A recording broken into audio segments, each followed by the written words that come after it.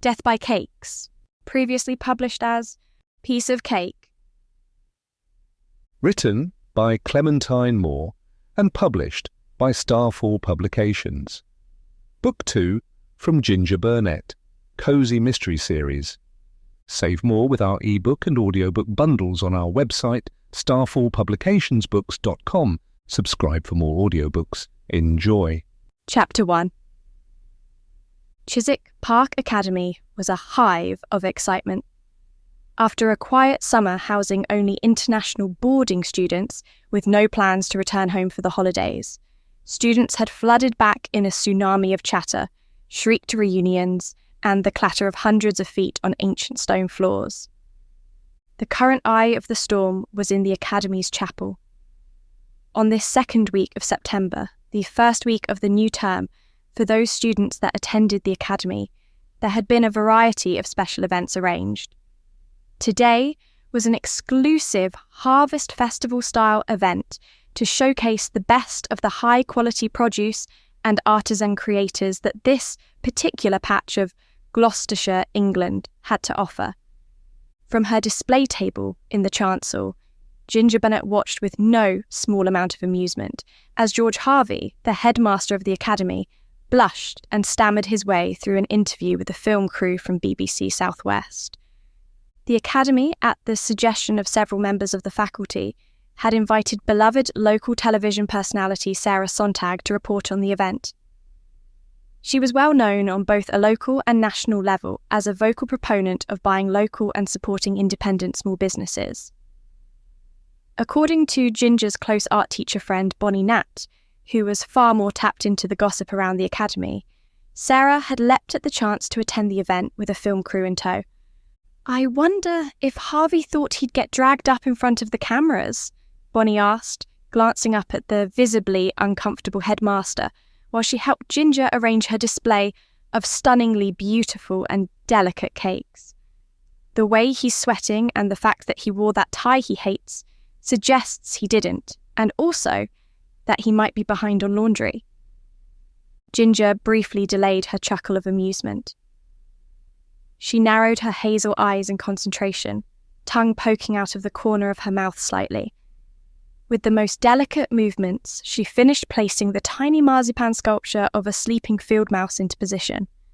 Stepping back, she admired the 4-tier cake the Academy had commissioned from her specially for the event, each of the tiers bearing a countryside tableau of creatures great and small, all lovingly crafted out of marzipan, fondant icing, or chocolate. "I think our dear headmaster was very much hoping to stay behind the scenes in this instance," Ginger commented, carefully placing one of the several wheat stalks she had crafted out of melted sugar and edible paint around the sleeping mouse. "Poor George."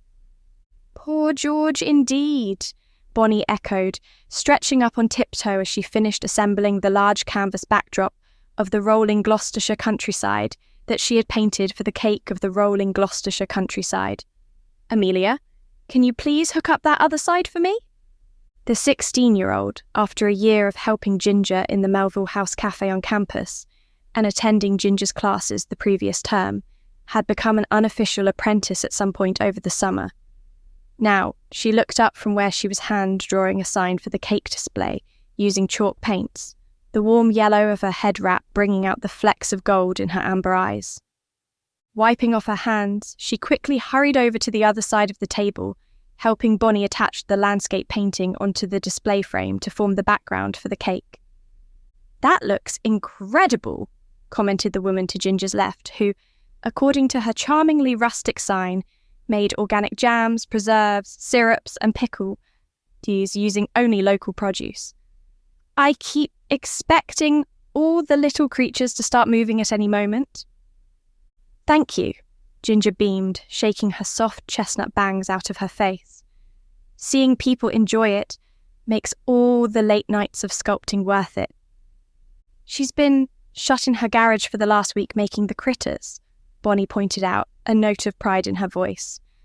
"I think her actual cats were starting to question if they were real with all these sugary impersonators around the house." "I made one of the rabbits," Amelia added proudly, turning to point to a slightly lumpy Leporidae on the second, summer-themed tier. As she did so, her hip bumped the corner of the table, sending a jar of jam careening onto the floor. The sound of breaking glass, muffled wetly by the contents of the jar, caused several heads to turn. Even Sarah Sontag, over by the open doors of the chapel, glanced away from her interview with the specialist, organic free-range butcher who was catering the event. Amelia looked from the mess on the floor to Ginger, aghast. "I'm so sorry," she said, sinking her teeth into the pillow of her lower lip. "I know that was the last of the cherry jam." Ginger held up her hands calmingly. "It's fine," she said. "It was only for the taster cakes. I'll go and find some more from the kitchen somewhere. You go and find someone to help clean up the glass and the jam, okay?" "There's a bunch of cleaning stuff in a closet in the teacher's lounge," Bonnie said, leading a still apologising Amelia away. "I'll let you in." Carefully, Ginger crouched down and started gathering the larger shards of glass together in a pile. "Need a hand?" The woman from the next table hurried over, a newspaper and plastic bag in hand. "I have some things on hand for accidents like this. Kind of a hazard when I'm moving all of these jams and pickles around." "You're an angel." Using the paper, Ginger scooped up the worst of the glass-riddled jam. "Thank you so much." "Katrina," the woman replied. "Katrina Blythe." If Ginger had to guess, she would say that Katrina was somewhere in her 50s, but looking very good. Her thin, straight blonde hair seemed far from silvered, and the weathered skin on her face and hands boasted that she still spent a great deal of time in the great outdoors. "Yes, I guessed Blythe might be in your name somewhere," Ginger said, nodding to Katrina's sign. "Blythe Spirit? Lovely name for your business. I'm still working on mine. Unfortunately, my surname isn't an option, since having Burnet in the name of your cake-making business doesn't inspire confidence." Katrina chuckled, laugh lines appearing around her thin-lipped mouth and around her eyes. "I'm sure you'll find something perfect soon," she said. "You're Ginger, right?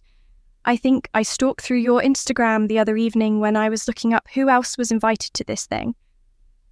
"Gosh," Ginger grimaced, tying the sticky bag shut.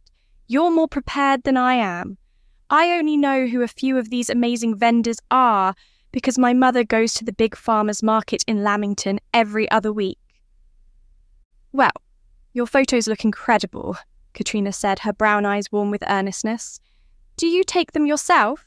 Because I might have to ask you for some tips on how to make my jars of delicious, but not hugely appealing fruit and vegetable sludge really pop the way your cakes do."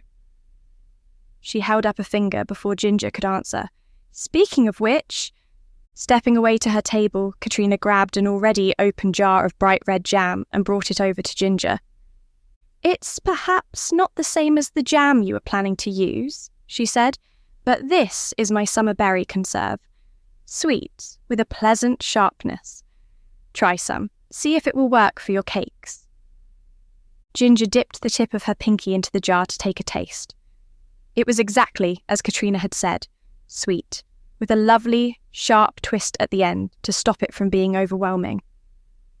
"Thank you so much," she said, cutting little divots out of the cupcakes she had made to be taster cakes, filling the hole with a spoonful of jam and then putting the sponge hat back onto the cupcake. "And I'm afraid I wouldn't be much help with photos. I've got a very talented associate behind the camera." "I thought my ears were burning," came the melodic Welsh accent of Rhys Morgan, history teacher and student-elected hunk of Chiswick Park Academy. Chapter 2. Even strolling up the nave of the chapel, nibbling on several samples from the cheesemonger, he was unreasonably good-looking. It didn't help that the fawn-coloured stone of the chapel softened the light, making Rhys' dark hair and beard glow ever so slightly. He'd abandoned his jacket somewhere and was wearing only a pale blue button-up shirt that clung to his broad chest and shoulders. "How goes the set dressing, Gin?" he asked, admiring the sugar animals. "My camera is in the car right now, but I can go get it if you want some shots." Involuntarily, Ginger felt her cheeks heat with a blush. After almost a year of friendship, peppered with subtle and then not so subtle flirting, she and Rhys had gone on their first official date 2 nights before. It had been wonderful, but Ginger hadn't seen him since she dropped him at home after a full day of museums, food, and talking about anything and everything. Now, faced with him looking entirely too delicious for the middle of a school day, she all at once found her hands to be unsteady. Squishing down too hard on the delicate vanilla sponge, she muttered a curse as the cake lost all shape, sending jam bursting out like some grisly set of organs. "I think I'm okay for now," she said to Rhys, hurriedly tossing the ruined cupcake into the bin and continuing with the next one. "Maybe after the TV crew is done, it should be golden hour by then." "Miss Burnet?" Ginger turned to see the new administrative assistant approaching officiously with her clipboard. Ava Clark had a face that could have been anywhere from 45 to 60, depending on the light, and she perpetually looked as if she had just stepped straight out of the 1950s. Style, 6, text align, left. Her dress today was a rather bland shade of beige, with only a tiny spray of blue flowers pinned near her collar. As usual, her silvering blonde hair was perfectly coiffed, making Ginger momentarily feel self-conscious about her own heat-flattened hair. "You and Miss Blythe are due to be spoken to by the television crew next," Ava said briskly, pulling a set of horn-rimmed glasses up from where they hung on a chain around her neck. "There are a set number of questions the crew will be asking that should have been provided in your welcome packs, but do be prepared for some ad-libs, as they say in the business." Ginger exchanged a swift look of amusement with Rhys, but kept her smile firmly buttoned down. Although a decidedly odd individual who seemed to live continually out of step with the rest of the world, Ava was excellent at her job and had kept every event that week running on time. "Thank you so much, Ava," Ginger said instead, giving a grave nod before picking up the plate of taster cakes. "Would you like one before you rush off again? You've barely stopped today." Watery grey eyes filled the lenses of Ava's glasses. "That's very kind of you. Thank you," she said, taking one of the delicate little cakes. "Such vibrant jam. It will look beautiful on the nation's television screens. You really should consider joining the local WI. Your skills would be most appreciated there."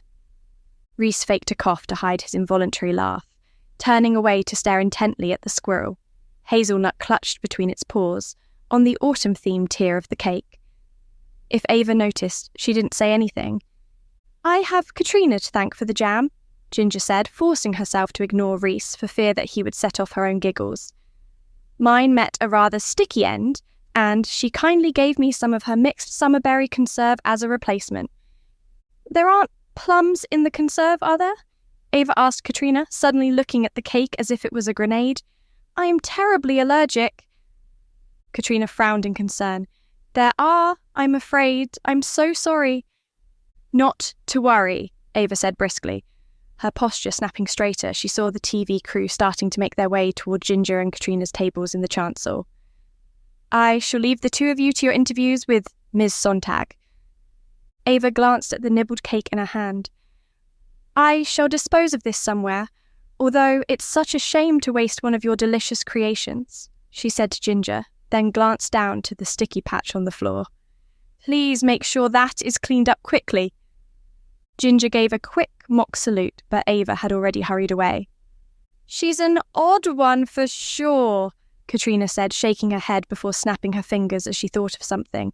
"She did remind me, however."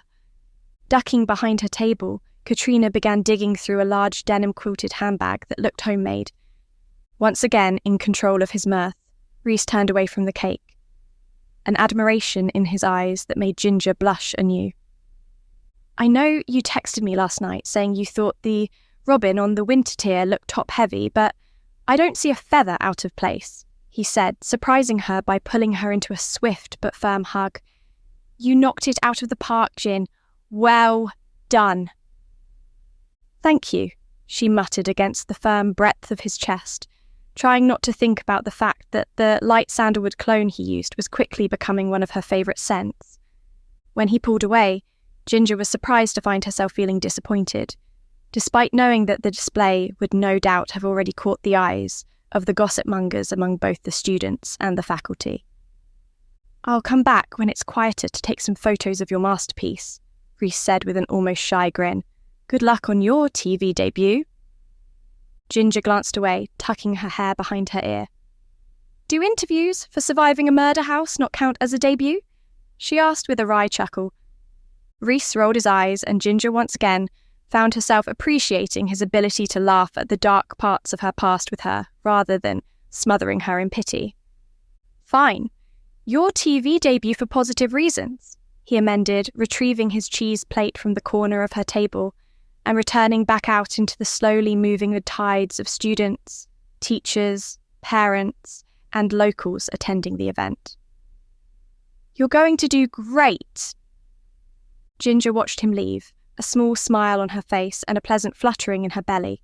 She only looked away when Katrina hurried over, a scrap of paper in hand. "I wrote down an ingredients list for the preserve," she said, passing Ginger the note, "just in case there's anyone else who needs some forewarning." "We're back," Amelia announced, rushing up to Ginger, carrying a cloth and small bucket of steaming water. "Sorry it took so long." Bonnie's expression was grimly unimpressed. "I'm afraid I got waylaid when I found Ollie Harrington and Samantha Cornwallis taking advantage of the entirely empty school to do what I can only describe as canoodling in the teacher's lounge." She tossed Amelia a set of gloves to protect her from the remaining shards of glass. "You know, I wouldn't say that giving impromptu safe sex talks to bored, horny, rich brats is something I particularly miss not having in my life over the summer. Might be wise to keep that to yourself. Not the kind of gossip you want caught on camera," Ginger muttered, nodding toward Sarah Sontag and the camera crew as they began setting up in the chancel. "Hello, my lovelies," Sarah said with a warm, wide smile Ginger had seen hundreds of times on her TV screen. "I'm so excited to shoot these segments with you both. Just give us a minute to get set up and then we'll be good to go." Immediately, Ginger believed Sarah's excitement to be real. It was, after all, Sarah's enthusiasm and genuine character that had rocketed her to popularity first as a children's morning TV presenter. Gradually, she'd moved into the feel-good, Sunday night-type programming like Country File, and most recently had gained her own segment for BBC Southwest, exploring the best that independent producers and preservers of art, food, culture and local knowledge had to offer. "She's smaller in real life," Bonnie whispered in an almost inaudible voice, as the petite brown-skinned woman returned to her crew and started directing them. "Mariah is going to go mad with envy when I tell her. She has all of Sarah's books." "Not the best way to promote tranquility in your marriage," Ginger pointed out, silently directing Amelia to tuck the bucket and cloth behind the hanging background for now, out of sight. "We had to leave the honeymoon period eventually," Bonnie joked. "It's now a challenge to see how much of my nonsense that angelic wife of mine can put up with on a daily basis."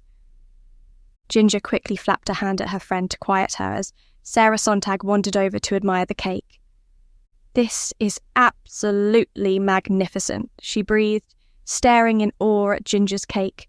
"And you made all the sculptures yourself." Ginger nodded, glowing with pride. They really had hit the jackpot with the light that day, she mentally admitted to herself. The hint of gold that the whole month of September seemed to carry really was the best kind of light to view the creation in. The layer of fondant that encased the 4 different cake flavours within had been carefully coloured to match the soft cream shade of the Cotswold stone that made up the buildings of Chiswick Academy. Now it glowed as if Ginger had painted the entire structure in edible glitter, the animals seeming as if they were about to start breathing and leaping up and down the tiers. Bonnie nudged her forward a little, and Ginger realised she'd been standing there in silence, while Sarah Sontag had stared at her expectantly. "If you're ready, I'd love to ask you all about your journey to becoming someone who is capable of making such delightful, edible art like this," Sarah said, the full apples of her cheeks glowing as she smiled again. Ginger found herself easily drawn into conversation, explaining about the different flavours of the tiers, the process of creating the animal models, how her artistic background had bonded with her love of baking, and how she was now expanding into taking on unique custom cake orders and catering small events. It felt like a natural, casual conversation, despite the presence of the camera equipment, the boom mic hanging just above Ginger's eyeline, and the small crowd of students who naturally gravitated toward the camera crew out of curiosity. Finally, Sarah gave a thumbs up to the camera operator. "I think we've got everything we need with Ginger here. We'll do Katrina next." She turned back to Ginger, her smile remaining the same even though her voice relaxed slightly from its perfectly crisp presenter tone. "You were fantastic," she praised. "Thank you so much. I'm really hoping once people see your segment and this beautiful cake that you'll be getting more orders than you know what to do with." "Goodness," Ginger laughed, cheeks warming in response to the compliments. "If that happens, then I might actually have to move my workshop out of my garage and commit to getting a professional workspace for myself." "You should do that anyway," Sarah said firmly, brushing one of her short black curls out of her face. "I meet a lot of people, Ginger, who are all skilled in some unique way or another, but you seem like the kind of person who is going to make it professionally with this skill of yours. Try to make connections wherever you can with whoever you can, and always value what you can learn from other people. Now," she gave a cheeky smile that lit her almost turquoise-coloured eyes, "can I try one or two of these taster cakes? Despite all the deliciousness in this chapel, I've been so busy I've barely got to eat all day, and I'm famished." Ginger gladly offered the plate. "Take as many as you'd like," she said, "and it will help with your chat with Katrina since the jam in the cakes is hers." Sarah all but inhaled the first cupcake, sighing with delight. "I love days at work when I can count eating cake as interview research," she joked, taking a bite out of the second one. "When I'm done with the interviews, is there any way you can give me the secret to how you get your cake so light? Mine always seem closer to bricks than clouds." "I'd be happy to," Ginger said, already mentally drafting the blog post she would be able to write detailing her time with the beloved Sarah Sontag. Sarah stepped away to begin her interview with Katrina, and for a few minutes, Ginger basked in the feeling of success. This could be a big break for her, she realised. If even only a few dozen more people watched the segment when it was released and got in touch to commission a cake, it would be enough to push her over the edge from pseudo-professional baker into fully-fledged specialist cake maker. Her thoughts were interrupted, however, by a rapid series of gasps, followed by worried chatter and screams. Pivoting to look towards Katrina's table, Ginger watched in horror as Sarah Sontag stumbled to her knees, clutching her chest. For the briefest moment, her panicked eyes locked with Ginger's before they rolled back and she collapsed on the stone floor of the chapel, entirely motionless. Chapter 3. It was a stunning golden evening. A murmuration of starlings swooped and palpitated in the sky to the west, their shapes turned black against the glowing light of the sunset. All the students, except the boarders, had left campus and now only a few of the faculty remained. From the doorway of the chapel, Ginger watched with arms folded as the ambulance carefully and quietly wound its way down the long drive from the academy to the main road. There was no need for sirens or lights or a frantic rush to the hospital. Sarah Sontag was dead. Ginger felt Reese's presence before she saw him. The protective weight of his arm slid around her shoulders and, in this moment, she felt no self-consciousness about tucking herself into his side and leaning on the comforting solidness of his chest. "You know, it wasn't your fault, right?" he said quietly. "I know it's what you're thinking, but you need to stop thinking it right now." Ginger sighed sharply. "I can't help it, Reese," she said. "She was fine, then she ate one of my cupcakes, and then minutes later she's unresponsive on the floor. How can I not think it's my fault somehow? What if it was an allergic reaction and I didn't warn her about the ingredients? What if she somehow choked on a piece of cake? Choke on a bite of the fluffiest cake imaginable several minutes after eating it, Reese pointed out gently. Maybe leave the self-flagellating to the Catholics and the theories to the police, You don't need to leap in and solve the case, Gin. Not again. Immediately, Ginger thought of the previous October, when she had got swept up in solving the death of her friend, a teacher at the academy, by the name of Callum West. It had led her down some dark paths riddled with danger, and had nearly cost her everything. Her job, her friends, Reese, and nearly her life. I won't let that happen again, she said firmly, pulling away from Reese's side a little so she could look up into his face. I just want to know that it wasn't my fault. That's all I need to know. He sighed, reluctant acceptance visible in his dark eyes. I can understand that, he said, just as long as it doesn't consume you. It won't, Ginger promised firmly, meeting his gaze. I have no interest in repeating some of the toughest, darkest parts of my life. Arlington Manor last summer, and all that mess with Callum, Gus, Zoe, and Rebecca last October, it all still haunts me, Reese. You must know that. She looked down at his hand, uncertain whether she could hold it or not.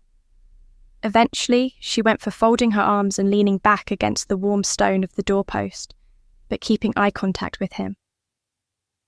The therapy and the friends and work and everything has helped, but there are still nights where I wake up shaking and sweating. She shrugged, trying to alleviate the tension creeping into her shoulders. There's still a random collection of emergency items in every bag I own, and I don't mean tampons or plasters. I mean, I own an unsettling number of recording devices and tiny tool sets with wire cutters, and one of those little things you have on your car keys that you use to cut the seat belt and break the window in case you ever get trapped after a crash. But you're not a quivering wreck of a person hiding away from the world, Reese said gently, stepping closer and putting a hand on each of her shoulders. You've got an amazing job here at the academy. You're setting up a business and living your life and killing people with my cake, Ginger reminded him flatly, chewing on her lower lip as a wave of anxiety crashed over her. Somehow, I don't think that'll be good for my job here or the cake business.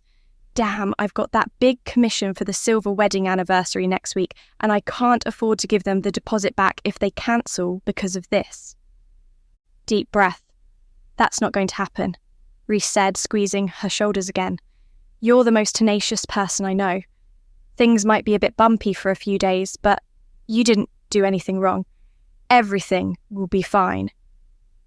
Ginger's answer never made it to her lips when she spotted her brother Valerian's black Audi speeding up the gravel drive toward the academy.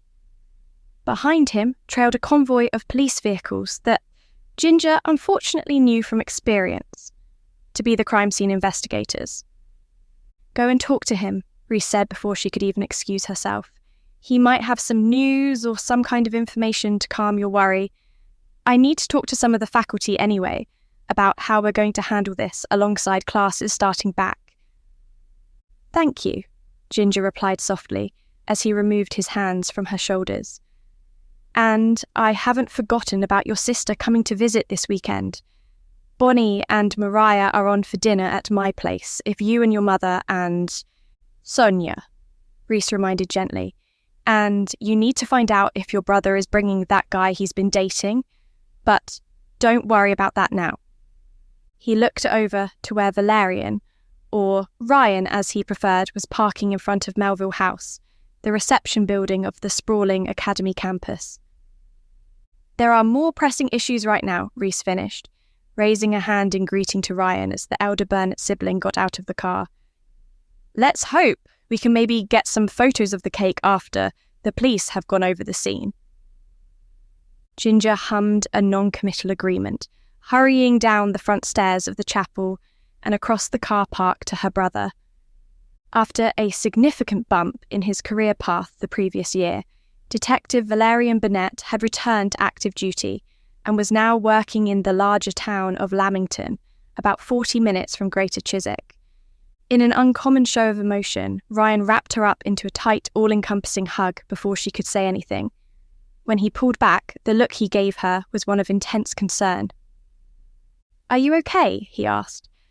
"I've only got bare bones details from Clementine so far, but he said something about your cake somehow being involved." Ginger deflated, shoulders curling forward with a sigh. "I was hoping you had some reassurance waiting," she said flatly. "But yeah, Sarah was fine until she ate some of my cupcakes. Couple of minutes later, she can't breathe and collapses. Paramedics pronounced her dead at the scene, as I'm sure you know." Ryan swore softly, glancing around at the forensic team as they began to suit up, ready to assess the scene. One particular technician, a stocky, ginger-haired man with a neatly trimmed beard, lifted a hand in greeting. Ginger knew this to be Declan, the assistant pathologist her brother had been seeing for a few weeks. Ryan returned the gesture, but it was half-hearted. Ginger made a mental note to ask her brother, when they weren't at a potential crime scene, how things were going with Declan. Before we continue into the story, do us a favour. Like this video and hit the subscribe button because it helps very much with YouTube's algorithm. If you want the audiobooks ads free, visit our website and select our bundles to save more. Thank you again. Now back to our story. Right now, however, she had some slightly more pressing questions. Chapter 4. Ginger pulled Ryan away from the bustle of people putting on the eerie white overalls, shoe covers, face masks and gloves that reduced the forensic team from recognisable people into eerie, faceless spectres. "You said Clementine gave you the basic info," she said. "What exactly did that entail? I might be able to fill in some gaps." She frowned. "Assuming you're working on this case? I thought you didn't cover this area anymore." Clementine, of course, was Detective Chief Inspector Jacob Clementine. The Burnet siblings had been somewhat good friends with him from the time all three of them were teenagers. Up until the previous year, Ryan had worked under the DCI as a detective. However, following her brother being put under internal investigation by the police after he'd become romantically invested in a woman who was a suspect in a case, a suspect who turned out to be guilty, things had become more strained between him and Jacob. "The Gloucestershire Chief Superintendent has a niece who goes to the academy," Ryan said, shuffling his polished shoes in the gravel of the visitors' car park. Not sure if she called him directly or if she called her parents and they called the chief super. But either way, it was quickly made clear that they wanted someone called in from Lamington, as we're perceived as more experienced, quote-unquote, big-town types. He gave a sheepish grin. "Unfortunately, all the more senior detectives are on holiday this week. There's only me and the rookies, so when Clementine called, saying he needed a DI, it turned out I was pretty much his best choice." Ginger winced. I imagine he wasn't entirely thrilled about that. The previous year, when Ginger had broken Jacob's trust in pursuit of her own investigation into the death of her friend Callum West, a teacher at the academy, it had further weakened the friendship between the Burnet siblings and Clementine. Once the case had been solved, in no small part because of Ginger and Ryan's involvement, things had improved a little. Clementine had even advocated for Ryan's suspension to be lifted, with the only caveat being that he was no longer placed at the Greater Chiswick station. But Ginger knew that her friendship with Jacob Clementine would never be what it was. He certainly wasn't going to give her any information about what was going on with the Sarah Sontag case, even though Ginger was directly affected by its result. In fact, he'd likely not tell her for that very reason, no doubt remembering how things had unfolded the previous Halloween with the Callum West case. Ryan, however, was a different story. He gave a sigh and quickly glanced around before taking her by the arm and leading her even further away. Once they were out of sight of the chapel, hidden away in one of the small garden courtyards scattered around the sprawling campus of the academy, her brother released her and tucked both hands into his pockets. "There's not a lot to go on right now," he admitted. "But considering how high profile this case is going to be, there's going to be a lot of resources invested here. I mean," He shrugged helplessly. It's Sarah Sontag. She's adored nationwide and works for the BBC. As soon as the announcement is made, it's going to take over the news cycle for at least a week, especially since the cause of death was unexpected and apparently pretty distressing.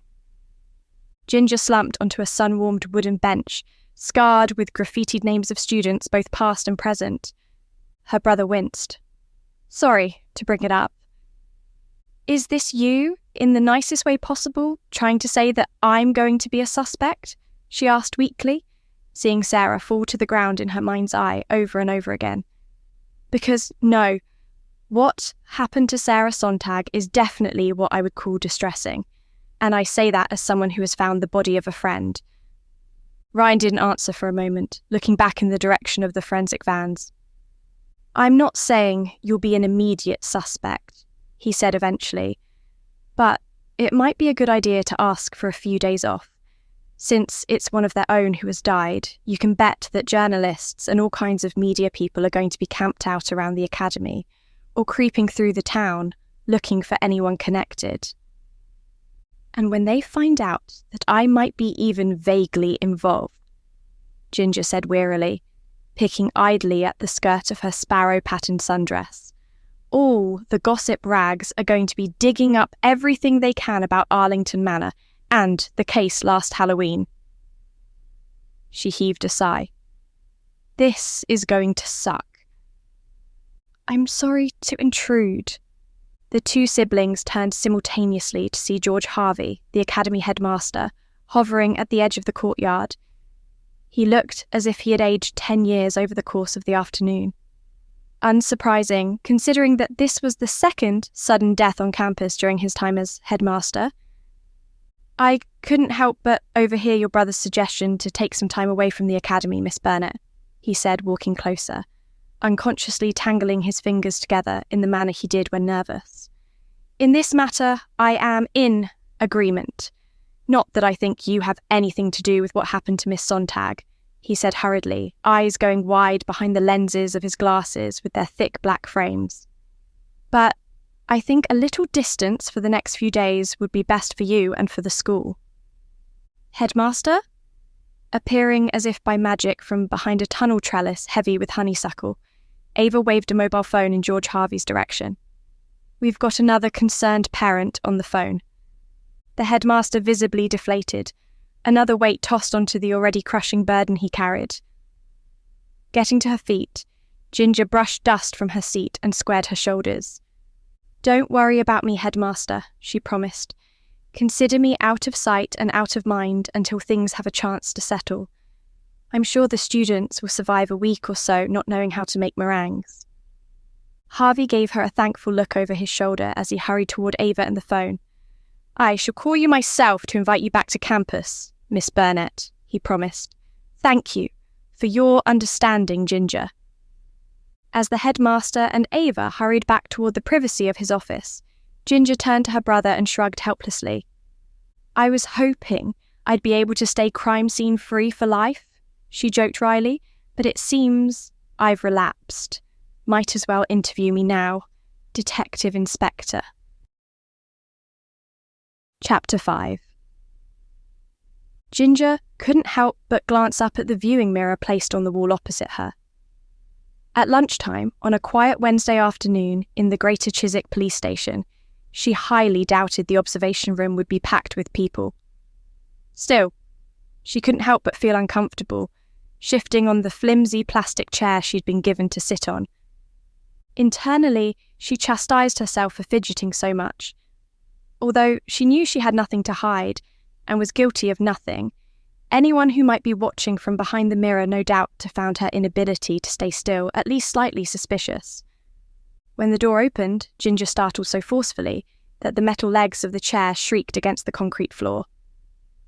DCI Jacob Klimek, freshly returned from holiday, judging by his tan, gave her a look of mild amusement. A bit twitchy there, are you, Gin? He asked, putting down his novelty Cadbury's mug full of coffee on the table before taking his jacket off and hanging it on the back of his chair. Any particular reason you're so nervous to be in a police interview room? Not so long ago, Ginger would have assumed his words were a teasing joke. Now, however, looking at his inscrutable expression, she wasn't entirely certain if it was a joke or if he was already probing her reactions for some sign of guilt. I'd say that being nervous in a police interview room is a pretty natural response, Ginger replied, opting for something non-committal until she was more certain about whether she was being treated like a suspect or a witness. Did you go anywhere nice for your holiday? Mallorca, Klimek replied easily, settling into the chair opposite. The collar of his white button-down shirt shifted just a little, and Ginger couldn't help but notice a jarring tan line across the back of his neck by a strap of some kind. If she had to guess, probably a camera. Did you get any nice photos out there? She asked nonchalantly. I know you're not the social media type, but I'm sure you took your camera with you. Klimek narrowed his eyes just a fraction, but there was a spark of humour there that finally let Ginger relax just a little. I'd been back in the country for less than 24 hours, and I get the call about this mess, he said with a certain dark wry tone. You seem to be a magnet for crime scenes. Some of the others had a betting pool going about how long it would be before you were connected to a case again. I don't entirely know how I feel about that, Ginger replied with a laugh that she knew sounded slightly nervous. But I can promise it's certainly not something I do on purpose. If I never saw another crime scene again, I'd be delighted. After some of the things you've lived through and seen, I thoroughly believe you. Klimek leaned back in the chair, loosely folding his arms over his lean chest.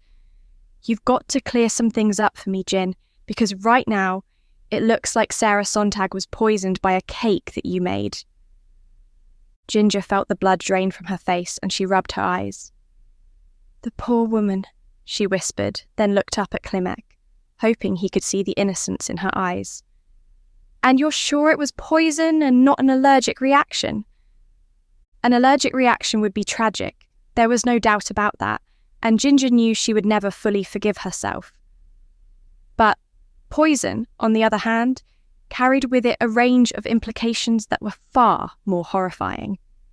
Because Ginger knew that she hadn't intentionally put anything poisonous into the cupcakes, which were made with the same cake batter as her 4-tier masterpiece, which meant that some ingredient, somewhere in the baking process, had been compromised.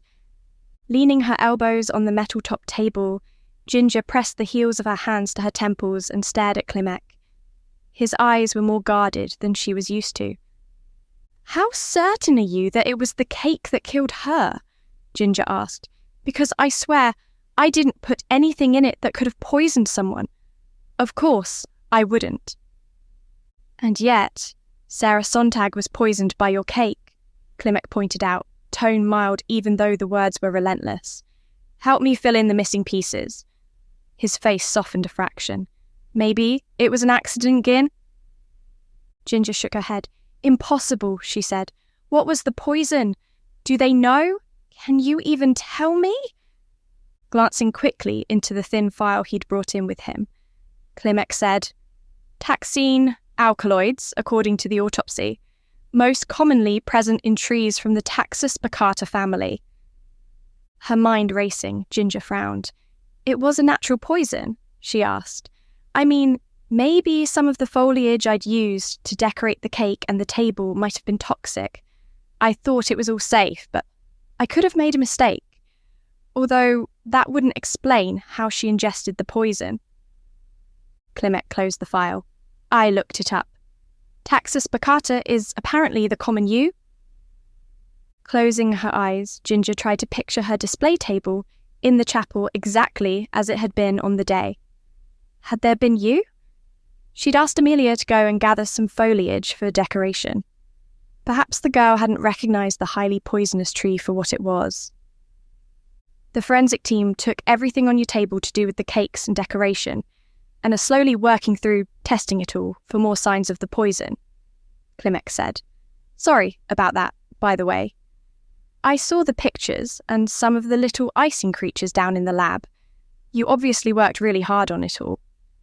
Ginger didn't reply, grieving the dozens and dozens of hours she'd spent in her garage creating the creatures, blasting cold air to stop the fondant, and chocolate softening. So far, they've only found the toxins in the jam, but they need to test everything. You know, for due diligence. The powerful conflicting emotions of relief and shock tore through Ginger at the same time. The jam, she breathed. Oh my gosh, the jam! The jam that Katrina had given to her. The mixed berry jam that would easily hide the inclusion of the incredibly poisonous, bright red yew-berries with their lethal, minuscule black seeds. But if it was indeed the jam, that meant it hadn't been her cake which had killed Sarah Sontag. Ginger sagged back, barely noticing Klimek's look of surprise at her sudden shift in emotion. The jam? He repeated questioningly. For a moment, the words stuck in Ginger's throat. She, of all people, knew the target she would be painting on Katrina's back by revealing the source of the jam. But Ginger was also aware that Klimek needed to know the jam had ended up in the cupcakes by chance, and certainly not by any design of her own. Resolved, she straightened once more, seeing Klimek do the same as he sensed her change in mood. If Katrina had put yew-berries into the jam, maybe it had been an accident? Perhaps she had mistaken them for some other berry. But the more she thought about it, the more doubtful Ginger became. To make jam required taste testing over and over again. Katrina would have ended up causing harm to herself long before the jam was ready to be put into jars. No, this was deliberate. The jam in the cupcakes wasn't the jam I brought with me from home, Ginger explained, confidently holding eye contact with Klimek as she spoke, knowing that she had nothing to hide and was free from blame. My jar broke. You should be able to see it happen in the footage from the security camera that covers the chancel, and the vendor on the table beside mine helped out. Her name is Katrina Blythe, and she runs Blythe Spirit, making jams and preserves and pickles and things. Klimek was writing concise shorthand sentences in his notebook. Looking up at her with his sharp eyes, he cocked an eyebrow. Anything else you think might be applicable or useful? After some thought, Ginger shook her head.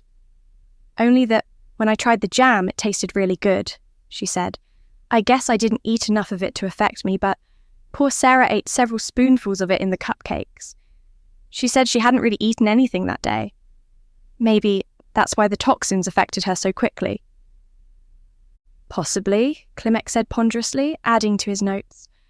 I can't go into much detail, obviously, but the autopsy suggested something similar. Since she hadn't eaten, the stomach lining took in the poison quicker and triggered cardiogenic shock, or something like that. A pang of grief hit Ginger in the chest, as she thought about the absolute confidence in Sarah's voice when saying she was certain Ginger would succeed. To be poisoned only a few minutes later, after eating one of Ginger's cakes, seemed like an unnecessarily cruel twist of fate. Even though it wasn't my cake that killed Sarah, I feel at least partially responsible for being the reason she ate the jam, Ginger said quietly. I couldn't possibly have known, but still. For the first time since he'd stepped inside the interview room, and indeed for the first time in quite a while, Ginger saw her friend Jacob behind the professional mask of DCI Klimek. Reaching across the table, he took one of her hands in his, giving it a quick squeeze. If there was no way you could have known, Jin, then there is no way you can blame yourself, is there? He posited to her. Loading yourself up with unnecessary guilt won't help me, or Sarah, or Ryan while he works the case, and it certainly won't help you. Releasing her hand, he began gathering up his items, signalling the interview was over. If you just wouldn't mind steering clear of any more suspicious deaths or revenge plots or conspiracies, that would be excellent, Klimek said with a grin. Some of the folks around here are already calling you Ginger Pie or Ginger, private investigator extraordinaire. Getting to her feet, Ginger couldn't help but grin at the wordplay, even though she knew Klimek's light tone was covering a more serious order. He wanted her to stay out of the way and not get involved in the case at all. She shouldn't have worried about picking up on his subtext, for as he walked her out to the reception desk, he momentarily placed a light hand on her upper arm to bring her to a stop. "Seriously though, Ginger," he said, holding her gaze to be sure she could see how earnest he was being, "don't poke around in this one.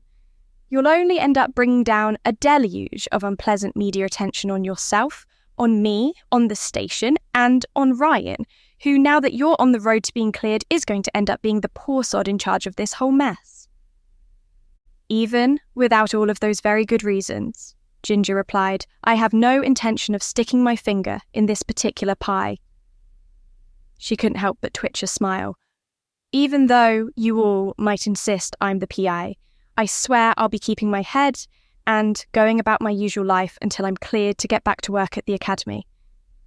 But as she left the police station and walked to her car, Ginger couldn't help but entertain the curious questions that were beginning to burst to life inside her head like kernels of popcorn exposed to heat. Surely making a test batch of yew-berry jam counted as a culinary experiment, not anything to do with the case. She just wanted to know how someone would make yew-berry jam, not why. Driving out of the car park and heading home, Ginger couldn't help but reflect with a certain level of giddy guilt that her assertion to Klimek that she wouldn't look into anything was already becoming a difficult one to keep. Chapter 6. "Door is open!" Ginger shouted in response to the knock that resounded through the neat cottage later that same evening. "Just watch out for the cats when you come in." The door let out its typical rattle, the ancient hinges sighing as the door opened. From the kitchen, Ginger could barely see Rhys poke his head around the door. On Wednesdays, he tended to come to hers for dinner and music, and perhaps some cards or Scrabble. It was the one evening of the week his mother had friends visit the house she shared with Rhys. As much as he loved her, Rhys admitted that the last way he would choose to spend a midweek evening was hiding from his mother's book club. "Where are the cats lying in wait?" Rhys called suspiciously, closing the door behind him. "Nina isn't going to pounce from the top of the bookcase again, is she?" Before Ginger could answer, Rhys let out a yell of shock that, if he asked her later, she would assure him was entirely masculine. "No, she's hiding in the shoe rack," Ginger said, slightly distracted, taking a teaspoon of blood-red jam out of one of the 4 pots bubbling away on her beloved double-wide cooking range. It was later, the same day, as the interview with Klimek, and Ginger had fully immersed herself in her quest for knowledge. A quest, she sternly reminded herself, that had nothing to do with trying to help out with the case or solve Sarah Sontag's death. Now, in his socks, Ginger heard Rhys padding across the creaking boards and charmingly worn rugs of the main living room and toward the kitchen. "Miles is waiting for you in here under the table," she said by way of greeting her sort of beau as she appeared in the doorway looking pleasantly wrinkled after a full day's work. Maybe pretend to be scared when he comes out just so he doesn't feel left out. But Miles, the male of her sibling pair of British blue short-hair cats, was having none of her pity. He slunk out from his hiding spot, disappointment clear on his face despite his one eye that was milky with blindness. As he stalked away, Ginger swore she could hear him muttering under his breath about how she always spoiled the fun. "How was work?" she asked Rhys, stepping away from the cooker for a minute to get down the tin of cat treats as an apology. "Any other majorly traumatic events happened today?" "Only the usual level of traumatic." Rhys wandered over to peer at the pots, his voice following Ginger as she pursued Miles out into the living room to offer him a treat. "Yet another assembly about how to deal with trauma, accompanied by a presentation which I'm pretty sure Ava wrote for Harvey because it mainly seemed to suggest not going on social media ever again and reading a very specific edition of a very rare book of old hymns. I'm sure she meant well," Ginger said, taking a moment to scratch Miles behind the ears while he crunched up the treat mollified. "She's a little kooky and behind the times, but I like Ava." Rhys made a vague sound of indifference. "What's all this deliciousness bubbling away? Oh, there are little taster pots ready and waiting for me. How lovely. Panic sent Ginger racing back into the kitchen and violently knocking the spoon of jam from Rhys's hand. The look he gave her was startled, with a hint of genuine hurt. I take it that this isn't at the tasting stage yet? He asked slowly, sunlight and brows drawing together. He took a cloth from the sink to wipe up the red smear across the floor. There is no tasting stage for this, Ginger said slowly, realising too late that she didn't have an explanation for her experiment that didn't make her sound mildly insane. It's actually poison jam. Yew berries, to be more precise. Rhys rinsed the cloth out in the deep ceramic sink with its bright brass tap. And just to clarify some things for me, you're making inedible, specifically poisoned jam for what purpose exactly? He asked slowly, folding the cloth with more care than was necessary. Ginger bit her lip, knowing Rhys well enough to know that when he began speaking very deliberately and taking excruciating care in his actions, there was the possibility of a storm of irritation on the horizon. No doubt he already had his suspicions about why she was making poisoned jam on a sunny Wednesday evening, but he specifically wanted her to say it. She started, not sure where the sentence or explanation was going. Just wanted to know for academic reasons what it would take to make a jam that had enough yew berries in it to kill someone. But that was also indistinguishable from regular jam. For academic reasons? Rhys asked, crossing his arms. Internally, Ginger considered how such a move was really quite unfair due to how it showcased the corded muscles of his upper arms and made the material of his shirt strain slightly over his broad shoulders. Are you sure it's not for reasons to do with Sarah Sontag and the investigation into her death that I'm fairly sure you, implicitly or explicitly, promised me that you weren't going to get involved with? The only physical movement Rhys made was to cock an eyebrow. However, his accent was getting thicker, which was usually the second indicator his annoyance was rising. It made it very easy to tell when he had a bad hand of cards, but wasn't ideal right now. One of the pots began to bubble over and Ginger hurried to stir it. With her back now to him and her hands occupied with cooking, Ginger found it much easier to explain her actions to Rhys. I'm not going to insult your intelligence by saying that it has nothing to do with how Sarah Sontag died, Ginger said, hurrying on as she heard Rhys draw breath to speak. But I also promise you that I'm not looking into the case, Rhys. I promise. She trailed off, suddenly not entirely sure what she was trying to do. I guess I just want to see if there might have been something obvious that I missed, she said slowly. I keep feeling like I should have known, should have spotted it, tasted it. But I didn't. And now a wonderful woman is dead. Not because of you. Rhys gently moved her aside and turned off all the burner rings. I'm guessing, since you're feverishly making jam, that it was the jam Katrina gave you that killed Sarah. Ginger nodded, briefly summarising what she'd learned that afternoon from Clemek. Then you definitely couldn't have known, Rhys reiterated. Only this Katrina person knew it was poison and she chose to give it to you. God only knows why, but that's for the police to work out, not you in your kitchen using every pot you own. You have no reason to be involved. Except I kind of do, Ginger pointed out, finally voicing the thought that had been tumbling around her head all afternoon as she made the deadly delicacy. Because either Katrina knew what that jam would do to people, and she gave it to me to, what, frame me? Which is a terrifying thought because I've never met her before. Or, Rhys prompted, slowly drawing Ginger to the charmingly ancient oak table.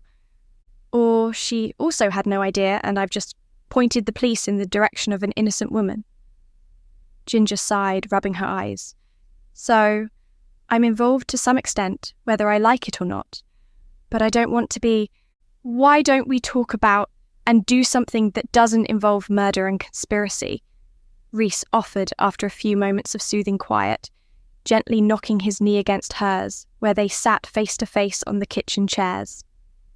"I brought the homemade fajita seasoning my mum makes, and we can talk about strategies for making sure we all survive my sister's visit." Resting her chin in the palm of one hand, Ginger looked up through her lashes at Rhys, taking in the firm lines of his jaw and brows. His light brown hair was getting longer than usual, she noticed, and was starting to brush the collar of his shirt. For a sparking second, she had the urge to bury her fingers into his soft, slightly wavy hair and pull him into a kiss. The heavy sigh, laden with emotion, pulled Ginger from her blush-inducing daydreams. It took her a moment to catch up with the emotional shift that had happened while she had been staring at his mouth. Rhys had apparently taken her silence to mean that she was still thinking about the case, because now he was staring at the sticky pots with a worried frown on his face. "If you feel like you must get involved with the Sarah Sontag case, even if only a little for your own peace of mind," he said slowly, "just please be careful. Don't let it consume you like last year with Callum's death. I know we didn't know one another as well as we do now, but I remember how scared I was for you when I realised how far out on your own you were going." Ginger reached out and took his hand in hers reassuringly as she looked into his eyes. "I promise I won't get caught up in it this time," she said gravely, punctuating her words by giving a firm squeeze. She liked the feeling of holding his hand, she realised. "Now, let's get on with some dinner and talk about Sonia's visit. You must be starving, and I want to have a battle plan / rough itinerary of her trip to present to Bonnie and Mariah at the Fox's Den tomorrow evening." Chapter 7. "Don't suppose you fancy a day out, do you, Mum?" Ginger held the phone to her ear with her shoulder, needing both hands to lift the trailing ends of the basket of laundry out of Nina and Miles's reach. Her mother, Dorothy, hummed thoughtfully. "Well, I was supposed to go fruit picking with Colin today, but then one of the guys from the Arboretum called. They asked him to assess a tree that needs trimming back and shoring up." Ginger rolled her eyes fondly. Colin Ashford, her stepfather, was the kind of man who was often asked to advise on things. There was clearly something about his tall, broad frame, the smile lines carved into his dark skin, and the deep baritone of his Caribbean accent that made him seem like the kind of dependable, sensible person to ask for an opinion. "Isn't he supposed to be retired?" Ginger asked, using her foot to slide Nina aside before hurrying into the garage and shutting the door. Ignoring the indignant meows from the other side of the door, Ginger crossed to the washing machine and dryer set against the back wall. "I distinctly remember throwing a retirement party for him," she said jokingly down the phone. "There was a cake. We invited a lot of people. It was on Halloween in the orchard." Her mother scoffed. "You wouldn't think it with the amount of time he spends in the woods with all his old tree surgeon buddies. Says he's going for a walk with the dog, then comes home 5 hours later, smelling of chainsaw oil with wood chips in his hair.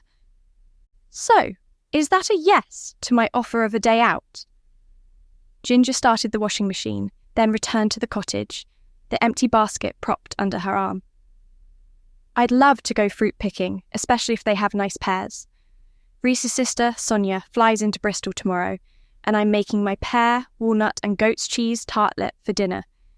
It needs to impress, since not only am I feeding Rhys's family, but Maggie is coming down from Stratford and Bonnie and Mariah are coming, and I'm going to see if Ryan and his current boyfriend want to join in too. So, if I can use fresh pears to make it a showstopper, I'd rather—" "Nina, you little brat! Stop scratching the rug! I bought you a scratching post for a reason." With a guilty little chirp, Nina flattened her ears against her head, eyes wide with dilated pupils. Miles, from his place on top of the bookshelf holding Ginger's extensive record collection, looked down at his sister disdainfully, trailing his tail down over the edge of the top shelf like he was dangling a baited hook. "Now, you know what it was like trying to raise you and your brother," Dorothy said dryly. "Deal with the ruffians and then come and pick me up." Ginger sighed, but she was grinning as she did so. "I'll get all the zoomy energy out of Nina and then I'll be on my way," she promised, taking the feathered stick toy that Nina so enjoyed attacking from its place in the cat toy box. Immediately, the cat flattened herself to the floor, hunting mode engaged. "Enjoy, I'll see you later," Dorothy chuckled, hanging up the phone. Keeping her eyes locked on Nina's, Ginger tossed the phone onto the sofa and braced herself for combat. "Let's see how lucky you're feeling, punk," she growled out in a mock cowboy accent, beginning to flick the bright pink feather back and forth across the floor. Nina twitched her tail in response, gleaming golden eyes following the movement. Then, quick as lightning, she pounced at the quivering feathers and the game was on. Asterisk, asterisk, asterisk. "I see Nina is still too fast for you," Dorothy teased as she fastened her seatbelt in the passenger seat of Ginger's car. Ginger grimaced, sticking down the plaster she'd put over the latest cat claw scratch on her hand. "It was a team effort," she muttered. "I was so busy watching Nina that I didn't see Miles coming in from the side." "Little goblin." Dorothy laughed heartily, and Ginger couldn't help but smile in response. People commonly commented how similar the two of them looked. They shared the same warm hazel eyes, wavy brown hair, and slightly gangly limbs. Their smile lines fell in the same places, and her father, Ian, always swore that they had the same nose. But neither woman could see it. Often, Ginger felt as if she was looking into a mirror that showed her the future when she looked at her mother's face. She could only hope to age just as gracefully. As they began driving to the fruit farm, with Dorothy giving directions from memory, Ginger found her thoughts flitting from topic to topic. Her interview with Klimek the day before. Sarah Sontag. Dinner with Reese and Sonia and their mother tomorrow. The poisoned yew jam she had carefully disposed of to be certain that the cats wouldn't eat any. "I said left," Dorothy pointed out gently. "Never mind. You can take the next left and we'll work our way back to where we need to be." "Sorry," Ginger apologised, hurriedly taking the next left as instructed, veering around one of the many large potholes that littered the Gloucestershire roads. "And please sit properly. Can't believe I'm having to give a car safety talk like you're 5. Pulling a mocking face, Dorothy uncrossed her legs, bare feet momentarily getting tangled in the patterned burgundy and white harem pants she was wearing. "I can tell something is on your mind," she said, "but we can... Oh, take a right here. But we can talk about it when we get to the farm. Nothing like having busy hands to help loosen the tongue and ease the mind." Ginger gave her mother a sideways glance. "I know you have the maternal superpower to know when something is going on with me, Mum, but it's not exactly a secret that I watched a woman die in front of me at the beginning of this week. It's not difficult to guess what is on my mind." She drove around another huge pothole. "And you know using June's sayings gets me in my soft spot." And it was true. June Nelson, a longtime friend of the Burnet family and former owner of Ginger's cottage, had been full of wisdom after almost 7 decades of life. For 6 months, Ginger had served as her live-in carer and companion until June's sudden death 18 months prior. A cut from a rusty nail while digging in her beloved garden had rapidly become septicemia, and in less than a week, June had passed away, leaving Ginger the caretaker of the cottage, its garden, and her memory. "All right, Missy, less of the sass," Dorothy said, raising her hands in surrender. "We can save the conversation for the orchard. I think we're almost there." She pointed to a large wooden arrow painted with the words, "Pick your own," in bold blue letters. Ginger turned through the open gate that was adorned with ribbons and laminated paper fruits that looked as if they had been coloured in by a child. "You find somewhere to park and I'll go and get us some baskets," Dorothy said, slipping her feet back into the battered pair of sandals she'd kicked off into the footwell. "I think we should start with the late strawberries and then hit the gooseberries, the red and black currants, and then go to the orchards." Ginger gave a mock salute to her mother as she climbed out of the car. "Whatever you say, General." Dorothy stuck out her tongue at her daughter in a very mature manner, eliciting giggles from Ginger. Shaking her head fondly, she watched Dorothy stride off towards the weathered, open-front hut with 2 equally rustic signs saying, "Get baskets here," in red, and "Pay inside," in yellow. Parking the car, Ginger grabbed her floppy straw hat from the back seat, aware that even though summer was on its way out, the sun would be unyielding out in the open fruit fields and in the orchard. Shaking back her long hair, she set it on her head and strolled towards the little hut. However, that was when she noticed the little table of produce off to the side. Kept in the shade under an awning, the little glass jars of jams, jellies, preserves, and pickles gleamed invitingly, the sign above them proclaiming to all that they flew under the banner of blithe spirit. Ginger immediately felt as if she had swallowed a bag of rocks. Her mother had inadvertently brought her to Katrina's fruit farm. Chapter 8. Swearing under her breath, Ginger was more grateful than ever for her large, drooping hat. Part of her wanted to pull her mother out of the hut, drag her back to the car, and drive off as fast as she could. But another, more sensible part of her pointed out that there was no need for such a dramatic course of action. "There's no need to panic," she whispered to herself, aware that she was rooted to the spot, unmoving in the middle of the dusty track that led out of the farm's fruit fields. "Sure, I've got trust issues, and for good reason, but I have no evidence that she was trying to frame me. Katrina might not have been trying to kill Sarah at all. It might all just be a big mistake." Forcing herself to keep walking, Ginger fought to keep her sudden paranoia under control. "Just because I've had people try to kill me before, and I've been suspected of committing arson and murder because I was in the wrong place at the wrong time, doesn't mean that's what is happening with that bloody jam," she hissed at herself. "Now get a grip. Go pick fruit with your mother and just make sure she doesn't buy any of the jam. Just in case." The sound of a child shrieking with joy, accompanied by the excited yapping of a dog, drifted to her ears on a breeze. The sounds caught on Ginger's already frayed nerves, and her gaze snapped toward the sound. It was coming from behind a high hedge that surrounded the idyllic farmhouse at the centre of the fruit farm, split with an arched trellis and a sweet little wooden gate.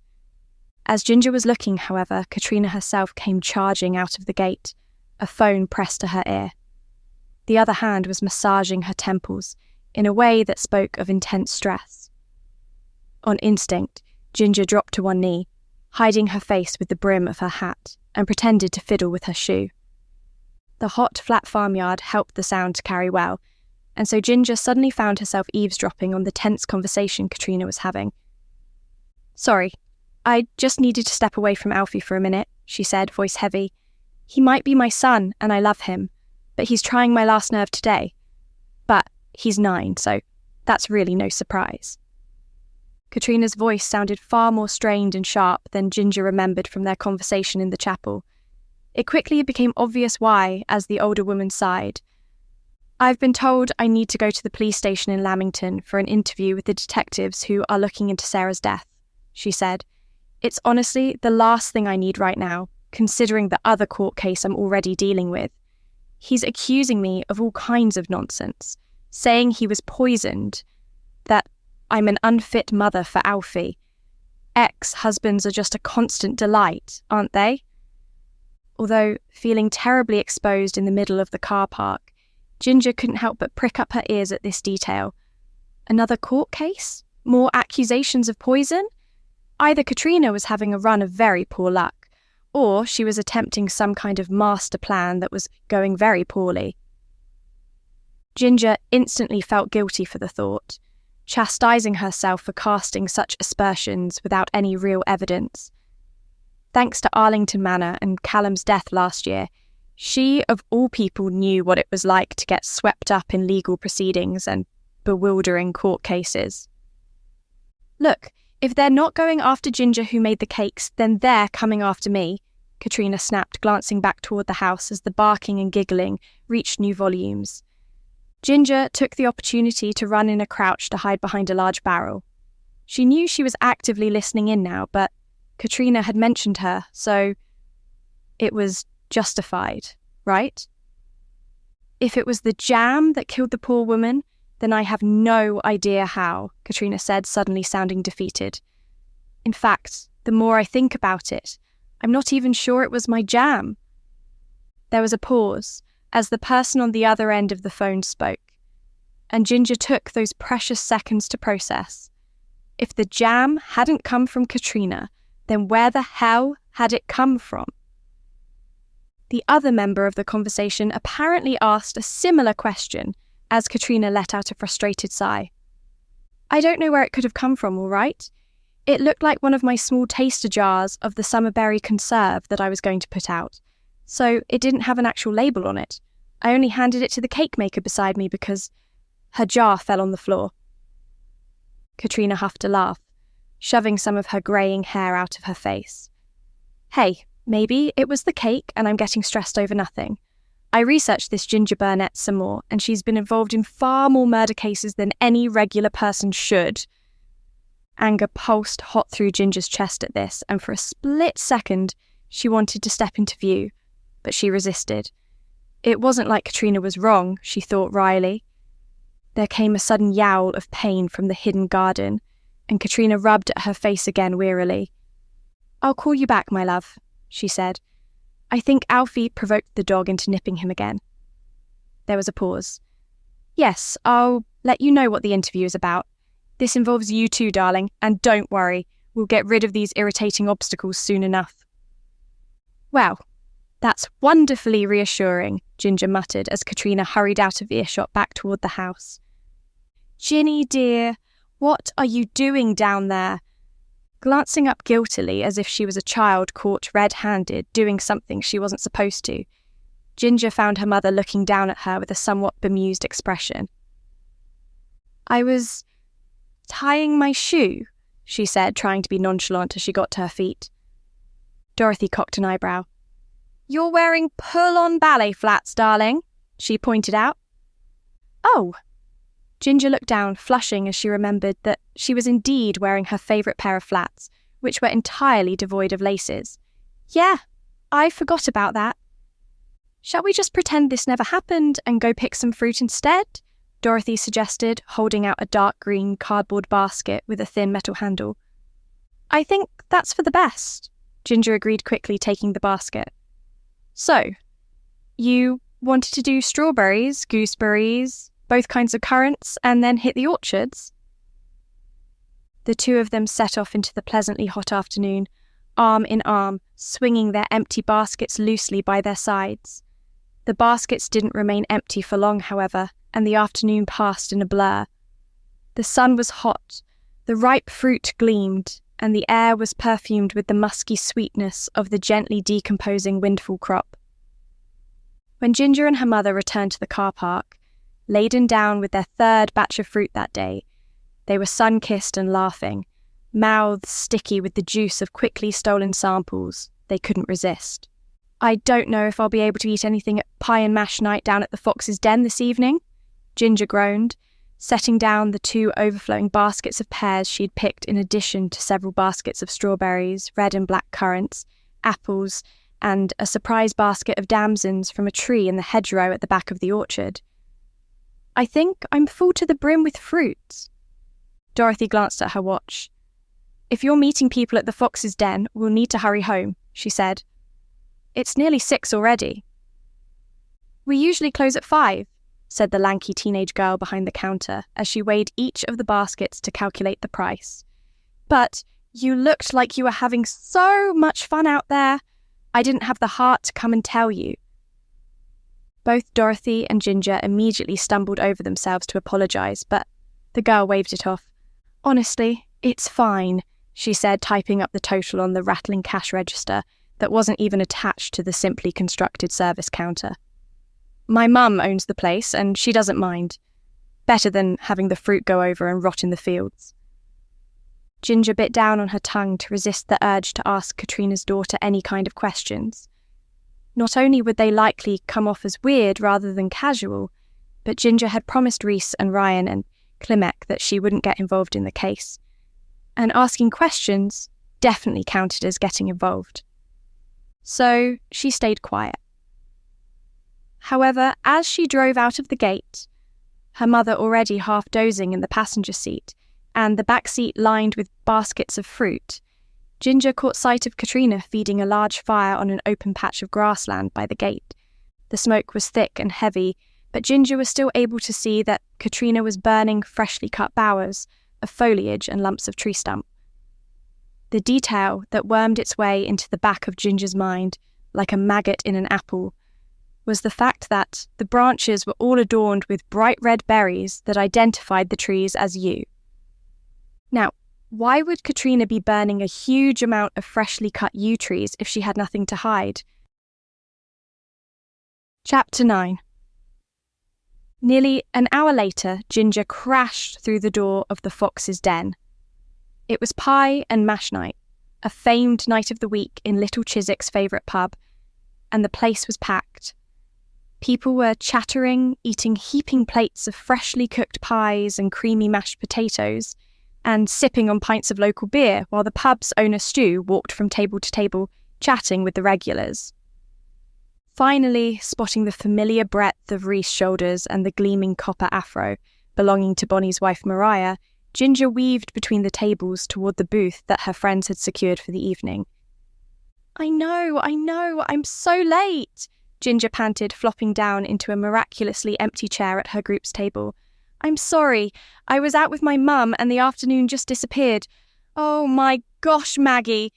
When did you get into town?" For Maggie McFelder, the short, sweet, sharp-tongued Scottish Filipino woman that Ginger was lucky enough to call her dear friend, was indeed squeezed into the booth beside Reese. "Let me out," she insisted, half shoving him out. "It's time for a Scottish shortbread and ginger snap sandwich." The two squealing friends hugged fiercely, swaying from side to side, watched by a beaming Mariah and Bonnie and a bemused Reese. "I didn't think you were coming down until tomorrow afternoon," Ginger asked incredulously. "My house is a mess. I don't have the guest room set up or anything." Maggie flapped a hand dismissively. "Don't worry about housing me, sweets. I've got an Airbnb in Greater Chiswick." "But don't you have a show in the Black Box Theatre tonight?"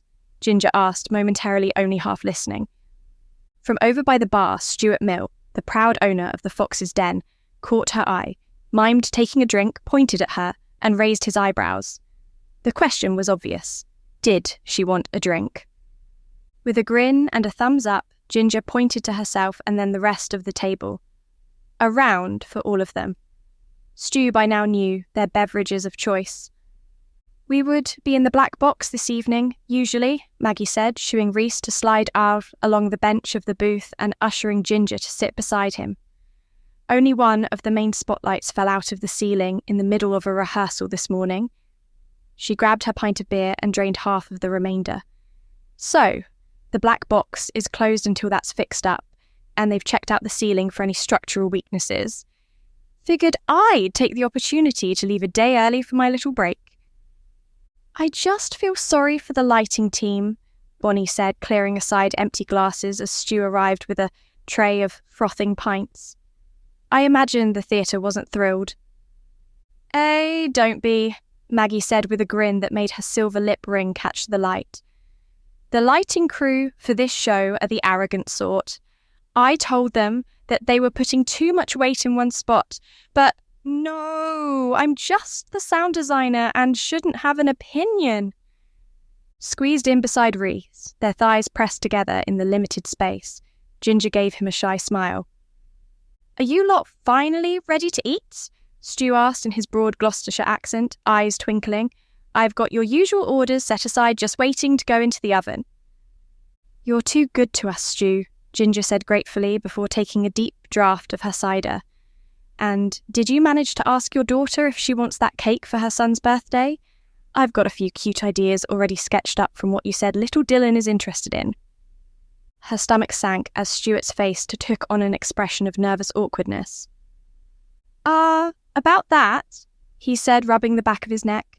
"She's actually decided to go with Creature Comforts, the cake place in Lamington.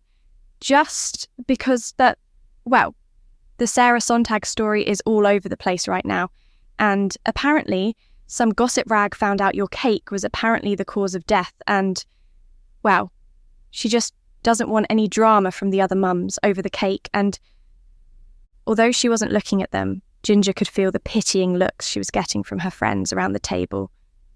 She forced a smile, even though she knew she was flushing with embarrassment. "It's fine, Stu," she assured him, cutting off the ramble. "People worrying about being poisoned by the cake would put a real damper on the party. I hope Dylan has a nice birthday." Ducking his head, obviously uncomfortable, Stu hurried away, muttering something about getting their food ready for them.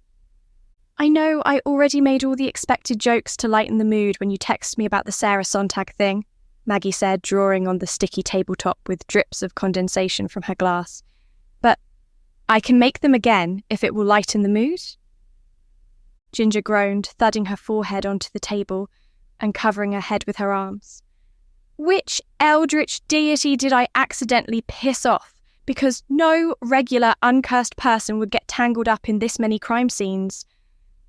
"Why don't we change the subject?" Reese suggested, and Ginger felt the comforting weight of his hand pat her on the head several times. "Perhaps how we all survive my sister's visit when she arrives on Saturday.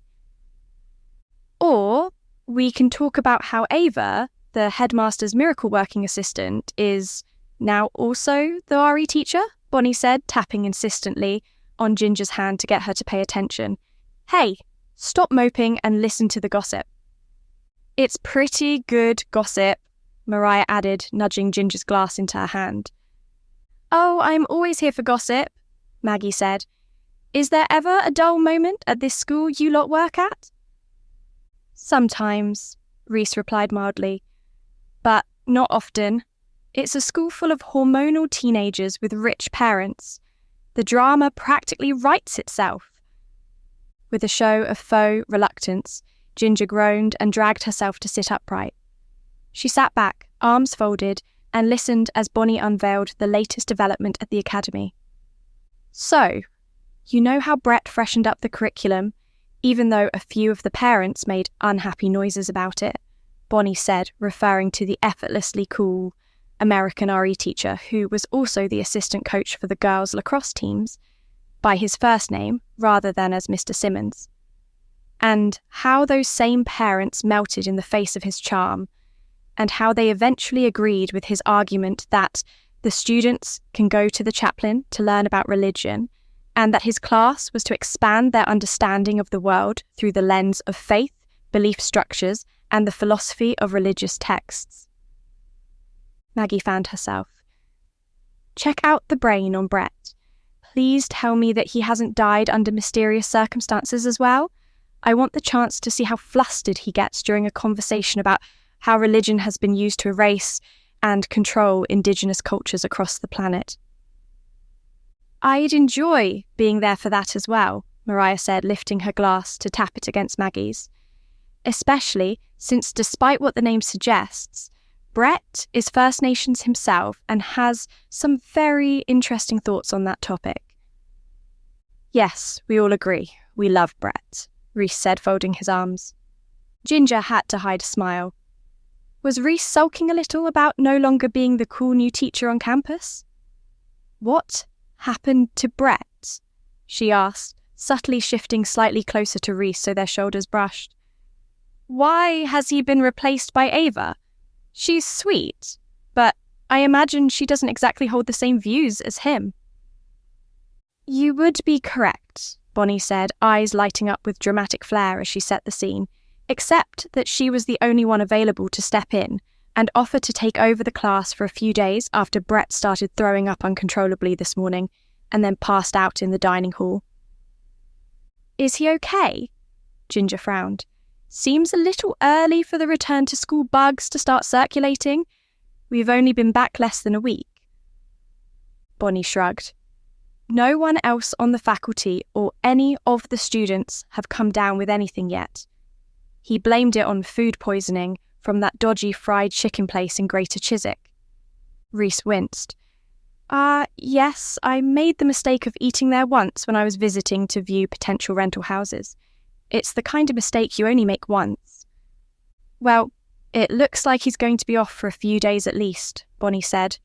Not long enough to make it worth hiring a substitute, since it turns out Ava is sort of trained as a teacher. From all accounts, she did well with the class this afternoon, Reese chipped in. Bonnie snorted into her beer. If Bai did well, you mean she bored the kids to tears? A bunch of my Year 10 art classes had her right before mine, and they all looked comatose as they walked into my classroom.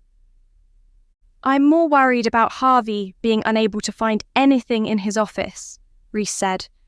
Ava did such a good job of organising his desk and his schedule, but I think she forgot the crucial step of telling him where everything was and how it worked.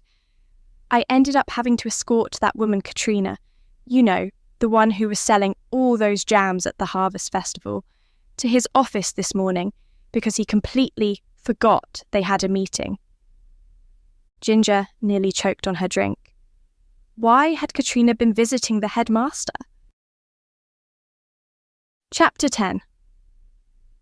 Reese patted her sharply on the back to help clear her airway, but Ginger waved him away. Katrina Blythe, of Blythe Spirit, who makes the jams? She clarified. Yes, Reese replied, drawing out the word as he glanced at Bonnie with some confusion. The woman who had the table beside yours in the chapel. The one that our dear headmaster is hopelessly in love with, and has been for most of his life, from what I can glean from staff and village gossip, Bonnie said coyly, taking a sip from her drink. At the very least, she's an old flame. Didn't you see how he blushed every time he spoke to her at the festival? Not commenting, Ginger took a long drink, her mind whirring. Could it have been George Harvey that Katrina had been talking to on the call that Ginger overheard? The added twist brought a number of new concerns to her already extensive list, but Ginger tried to push the thoughts away. She wasn't investigating. She wasn't. Definitely not. Mariah rolled her eyes. This village already has plenty of busybodies, she said to her wife with an arched eyebrow. You don't have to prove yourself queen of gossip at every opportunity, you know. Oh, but I do, Bonnie teased before giving her wife a mollifying peck on the cheek. You two are sickeningly adorable, Maggie muttered into her glass. However, Reese only gave a perfunctory smile, still looking at Ginger intensely, as if trying to see what was going on inside her brain. Ginger didn't need him to say anything to know that he was trying to figure out if she was digging into the case of the poisoned jam again. Wait, Maggie said, holding up a hand and lowering her voice to a whisper. Is this the woman who gave you the jam that probably did you-know-what to you-know-who? Bonnie's eyes went wide with realization. So, it was definitely poison. That wasn't just a rumour. Ginger opened her mouth to respond, but was saved from having to answer by Stuart returning to the table with their meals. 2 traditional steak and house ale pies for Mr. Morgan and Miss Burnet, he said, placing the 2 steaming plates in front of them.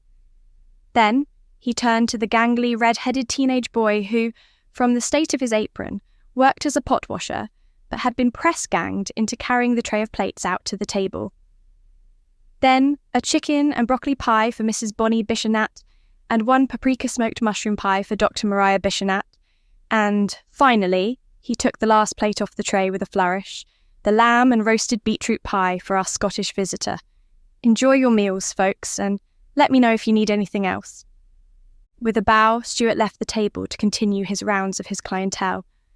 So, this seems like as good an opportunity as ever to discuss how things are going to go with Reese's sister, Ginger said, trying to move the conversation on to something less controversial, and hoping the table would follow her lead. Maggie momentarily narrowed her eyes, the expression making it clear that she knew Ginger was keeping something back, and they would be having a lengthy texting session later that evening, but allowed the topic to drop. So, the Scot said, turning to Reese, spill all the details about this sister of yours.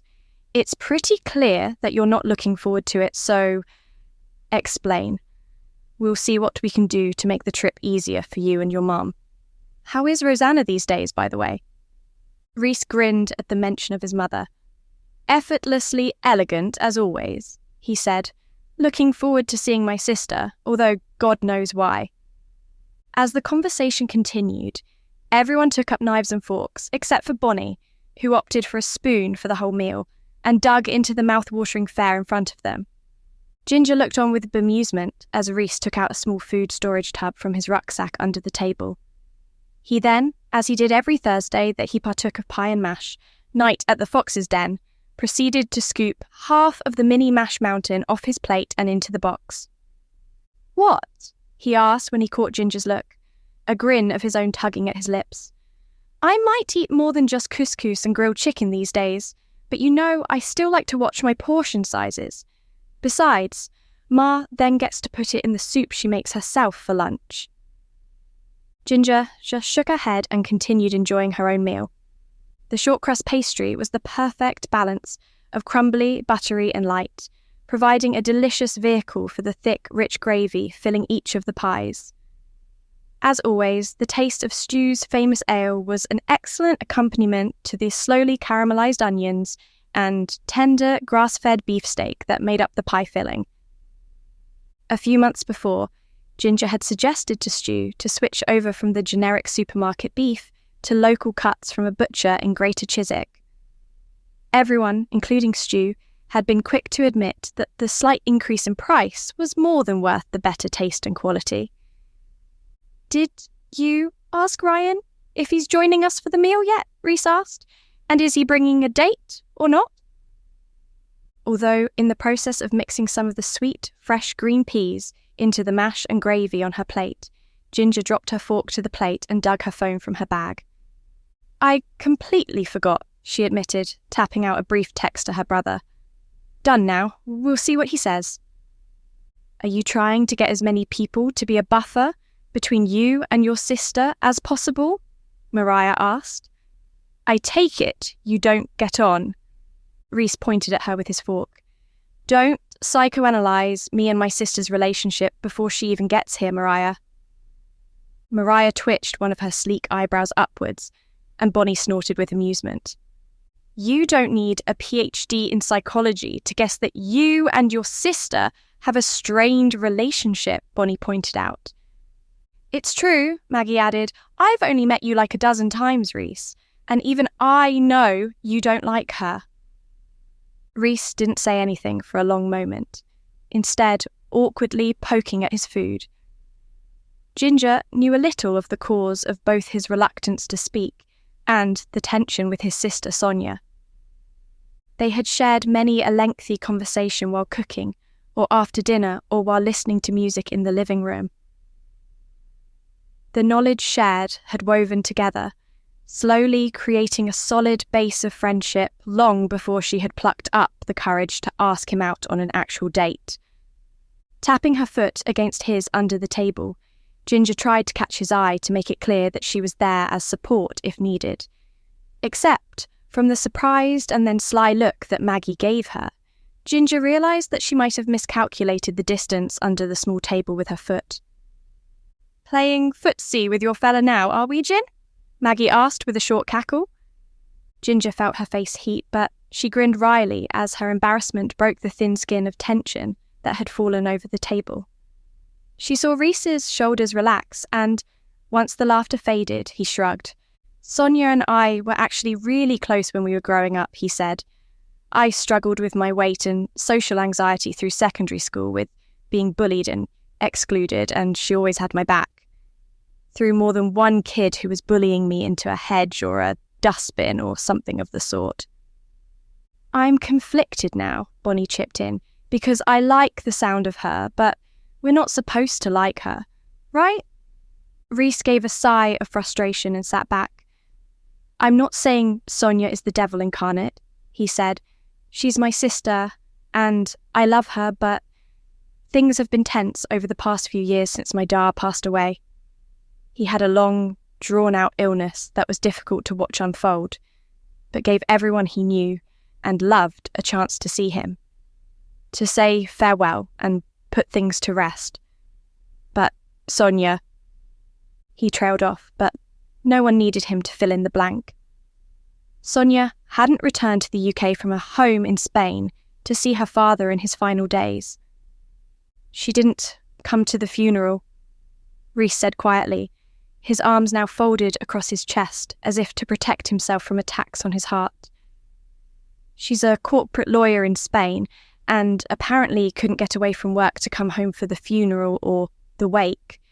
She stayed in Spain while she arranged everything to do with the sale of our childhood home and the arrangements with me about Ma coming to live with me for a while, and he gave a short, bitter laugh. This visit will be the first time I've seen her in person since before my father died. There was silence around the table once again, the conversation from the other diners and the chatter of the regulars at the bar rushing in like sea foam to fill the void. Eventually, Maggie reached out a tentative hand and patted Reese on his muscled shoulder. I don't blame you for wanting as many people as possible around as a buffer, she said gently, her usual clowning persona for now set aside. We'll do everything we can to make this trip as easy as possible for you and your mum, and even for Sonia, because she's probably been carrying all this as a burden too. And I solemnly swear to not wear my psychologist hat at all while she's here, Mariah promised, crossing her heart. I swear it on Bonnie's collection of ironic vintage teapots. Bonnie scoffed. Don't go putting my porcelain trophies up as collateral for your impossible promises, she protested. But seriously, Reese, we'll be a buffer if you need awkward silences filled with chatter. Or, if you need some private family time, we will all find ways to suddenly be busy, and will melt away into the background. Ginger felt her heart warm with something frighteningly affectionate as she watched Reese's face soften into an almost shy smile. I appreciate all of you for that, he said, lifting his glass for an impromptu cheers. To say thank you, I'll buy the next round. Mariah, Bonnie and Maggie all cheered, but Ginger still found herself lost in Reese's face, the curve of his jaw with its dark stubble, the way his hair was just starting to brush against the collar of his work shirt. And, although perhaps not the most suitable moment, she nevertheless found herself wondering again what it would be like to kiss him. Ginger? She blinked to find Maggie waving to catch her attention. Reese needs to get out to get the next round, Maggie pointed out, and he can't get out of the booth unless you move. All right, Ginger grumbled, covering up how flustered she was by putting on a show of being annoyed. I'm moving, geez. Once Reese was safely distanced at the bar, Maggie gave Ginger a sly look. Your thoughts show far too easily on that sweet face of yours, she said with a chuckle. Good to know I wasn't the only one who saw Ginny making heart eyes at Mr. Morgan, Bonnie chimed in. Ginger doggedly ignored their sniggers and instead checked her phone to find a text from her brother confirming that he would be attending the dinner alone. That was a conversation for tomorrow Ginger to have with Ryan, she thought. All right, you lot, Ginger said, cutting through the childish quips her three friends were still making at her expense. We've got a dinner to finish planning, so hush up and listen. Chapter 11. At some point late the next morning, while up to her elbows in making apple pies from scratch, Ginger found herself trying to unearth her ringing phone from somewhere under one of her cats. By the time she found it, there was flour and apple peel all over the floor. She had a mouthful of cat hair, and Nina was yowling indignantly about the sticky morass of apple pie filling that was stuck in her fur. Hello? Ginger blew the hair out of her face. Good morning, Ginger, came the voice of George Harvey, sounding far less stressed than the last time the two of them had spoken. I'm glad I managed to catch you. Ginger mentally commented that she wasn't sure where exactly he thought she was going to be on a Friday morning while she was signed off work if she wasn't at home. But she kept the thought to herself. What can I do for you this gorgeous day? She asked, admitting that it was inevitable that she was going to stay sitting on the floor for this conversation rather than accidentally touch anything else with her sticky hands. I actually called with good news, Harvey said. I received word from the police that you have been removed as a suspect from the investigation, as the police have moved on to exploring other, more, promising leads. Therefore, I can say that I would be very happy for you to come back to work, starting next Monday. Heaving a sigh of relief, Ginger rested her head back against the blue-green door of one of her kitchen cabinets. "You have no idea how glad I am to hear that," she said, not trying to conceal the relief in her voice. "All I want is to get back to work, teach the kids, make great cakes, and continue being a part of Chiswick Park Academy." "That is exactly what I want too," Harvey said warmly, although Ginger couldn't help but pick up on an undercurrent of stress in his voice. No doubt he was still worried about the fate of the school or his competency as headmaster being challenged after another tragedy on campus. Or maybe he was thinking more specifically of his supposed old flame, Katrina. Was she still on the suspect list, or had she also been exonerated? Even with only the few scraps of information she had, Ginger doubted that Katrina, rightfully or not, was going to be let off the hook as quickly. If the promising leads that George Harvey had mentioned had anything to do with Katrina, then Ginger knew all too well the roller coaster the other woman was about to experience. Part of her wanted to reach out and offer a few words of kind advice to Katrina in a time when there were probably very few people offering her that. But that would be crossing the line she had drawn for herself and for others. She wasn't going to get involved. Maybe later this afternoon. Ginger realised that the headmaster had been speaking to her during her mental wanderings. "Sorry," she said, pulling her mind back to the task at hand. "I missed that. Would you mind repeating yourself?" Harvey did so. "I asked if you would perhaps like to come by the academy at some point later this afternoon, or possibly this evening if needed, to get your classroom prepared for this coming Monday." "That would be wonderful," Ginger said, thinking about the large crate of specialist ingredients, tools, and various cookware sitting in her garage waiting to go back to the school. "It would certainly help me slip back into the schedule more easily. I won't be able to come by until after school hours, though. Maybe about 5? As she said this, she looked at the mountain of pies she was in the process of making. If she got done before 5, it would be a miracle. "Not a problem," Harvey said, and there came vague sounds of scrabbling around. "I would make a note of it, but I can't appear to find a pen at the moment. I shall just be sure to mention it to Ava and give her a key to your classroom, as I won't personally be on campus at that point. She will be able to let you into the right classroom and help you with whatever else you need." There was a slightly awkward pause. However, before Ginger could fill it with cheery thanks and a careful extrication from the conversation so she could get back to her pie making and cat wrangling, Harvey cleared his throat. Well, he stammered, and Ginger could picture the sudden flush of colour in his face and the sweat beading at his temples. "I just wanted to say how genuinely glad I am that you will be joining us again this term, Miss Burnet. It would have been both a professional and a personal loss if you had been forced to stay away due to being embroiled in this tragic situation with Sarah Sontag."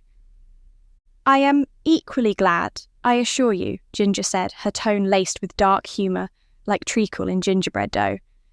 "Honestly, considering the unusual number of times I've been adjacent to deaths over the past year, with the complicated situations that I've stumbled into and out of, I'm sometimes astonished I still have a job at the academy at all. You're a much more forgiving and understanding boss than many." "Nonsense," Harvey responded, all at once sounding sweetly flustered. "I only do what any good, open-minded boss or indeed person would do, and I am not eager to risk losing such a valuable asset to the academy, such as yourself." He paused, as if weighing up whether he should say his next words, before deciding to plunge ahead. "Not only are you a valuable asset to the school, but the place would lose something undefinable but definitely special if you no longer graced our halls with your baking and your personality." Ginger was surprised to find herself genuinely moved by the slightly stilted little speech. Even covered in applesauce and flour and cat hair, she suddenly felt very shiny and special indeed. "Well, I thank you warmly for such kind words," she said, feeling almost shy, and immediately wanting to giggle at herself for behaving in such a way with her awkward, slightly odd boss. I'll come by the school later today to get set up in my classroom, and I'll be sure to leave something special in your office for you on Monday morning, as a thank you for your understanding and flexibility. That is very kind of you, Harvey said, sounding surprised. The silence stretched then, with neither of them knowing what to say. Eventually, Ginger, cringing at the dead air, mumbled something generic and cheery about getting back to a few things and hung up the phone. Laughing, she rolled her head to the side to see Nina glaring at her from the living room windowsill, her tail twitching with annoyance. Miles was asleep in a patch of sun on the patio, oblivious to his sister's ire. All right, Ginger groaned, getting to her feet. I'll clean you off, Your Highness, but you really should know better than to get between me and my phone, especially when I've got sticky hands. Nina only gave a disgruntled yowl and ran upstairs, heading for the bathroom. Chuckling, Ginger followed, knowing she'd find her cat waiting in the tub to be pampered as an apology for this affront. At least I can rely on some things to always be the same, she said to herself, ascending the squeaky stairs to care for her beloved cat. Chapter 12. The afternoon was one of those classic, golden September afternoons that Ginger loved so much. All the trees were still verdant, stretching up toward the deep blue sky, as if the world was inverted and they were trying to drink from its shimmering surface. However, the oak and beech and chestnut trees were preparing to release their burnished rain of acorns, conkers, and beechnuts. The sycamores were already sending their hundreds of spiraling seed pods twirling away into the warm breeze. As she drove along the quiet country lanes that would lead her to Chiswick Park Academy, Ginger took a deep breath. Somewhere, someone was cutting the second harvest of hay, and the afternoon was sweet with the scent of freshly cut grass. Straw waited patiently in piled lines to be baled in the now shorn cereal fields, the golden stalks glimmering as if Midas himself had touched them. The jazz cover of Bach's Prelude to Cello Suite, number 1, playing on Ginger's playlist, dripped out of the open car windows like honey, leaving notes hanging on rose hips and yew-berries in the hedges as she drove by. It was almost hypnotic, and Ginger found herself blinking sharply as the music was cut off by her phone ringing. The contact photo showed Maggie's beaming face, her sweet little strawberry cupcake nose stud twisted slightly by the way her smile wrinkled her nose. Pulling into a passing place carved into the verge by hundreds of cars trying to pass one another on the narrow lane, Ginger turned off her engine and answered the phone. She was in no rush. It would be nice to sit and appreciate the countryside before going into the academy. "Hello, my sweet squishy mochi friend," she said brightly, the day having put her in a warmly affectionate mood. "I hope you're not headed to the cottage. You'll only find the cats there at the moment." "Who's to say that doesn't sound like the best afternoon ever?" Maggie retorted playfully, the sound of chatter and the clatter of pots and pans in the background. "I'm actually at Bonnie's right now. We're putting the chili beef brisket into the slow cooker for dinner with Sonia tomorrow night. Going to tenderly cook that glorious thing for nearly 24 hours. It will be beyond scrumptious." Ginger groaned. "You're making me hungry just thinking about it," she said, pressing a hand to her gurgling stomach. "I haven't eaten since breakfast, but I've got a dinner date with Reese tonight that I don't want to spoil. He's taking me to that all-you-can-eat buffet in Bristol, so I've let myself get hungry in preparation." "Please eat your body weight in sushi for me," Maggie instructed. "Now, the reason I called was that I wanted to double-check what you're preparing for the starter, so I can go and pick out suitable wine. I didn't take that sommelier course online for nothing." "Pear, goat's cheese, and walnut tartlets," Ginger relayed dutifully, although she had explained it in detail the night before at the pub. "And I'll probably make some kind of slightly spicy onion chutney to cut through the richness of the cheese and the pastry, and to complement the tartness of the pears." "Pears, hint of spice, goat cheese," Maggie muttered, sounding as if she was scribbling the details down. "That gives me lots to work with, thank you. Mariah tells me there is a super fancy wine retailer in Lamington, so we're going to drive over there now to see what they have. You know, he might struggle to say it, because he can be an emotionally constipated dumbass, Ginger said, her tone fond as she thought of Reese. But I know how much Reese really appreciates everything you all are doing to help with Sonia coming to visit. Maggie made some muffled noises of gratitude on the other end of the phone. I know he's grateful, she said eventually. Poor lad has a very expressive face, even if he's not good at words. And family is a tricky thing. She paused, obviously reflecting. There's a whole line of the family on the Scottish side that my parents won't even mention, let alone visit. Now, that's because they decided to be racist arsewipes, calling me mum a Filipino gold digger when she and my da started dating. So, let's just say it wasn't much of a loss. Ginger winced. Yeah, I'd say you're not missing out on much there. But for Reese, Maggie added, it seems he did used to have a good relationship with his sister. And, yeah, her behaviour surrounding their dad's passing doesn't look great, but who knows what her reasons were. We've only got Reese's side of the story. Ginger hummed in agreement, leaning back and gazing out of the car window. In the field beside her, a mixed flock of crows, gulls and various hedge birds were eagerly following a combine harvester to pick up the dropped grains. I'm hoping to get more of a bead on her when we meet, she said, because while I of course come down on Reese's side of things as someone who worked to rebuild a relationship with a sibling that I grew apart from, I also want to encourage him to repair the damage if that seems like it would be possible. There was a muffled series of words from the background where Maggie was that Ginger couldn't quite make out, and the Scot then snorted. I've got you on speaker, she explained. So, dear Bonnie heard your well-meaning plans and pointed out that Mariah isn't the one that Reese should be worried about during this trip. You'll be doing enough analysing on your own. Hey, you make me sound like a meddler, Ginger protested, but she was laughing.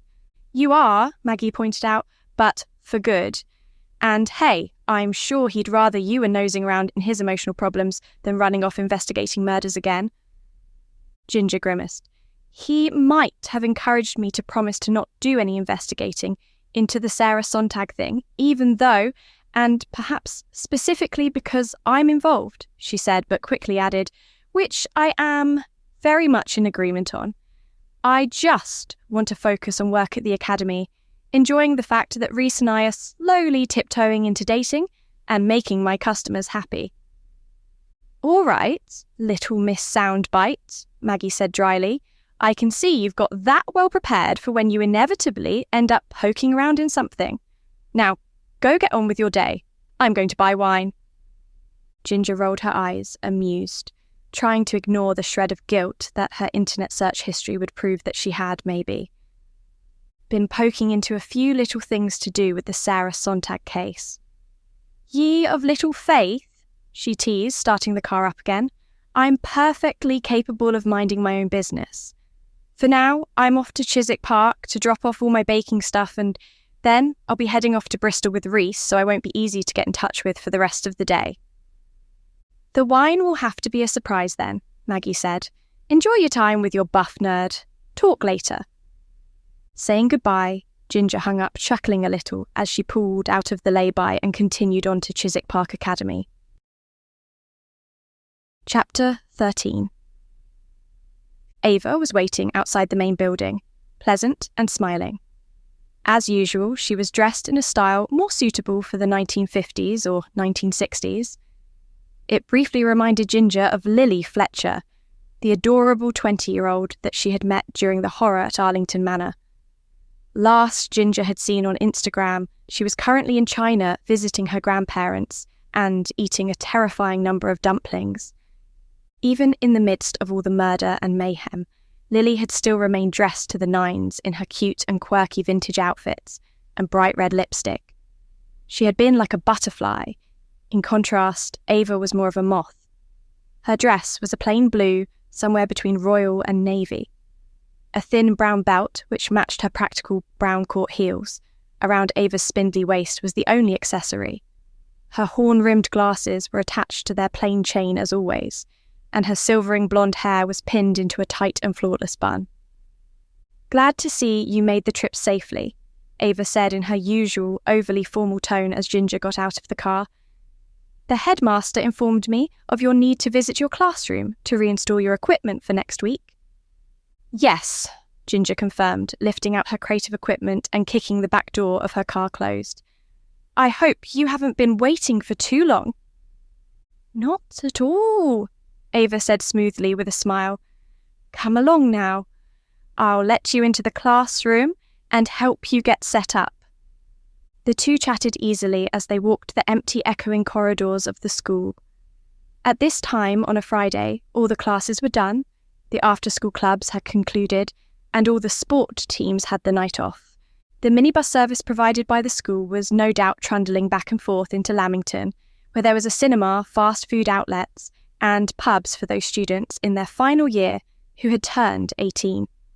Although Ginger had it on good authority from her student sidekicks, Louise and Amelia, that plenty of younger students would hide out in the patches of trees at various places surrounding the school grounds and sip on cider bought by an older friend or spirits stolen from parents' liquor cabinets. In fact, as Ginger followed Ava along a cut-through between two of the buildings that she hadn't known existed, she saw two familiar faces of trouble strolling side by side across the closest hockey pitch. Ollie Harrington and Samantha Cornwallis were well known among the faculty for their shenanigans on campus. Their destination was clearly the copse of oak trees a short stretch beyond the academy's stable block. Ginger hadn't had much interaction with Ollie, but Samantha was in her class. As individuals, they were always front and centre, eager to learn. It seemed their penchant for causing trouble was usually encouraged by Ollie. Ginger lost sight of the pair as she and Ava stepped back inside. The classroom that had been designated as Ginger's had been fitted out with a dozen brand new cooking stations for the students and a larger station at the front of the class for the teacher. Everything was sleek and brand new, and there was still the smell of fresh paint in the air. "It's slightly astonishing, isn't it?" Ava asked, leaving the key dangling in the lock and flicking on the dazzling overhead lights. "No offence to you in the slightest, Miss Burnet, but the school board and the parents of the students really have more money than sense." "How so?" Ginger asked, mildly amused. This was the first strong emotion she'd seen Ava exhibit, but the wiry woman looked thoroughly unimpressed by the chrome cookers and polished oak counters.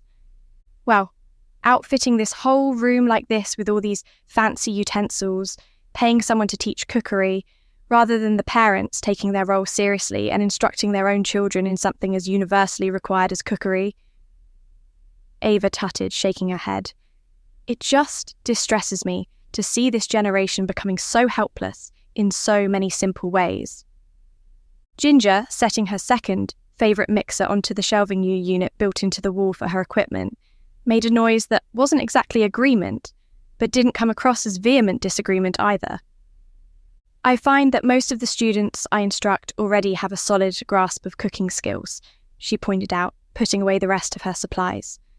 "A lot of them have either absorbed certain knowledge from watching cooking shows or YouTube, or just pick up the basics very quickly. Now," she paused, grimacing slightly, "that might be because the students I instruct choose to be here and already have some amount of pre-existing cooking skill. I don't technically teach cookery per se.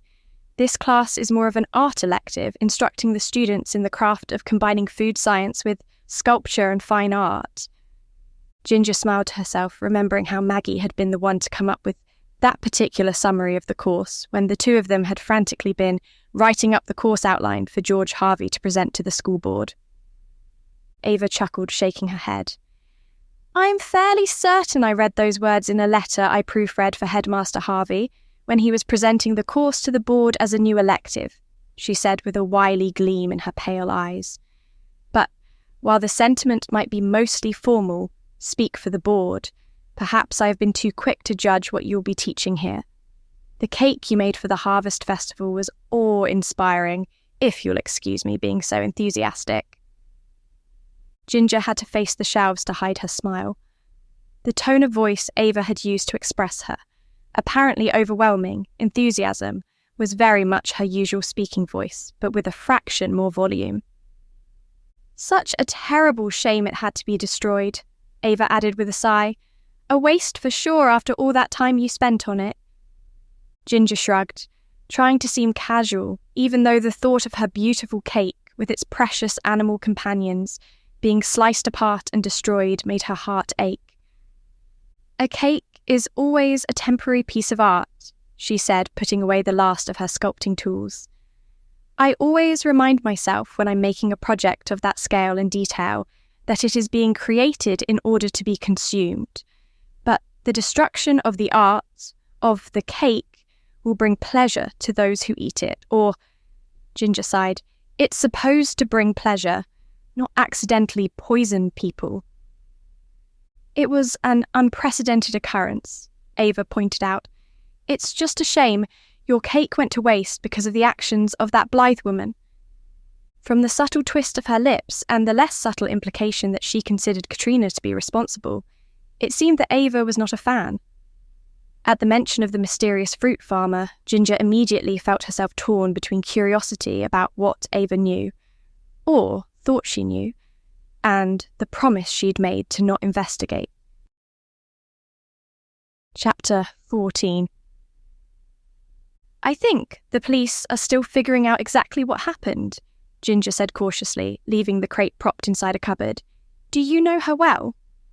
"Katrina Blythe?" Ava shrugged. "I know of her, even if I don't know her well.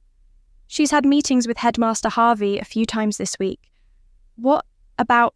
I don't know." She pursed her lips with their one coat of nude pink lipstick. "I just think it's in poor taste for her to be roaming around school grounds when she might have been the one responsible for the tragedy in the chapel. At least you had the decency to remove yourself from the public eye until you were cleared.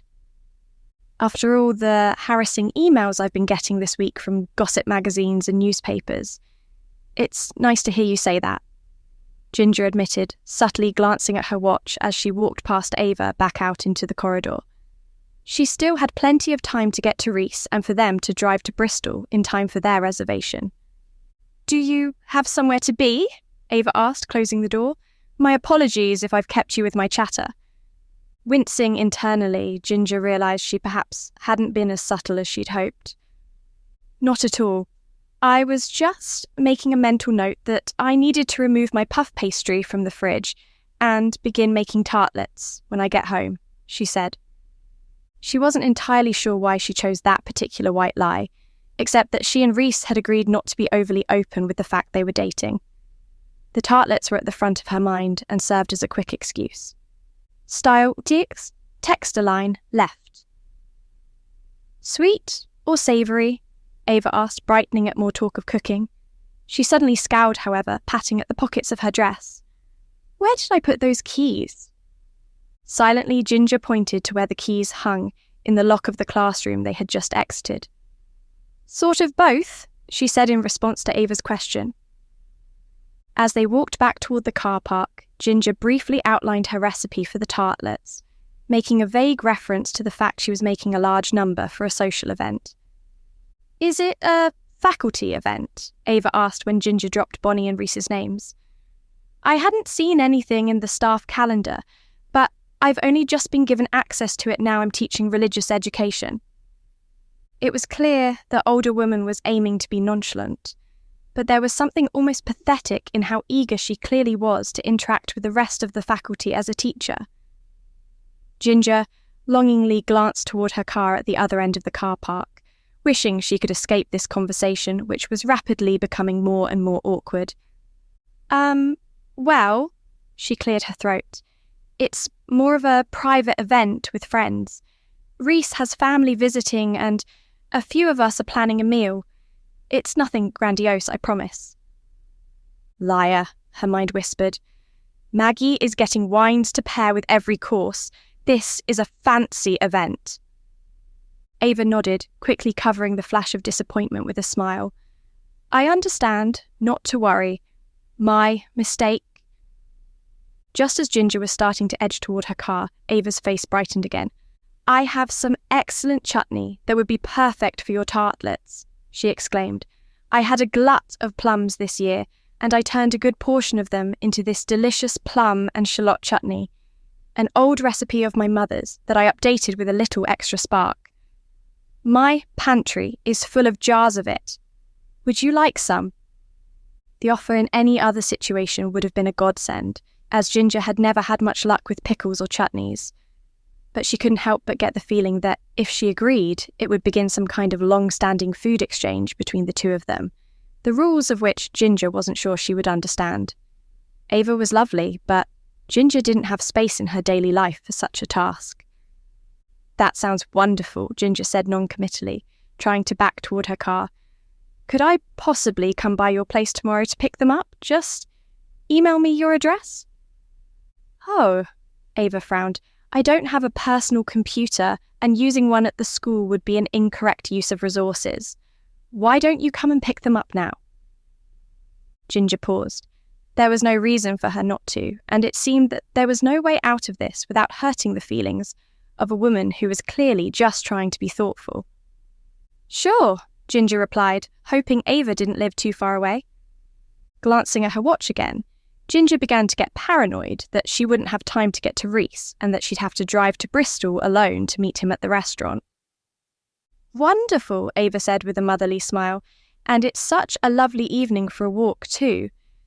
It seemed Ginger's expression asked the question before she could verbalise it, as Ava chuckled and pointed toward the woods that lined the far reaches of the Academy sports fields. I live within walking distance, she explained. Quite a wonderful boon in addition to the other blessings this job brings. And don't worry about carrying the jars. I've got more canvas tote bags than I know what to do with. This final comment made Ginger laugh as she began following Ava across the school grounds towards the woods.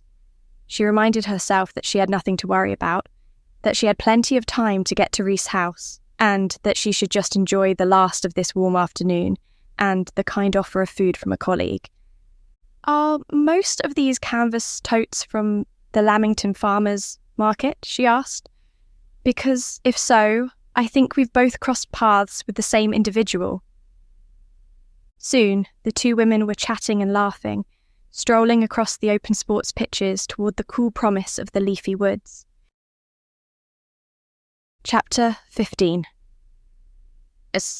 There might once have been a driveway leading to Ava's house, but now it was little more than a potholed gravel road that meandered through the woods up to the front door.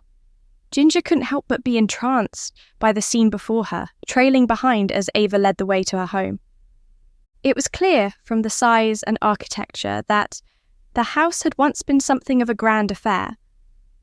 The 3-story building was built of the local stone. Age had turned the creamy Cotswold limestone grey, and moss clung to the roof tiles in a soft dark green blanket. Several tiles were askew, cracked or missing entirely, like a mouth of damaged teeth. The weed-choked drive passed between 2 crumbling stone gateposts lacking any gates. The gates themselves had been lifted off their hinges some time ago and now leaned, rusted and rotting, on a bed of dead nettle stalks and goose grass in what had once, maybe, been a raised flower bed. Pausing, Ginger let her gaze trail over the whole of the front garden, seeing the ghosts of a well-tended lawn now choked with dead grass and flower beds edged with bricks and iron borders. The drive led into a turning circle, and an ornamental pond thick with algae in the centre of the turning circle. A decorative stone angel poised delicately on tiptoe, only a sickly trickle of greenish water dripping from the trumpet held to its lips. It's not the place it once was, Ava called from the front door, the jingle of her keys deadened by the trees leaning in on every side. When I was young, my parents tended the house and the grounds as if it was their second child. They got featured in quite a few country living magazines. Ginger drifted toward the entrance to the house, noting how the trellis on the front of the house was starting to rot and collapse from the weight of the honeysuckle and drooping summer roses heaped upon it. These days, I can't take care of the place myself, Ava said, leading the way into the house. I'm getting on in years after all.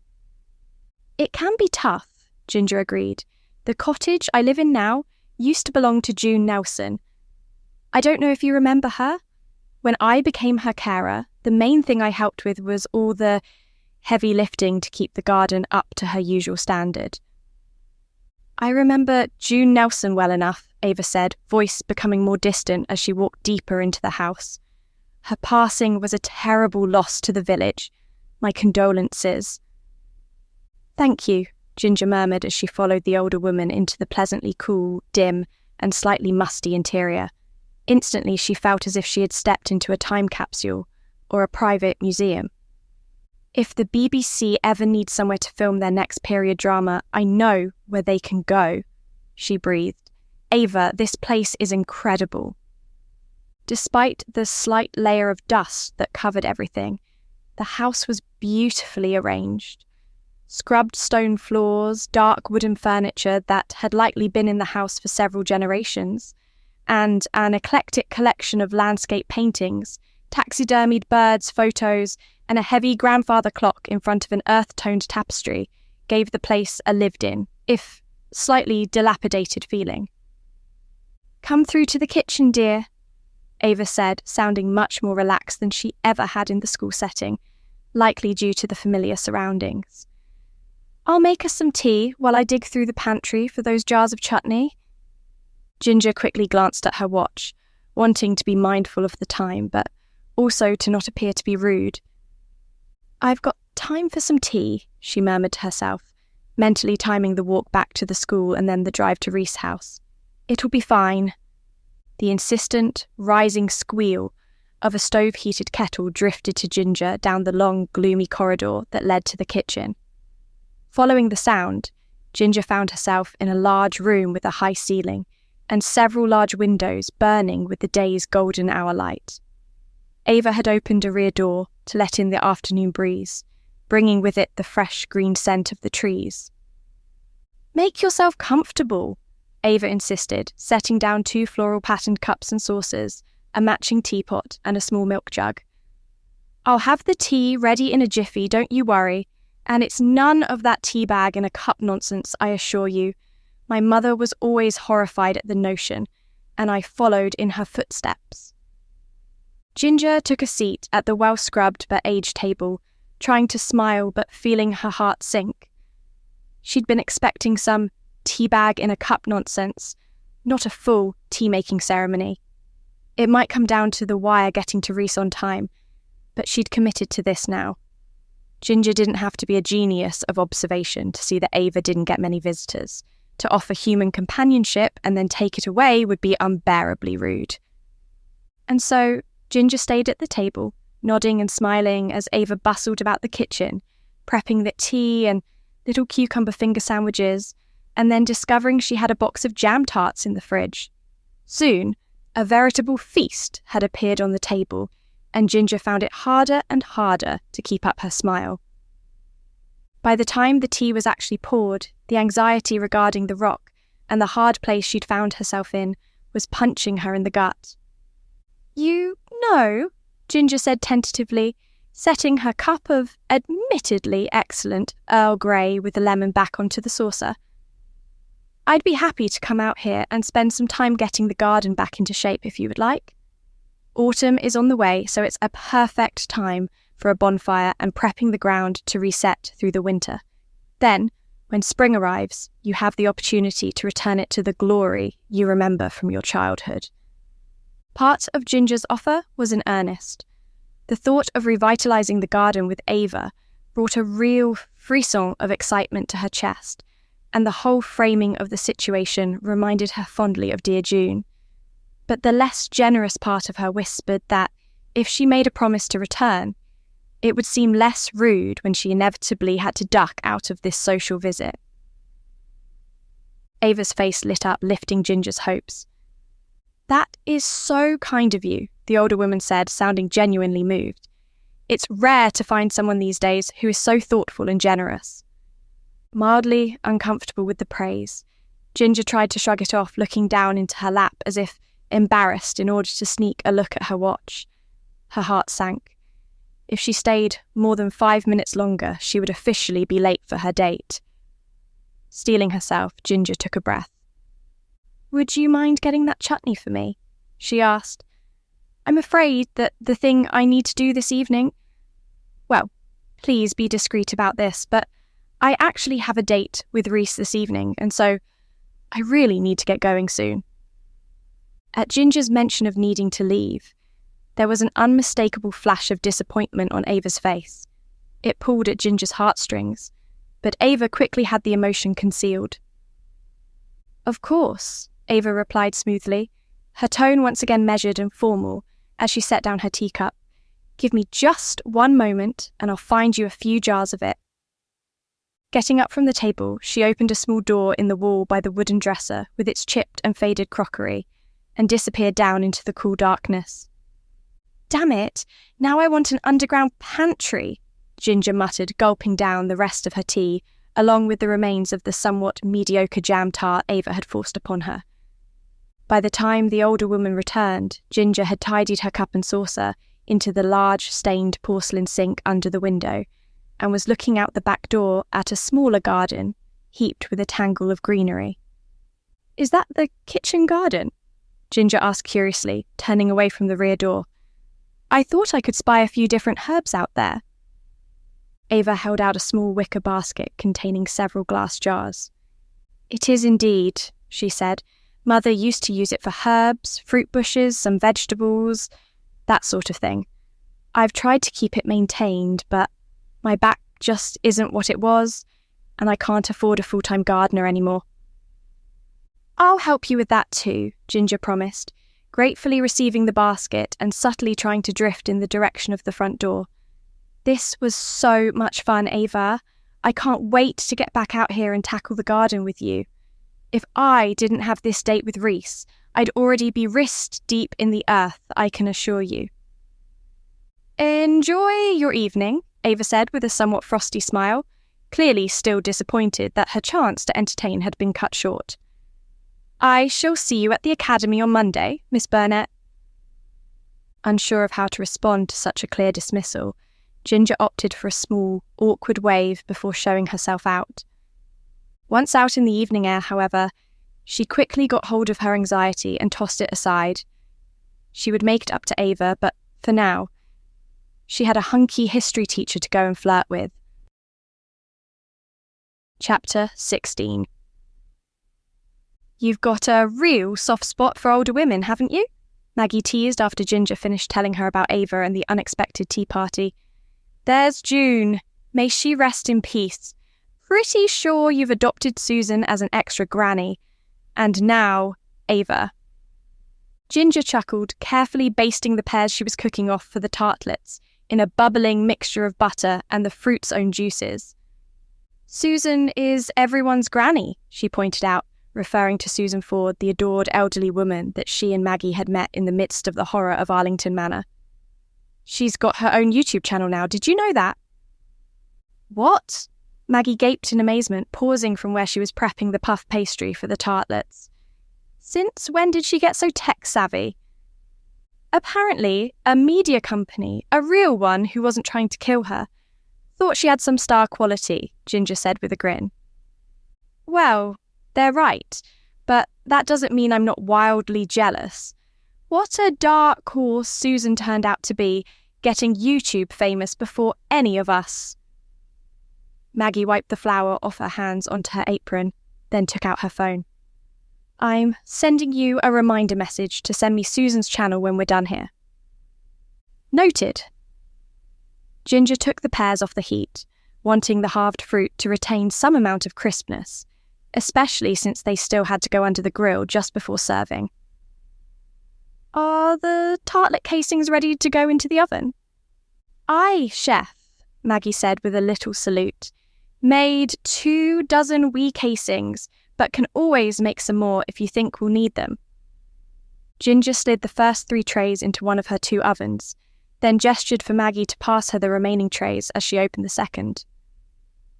"I think we might need a few more casings," she said, biting her lip as she pondered, peering through the glass at the pale pastry. "There's 9 of us, and even though it's only the starter, I imagine people will want a few extra. Any we have left over, we can give to Reese Mum for lunches or something. Sure. Maggie cut another chunk off the mass of puff pastry she had made and began rolling it out. Just to be clear, though, are you going to go back to Ava's and help in the garden? Of course. The mention of Ava's name reminded Ginger of the chutney, and she took one of the several jars down from the cool, dry top cupboard where she kept preserves, chutneys, jams, and the like. She's a sweetheart, and if I'm being honest, I would really love to see more of her house. It's like the place that time forgot, Maggie, seriously. The Scot waggled her eyebrows with interest. Sounds like I might have to join you on one of these gardening endeavours. On the worktop, Ginger's phone began to vibrate with a phone call. Frowning, she picked it up. The number wasn't one she recognised. Probably just spam, she said, rejecting the call. If it's someone really trying to get hold of me, they'll call back. However, she'd only made it a few steps to the fridge when the phone rang again. Somehow, this time it seemed even more insistent, even though it was vibrating exactly the same as before. Someone's popular today, Maggie commented as Ginger reached for the phone again. Rolling her eyes, Ginger answered the call. Hello?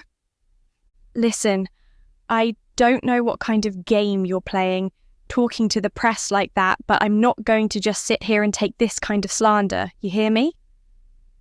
Even though the call wasn't on speakerphone, Maggie was still able to hear the vitriolic greeting and raised her eyebrows.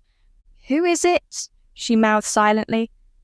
Katrina, Ginger said as calmly as she could, answering both Maggie's query and addressing the furious woman on the other end of the phone. I can tell you're very upset about something, but I can promise you I had nothing to do with it. If this has something to do with the investigation, trust me, I'm the last person who would talk to the press. Katrina scoffed sharply and Ginger winced. It seemed it wouldn't be that simple. Waving to catch Ginger's attention, Maggie mimed that she should put the call on speakerphone. Figuring that it maybe wasn't a terrible idea to have a witness to whatever shitstorm was about to strike, Ginger did so, setting her phone down on the island in the middle of the kitchen space. I thought you, of all people, would understand the misery of being harassed by gossip rag newspapers and every pathetic blogger pretending they're a journalist, Katrina raged. And yet here I am, seeing that you're giving interviews to anyone and everyone about what went on in the chapel that day, heavily implying that I'm the reason the sweetheart of the BBC is dead. And then, she paused for breath, winded by the force of her rage. Then you actually have the arrogance and audacity to drag my children into this. Ginger could only stare, slack-jawed at an equally confused Maggie. Katrina, I can say with absolute sincerity that I haven't the faintest idea what you're talking about. I haven't given a single interview to a paper, blogger, or anyone. All I've done this past week is keep my head down and stay out of sight. If you were keeping your head down like you say, then why is it that you were at my farm on Thursday? Katrina demanded. Were you snooping around, trying to find new dirt to sell to the press? Maggie muted the call. You went snooping around the farm of the other main suspect, she asked accusingly. What happened to keeping out of it? I didn't know, Ginger scowled, unmuting the call to explain to both Maggie and Katrina simultaneously. I was there for a day out with my mum. I didn't know it was your farm until we arrived, and then I didn't want to spoil the afternoon for her. We literally picked fruit for several hours and then went home. There was a moment of silence on the other end of the phone, and Ginger hoped the other woman had been mollified. However, her next words made it clear that she had only been simmering in her anger. You can smile and simper and put on whatever innocent airs and graces you like, Katrina snarled. But you won't get away with putting my family in danger like this. Do you not understand the field day my bastard soon-to-be ex-husband is having with these news stories? He's trying to take my kids away from me, and you might have just handed him enough ammunition to make his claims that I'm a liability seem justified. Even though she knew that she'd done nothing wrong, Ginger still felt the sickly weight of guilt in her stomach. I'm sorry, she stammered out. Really, I am. "You'll regret this," Katrina snapped, then hung up. For several long moments, Maggie and Ginger stared at one another, wide-eyed and silent. Finally, Maggie scoffed, returning to the pastry she'd abandoned for the call. "She's off her rocker, that one is. Ignore her, Jit." But Ginger didn't miss the worried frown on Maggie's face as she continued plaiting the pastry into a crust for the tartlets. "But why would she think I'd spoken to the press?" Ginger asked herself out loud, even though she knew Maggie wouldn't have the answer either. What are they writing that gave that impression? She took the pastry cases out of the oven, setting them on the side to cool, then paused. And how did she get my number? For a moment, the serious expression on Maggie's face melted away into amusement. "Gin, babe, you have it on your website. This Katrina person didn't exactly have to buy your details off the deep web." She chuckled. "No wonder D.I. Klimek doesn't want you around with a mind as sharp as that. He must be an intimidated, quivering wreck, waiting for you to come steal his job." Sliding the cooked tartlet cases off the tray and onto a cooling rack, Ginger gave her friend a wry look. Okay, she chided. "I can't be a private investigator extraordinaire all the time. No need for the sass." Maggie only chuckled again, winking as she passed Ginger to slide the next set of pastry cases into the oven. She'd just closed the oven door when Ginger's phone rang again. The two of them exchanged a nervous look, both wondering if this was Katrina calling back to take another pound of flesh. Glancing at the screen, Ginger quickly relaxed, however, when she saw Reese's number and she answered, putting the call on speaker as she continued handling the pastry bases for the tartlets. "Hey," she said, immediately feeling more chipper, pushing Katrina's rage to the back of her mind for now. "We're just putting together the tartlets. Oh, Maggie is here too, by the way." "Hello," Maggie called, tipping walnuts out of the large jar from the pantry into a bowl. "I hope you and your family are ready to eat, because we've got a feast coming together here." Reese didn't say anything. The pause grew long enough that Ginger and Maggie exchanged concerned looks, and Ginger felt her stomach sink all over again. "So," Reese cleared his throat, "there seems to have been a slight miscommunication about tonight's dinner. Sonia thought we were all doing something at yours tomorrow night, and that me, you, Mam, and she were doing something together tonight." "Okay," Ginger asked, wondering why he sounded so reluctant. "But we don't have anything planned, so we can just do the dinner tonight as intended, right?" "Well," it sounded as if Reese was slightly covering his mouth as he spoke. "Turns out that Sonia, to surprise us, has made a reservation for a very, very fancy restaurant in Bristol and has offered to pay for the whole thing. It's this place called Aquarius." Maggie pulled out her phone, quickly looking up the restaurant. "And it's for tonight," Ginger clarified, looking over at her friend as Maggie went bug-eyed with surprise, holding out her phone. Quickly reading, Ginger saw that Aquarius was the kind of restaurant that she would never, ever be able to afford if she had to pay herself. "Don't feel bad," Maggie whispered, clearly reading the reluctance and conflict that Ginger was no doubt wearing on her face. "It'll be a hell of an experience, and all our food will keep until tomorrow." "I'm so sorry about this, honestly," Reese said, still speaking in low tones. Ginger assumed it was because his mother or sister was possibly within earshot. "And I'm not a little pissed off. Part of me is sure Sonia did this on purpose, because I know I made it really clear that we were doing the group dinner the day she arrived." Maggie muted the call. "Just go to the dinner, enjoy that someone else is paying, and be the buffer poor Reese so clearly needs," she said. "We can be annoyed about all this later. And, besides, there are worse settings to meet your boyfriend's sister in." Ginger flushed. He's not my..." She stammered helplessly, before eventually unmuting the call and addressing Reese. "It's fine," Ginger said. "We'll put the food on hold for tonight. I'll get dressed up into something suitably fancy, and you'll come and pick me up in a few hours." The sigh Reese let out was heavy with relief. "I will find a way to thank you for this," he promised. "You're a star, Ginny." "Oh, I'm sure he will find a way to thank you," Maggie stage whispered with a salacious wink, tossing the uncooked pastry back into its bowl. Ginger scowled at her friend, knowing that her cheeks were no doubt the colour of strawberries by now.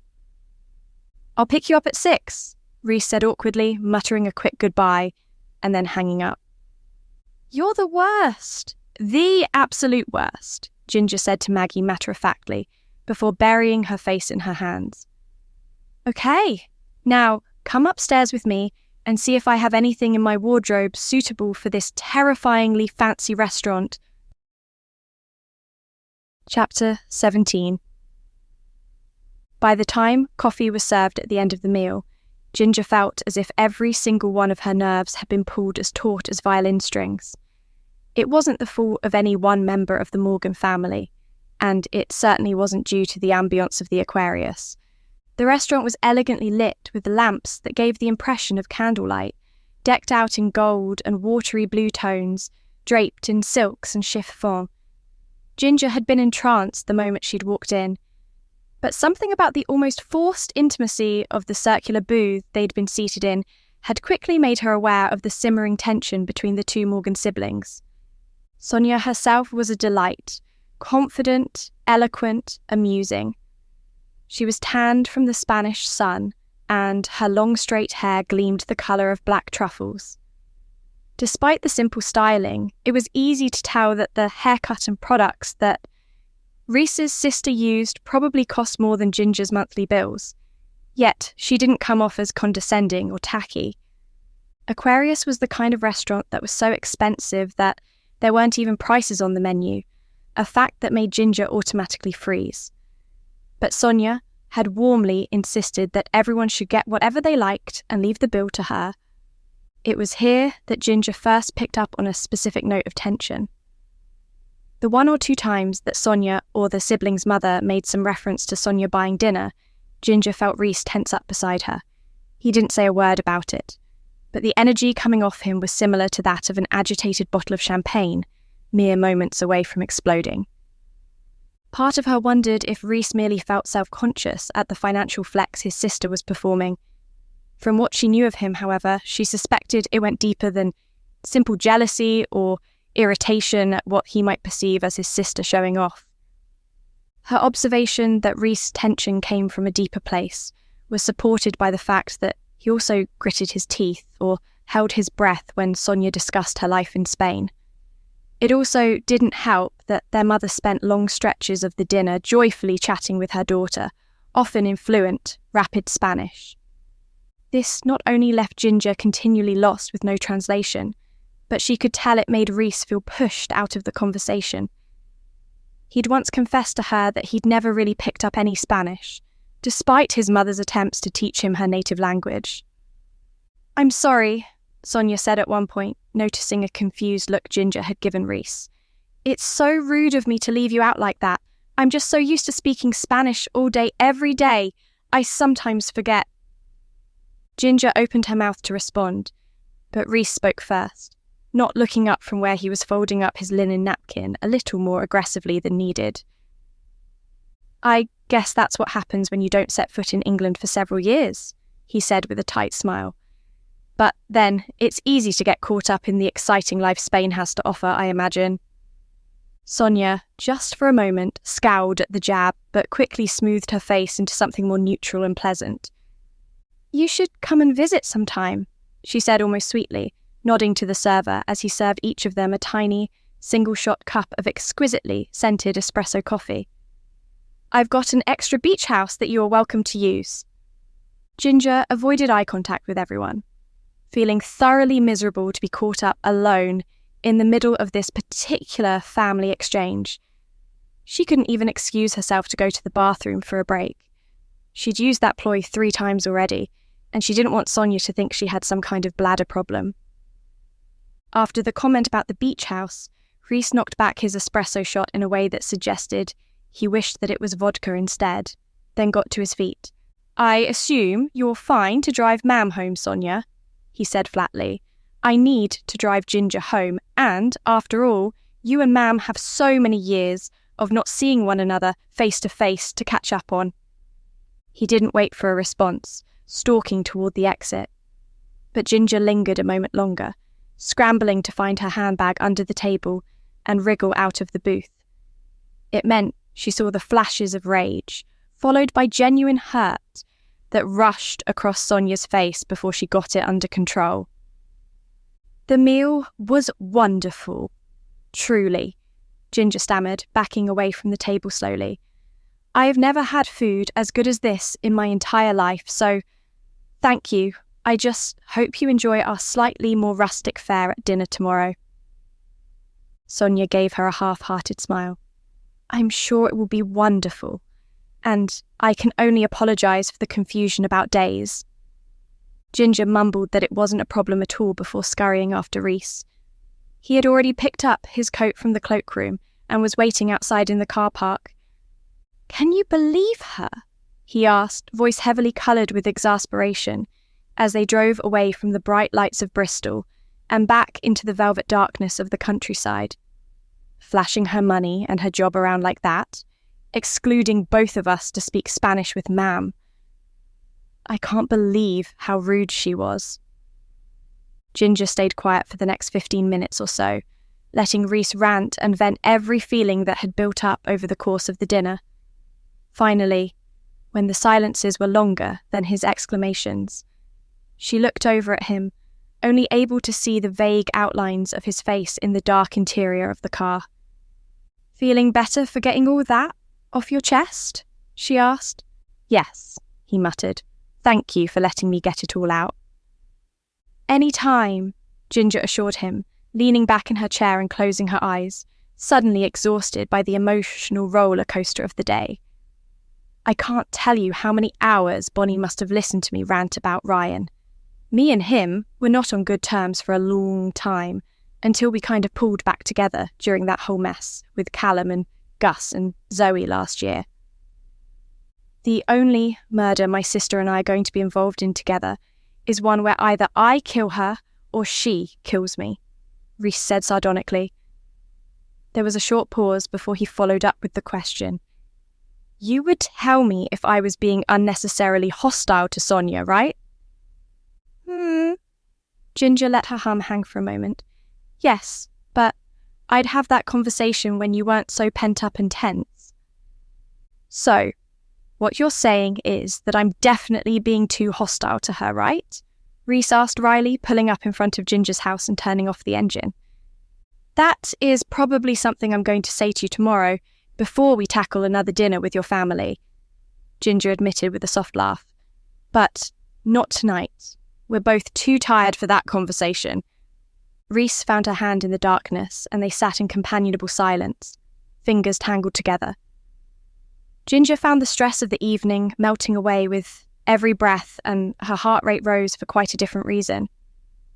She wondered if this was a good moment to reach across the space between them and pull Rhys into their first kiss. It was a classic setup after all. A fancy dinner, a dark car. Did this count as their third date? But she couldn't seem to summon up the courage to make the first move.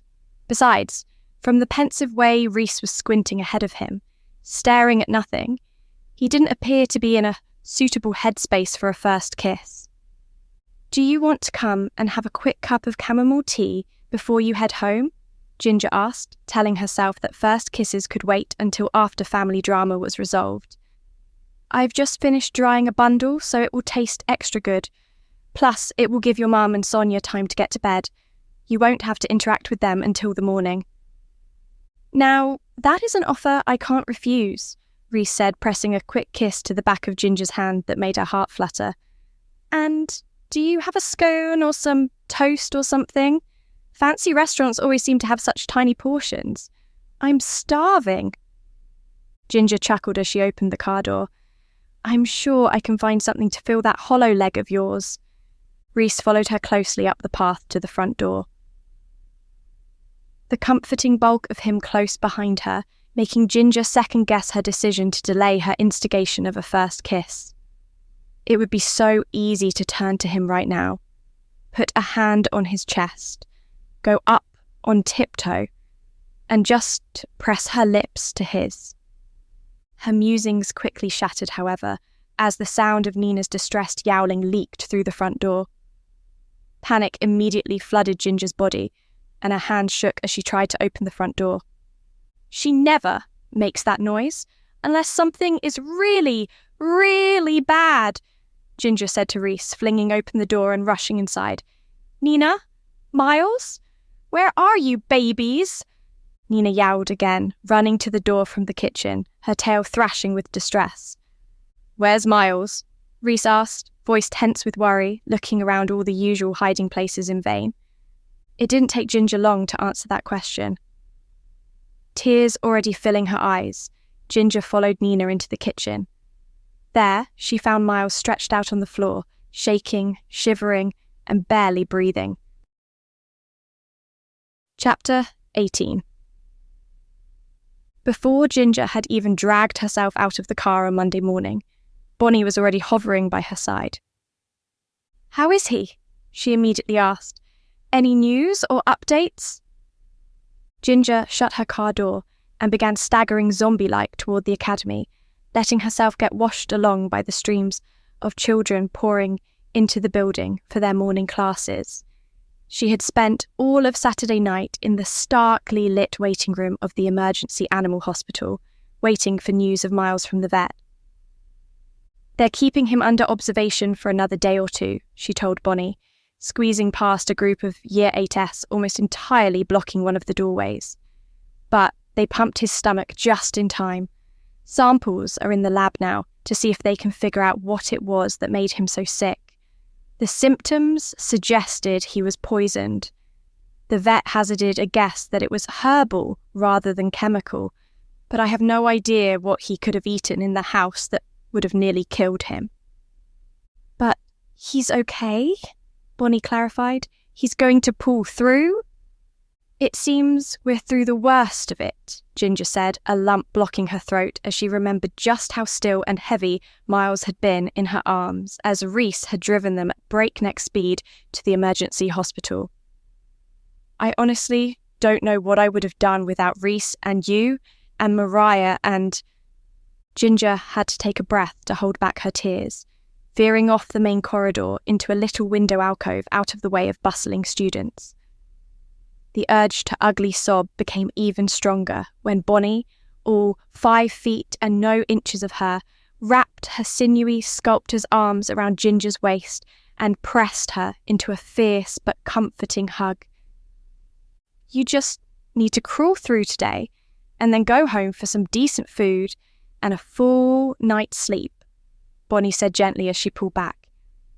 You look dead on your feet, my darling. That's not an entirely unfair assessment, Ginger muttered, wiping at her damp eyes. I just hope Nina is all right having my mum at the cottage for company today. She adores my mum, but she's barely eaten the whole time Miles has been in hospital. Poor Nina is worrying herself sick. Then make sure you spend some cuddle time with her tonight, Bonnie said soothingly. I'll bring more of the beef chili over to your place so you don't have to cook. It's a shame we didn't get to do the dinner with Sonia and Reese's mum, but looking after you and Miles and Nina is far more important. I still feel bad for having to cancel, and then Reese insisting on coming over for most of Sunday to take care of Nina. Ginger bit her lip, not willing to admit that, although she really did feel guilty, his actions had also filled her heart with a deeper sense of affection and appreciation than ever before. This was more important than the dinner, Bonnie said firmly, linking her arm through Ginger's and steering her back out into the busy school corridor filled with clamouring students. Even Reese would agree with that, I'm sure. Their conversation was rudely interrupted then by a sudden, violent burst of arguing from the hallway that held all the science and chemistry labs. No, I asked you a question. You answer me right now. James, this isn't the time or place for this. I'm at work. Considering it wasn't quite 9 a.m, the volume and tone of the interaction was abrasive to say the least, and Ginger found herself flinching before she even saw the context. As if both of their necks were made of rubber, Ginger and Bonnie peered down the hallway, joining the many students doing the same. There they saw Aurora Fox, Already dressed in the purple lab coat she claimed to wear because it made her feel like a wizard, locked in a furious argument with her husband James. From what Aurora had confessed in the teacher's lounge, she and James had been having some troubles in their, admittedly very new, but already tense, marriage. "You cannot be here doing this right now," Aurora hissed, the iron ore colour of her skin oxidizing as she blushed with embarrassment. "You told me your therapy was helping you regulate your temper and jealousy. So, what on earth is this, James? This is my place of work. My students are waiting for their class." James, who Ginger believed was an estate agent in Lamington, took several deep breaths, his broad shoulders heaving with the force of his rage. "And I asked you a question," he bit out, and Ginger could see a vein standing out in his forehead, the rest of his face white with anger. "Where were you last night?" "We are not doing this in the middle of the hallway," Aurora snapped, pointing sharply toward the open door of her classroom. Her husband stalked inside, but she paused a moment to look at the hovering cloud of onlookers. Ginger's heart went out to Aurora, seeing the shame and fury in her face at being so humiliated at her place of work. Sharing a glance with Bonnie, Ginger slipped free of her friend's grasp and approached Aurora. "Right, you lot. Unless you have a class with Mrs. Fox, then I see no reason for you to be loitering here like crows around a corpse," Bonnie barked, clapping her hands at the gathered students, as if she was scaring away birds. "And if you do have class with Mrs. Fox now, then I suggest going to wait in the main hall until she comes to get you. Now, let's move." With some grumbling and whispering, the little crowd dissipated, with Bonnie herding those who lingered out of earshot herself. As was often the case, Ginger was deeply grateful for her feisty, no-nonsense friend. "I'm waiting," James bellowed from the classroom. "Do you need me to go and get security?" Ginger asked Aurora, glancing inside where James was pacing like a caged tiger. "He shouldn't be on school grounds, so he has no basis to kick up a fuss if he's escorted away." Aurora huffed a laugh, blinking rapidly as if to keep tears at bay. "Not having a reason to kick up a fuss has never stopped him before," she said dryly, shaking her head. "I'll get him to leave myself. It's bad enough that people are going to be gossiping over this. Everyone's seeing him swear and fight as he's dragged off the school grounds. I don't think I'll ever live it down." "We can stick around out here if you'd like," Bonnie offered, returning from her mission. "Leaving you alone with him in such a rage doesn't feel like a good idea. You know him best, but—" Her warning hung in the air along with the unspoken possible threat of violence. Aurora bit her lip, amber eyes filled with uncertainty. "Maybe just linger out here," she said. "If he lays a finger on me, I'll scream the bloody roof off for—" Ginger and Bonnie nodded as the science teacher slipped into the classroom and closed the door to create a sense of privacy. "What's all this racket about?" Ginger turned at the sound of Ava's voice, wondering where the quiet little woman had come from. "Aurora is trying to get her husband to leave the school grounds," Ginger replied. "He's being rather aggressive, but she doesn't want us to get security, for her sake more than his."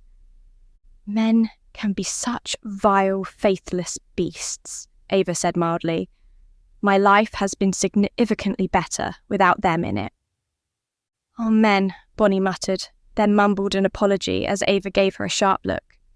"I mean, I like them and all, but—" The quiet conversation in the classroom suddenly rose in pitch and volume, making Bonnie grimace.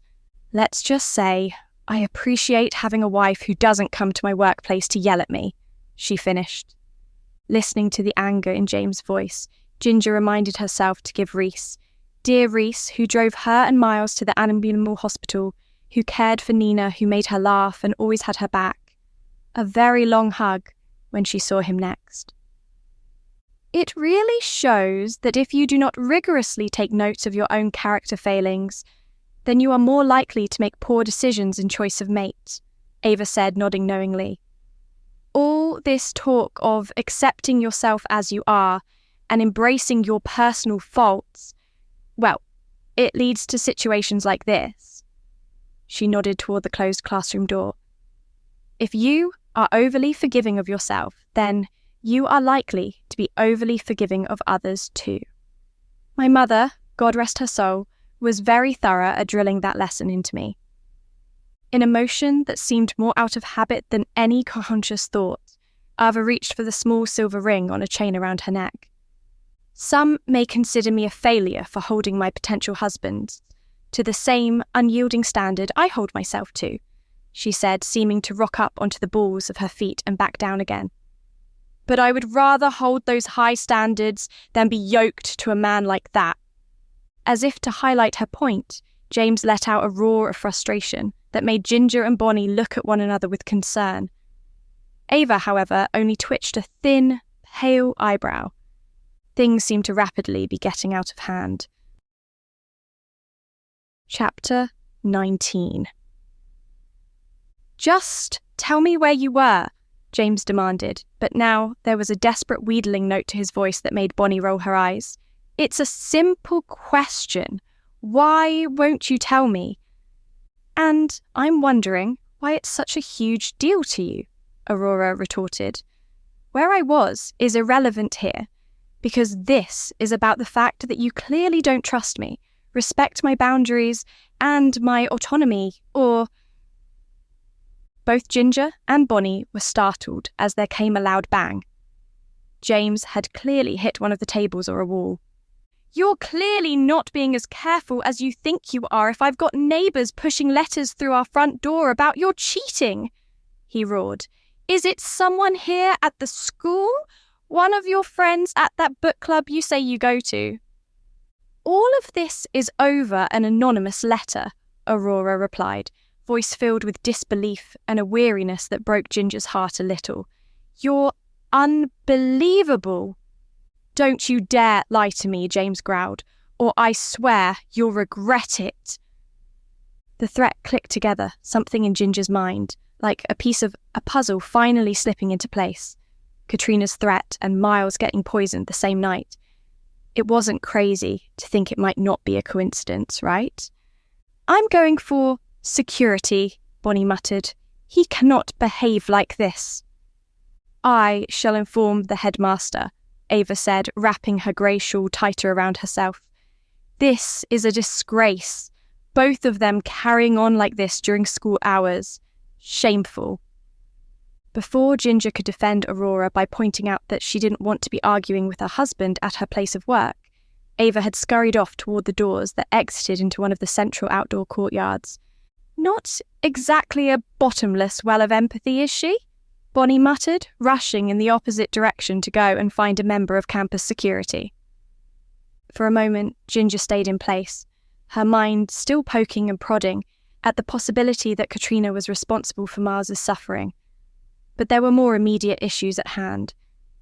Taking a deep breath, Ginger knocked on the door of the classroom and stepped into the fray of the Foxes' argument, even while she stood unmoving in the face of James's rage and demands that this was a private matter and that she should get out. Ginger felt strangely disconnected from it all. Distantly, she wondered how chaos and trouble always seemed to find her, even when she did her utmost to live a quiet life. Asterisk, asterisk, asterisk. Honestly, Ginger, I can't thank you enough, Aurora said, resting her forehead in her hands.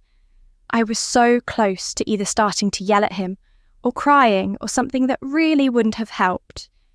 You were a rock for those last few minutes.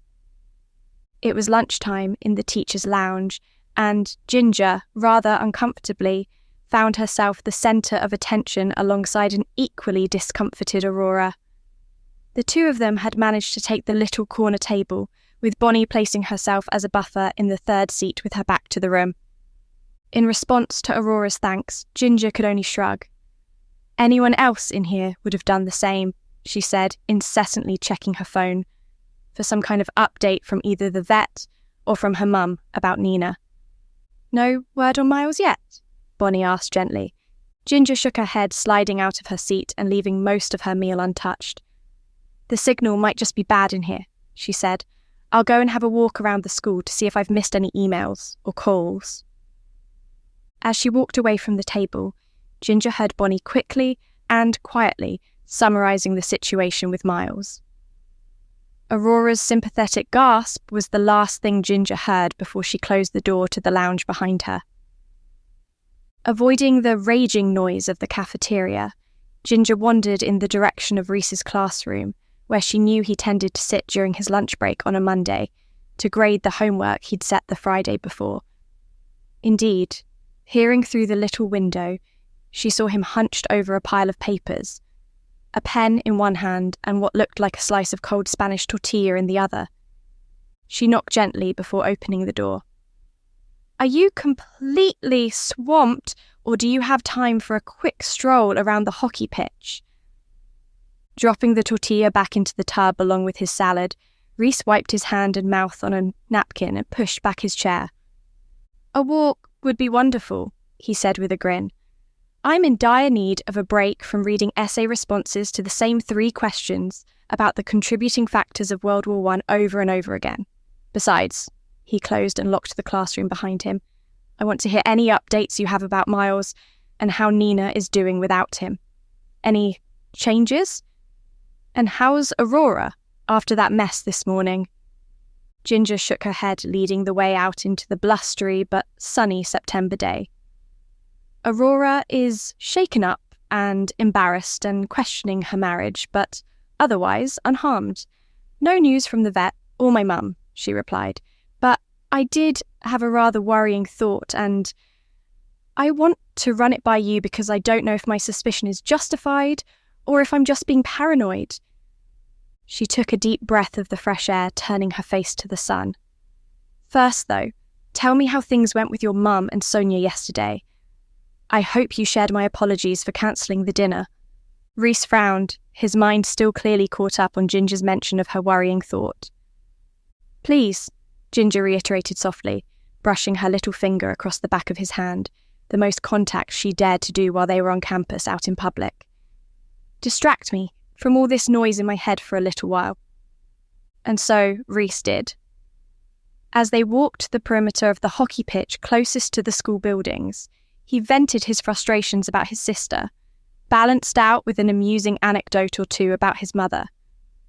"Maggie is a saint for offering to play tour guide to Mam and Sonia today," he said, kicking a stray pebble off into the rougher grass at the edges of the pitch. "Means I'll get a bit of a quiet time when I get home from work to just take a breath." As if to punctuate the statement, he took a deep lungful of air, chest swelling so large it threatened the buttons on his shirt. Then exhaled slowly. "Now," he said, gently beamping his shoulder against Ginger's, "tell me what's bothering you. I can practically hear the cogs turning in that head of yours." Taking a few more moments to try and find the right words, Ginger sighed. "Obviously worried about Miles," she said, sensing Reese nod in her peripheral vision. "And about Nina, since she's missing her brother. But the thing I can't stop thinking about is how Miles got poisoned in the first place." She drifted toward one of the spreading oak trees at the edge of the sports fields, leaning her back against the rough, lichen-stained bark. "The vet is trying to find out what he ate that would have caused such a reaction, but says that it was herbal, natural rather than chemical," she said, looking up into the dappled canopy of leaves. "But there is nothing in my house that he could eat that would poison him, Reese. Certainly nothing that hasn't been there for years, and he wouldn't just eat a random houseplant out of nowhere." "So, what are you thinking?" Reese asked carefully, stooping to pick up an early dropped acorn, twirling the green nut in his fingers. Here Ginger paused again. How did she find a way to say that she suspected Katrina, without sounding like she'd gone slightly insane from stress and exhaustion? And if she was wrong, then she would be the gossip monger that Katrina had accused her of being. "I think," Ginger said slowly, "and I have no real evidence of this other than a hunch and a disturbing phone call, but I think Katrina Blythe might have poisoned Miles." Chapter 20. Reese frowned. "Why would she do that?" and so Ginger told him about the furious phone call she had received on Saturday from Katrina. "Why didn't you tell me before?" Rhys asked when she was done. His frown was now folding his forehead into a series of lines. "Even if she wasn't explicitly threatening you, she had no right to call you to yell about half-baked accusations." "There hasn't exactly been a good time in the last few days to bring it up," Ginger said wearily. "Honestly, I didn't even think about it until I heard Aurora's husband get all threatening today. But once the thought appeared, I couldn't get rid of it." "Do you really think that Katrina would do something to the cats?" Rhys asked aloud. "If she did, she must understand that it would only bring her under more suspicion in the Sarah Sontag case." Ginger shrugged helplessly. "See, this is why I don't know if I should bring it up to Ryan or not. I was willing to let the phone call go because I know what it's like to be under the kind of pressure Katrina is experiencing, and there are her kids to think about, and her business, and I might just be gluing all this together with coincidence and circumstantial evidence, but there's a chance," Rhys finished for her. Silently, Ginger nodded. "I promised you and Ryan and myself that I'd keep away from this case," she said, spreading her hands helplessly. "But what if Katrina did poison Miles? With a natural poison, not a chemical one. Just like with Sarah and the Yewberry jam?" Rhys said nothing, but Ginger couldn't seem to stop the words spewing out of her mouth. "Especially when it was the Yewberry jam that it would appear Katrina made, that was the cause of death," Ginger said. "Not to mention that when I was leaving her farm just last week, she was burning a huge load of freshly cut yew. What if she was covering up evidence that she had yew on her property?" The look Rhys gave her was sharper than before. "For someone who said they were keeping away from this case, you seem to have an awful lot of knowledge and theories," he said, tossing the acorn deeper into the trees. A cold feeling wrapped around Ginger's throat as she saw the worry and the hurt on Rhys' face. "I don't know what to tell you, Gin," he said, shrugging as he looked at the ground, "because you seem to have mostly made up your mind already that there is something going on. So, tell your brother about it. Or don't. Do whatever you feel you need to, just don't call me in to help with any of it." "Rhys," Ginger said desperately, trying to fix whatever damage she had done, but he turned away. "I don't know if we ever really talked about how you tricked me into helping you the last time you fell down the rabbit hole of a case," he said tightly. "Now, you know me, I don't like to let my feelings simmer and fester. I'll either talk something out then and there, or I'll move past it." Ginger wisely decided to hold her tongue and not bring up the fact that this didn't seem to apply to Sonia. Being petty was not called for here, especially when Rhys looked at her with huge eyes filled with genuine hurt. "But I don't know if I fully moved past the fact that you used our new friendship to make me take part in something that I wouldn't have agreed to if I'd known." He shook his head. "You lied to me, then avoided any kind of real confrontation about it, and then the case was over and done with. You nearly died, so it didn't seem right to bring it up then and there. And then we were all moving past it, and I didn't want to dig up past trauma, so I just let it go." "Apparently not as much as you thought you had," Ginger said softly, filling her voice with sympathy to make it clear she wasn't being confrontational or aggressive. Rhys sighed. "I made myself forget it, especially when we started moving into a really strong friendship and then getting even closer and then starting to consider that maybe we wanted to be more than friends. He clutched helplessly at the air, didn't want to jeopardize that by mentioning that this one really bad thing that you did almost a year ago still makes me worry if you're lying to me about certain things. Or if you're subtly manipulating me into a situation in a way that I can't see." All Ginger could do was wrap her arms around her stomach, feeling sick as she saw for the first time the long-lasting effect that her behaviour had caused. "I'm so sorry," she whispered. "Oh, Rhys, I really am so sorry." He gave her a soft look, affection that she didn't feel she deserved filling his dark eyes. "I know. he said softly. I know you are, and I know that not all of my trust issues are from this one thing. It's deeper than that, and you just happened to hit a vein. He let out a regretful groan, rubbing his hands over his face. This is not the best time or place for this conversation, he said, giving her an apologetic look. I'm sorry. This isn't what you needed today, on top of this stuff with Miles and worrying about Katrina. It was clearly something you needed to get off your chest, Ginger said softly, still working over the guilt sitting heavy in her stomach. And I want to have that conversation with you, to work out if it's something you really can work past. She looked up at him, forcing herself to keep her tears at bay for fear of seeming emotionally manipulative. But maybe not now, not today, maybe not even for a couple of days. There's just too much going on already. Rhys nodded slowly in agreement, suddenly very interested in his hands. Why don't we table this until after Sonia goes home? She's meant to leave Wednesday or Thursday, I think. I think some space for a couple of days would do us good, Ginger added slowly. We've both got a lot going on right now, and we're both feeling pretty tense, I think. Maybe some time apart to think would be helpful. I'll keep you updated on Miles, of course, she quickly added. Rhys worried at his lip, clearly wanting to say something more, but then glancing at his watch. I need to get back to class, he said tentatively, holding out his arms for a hug, his expression betraying that he didn't know if she would accept it or not. But Ginger did, stepping into the solid circle of his arms, breathing deeply of his musk. The hug was soft and brief, and it didn't eradicate the burden of guilt and shame worming between Ginger's ribs.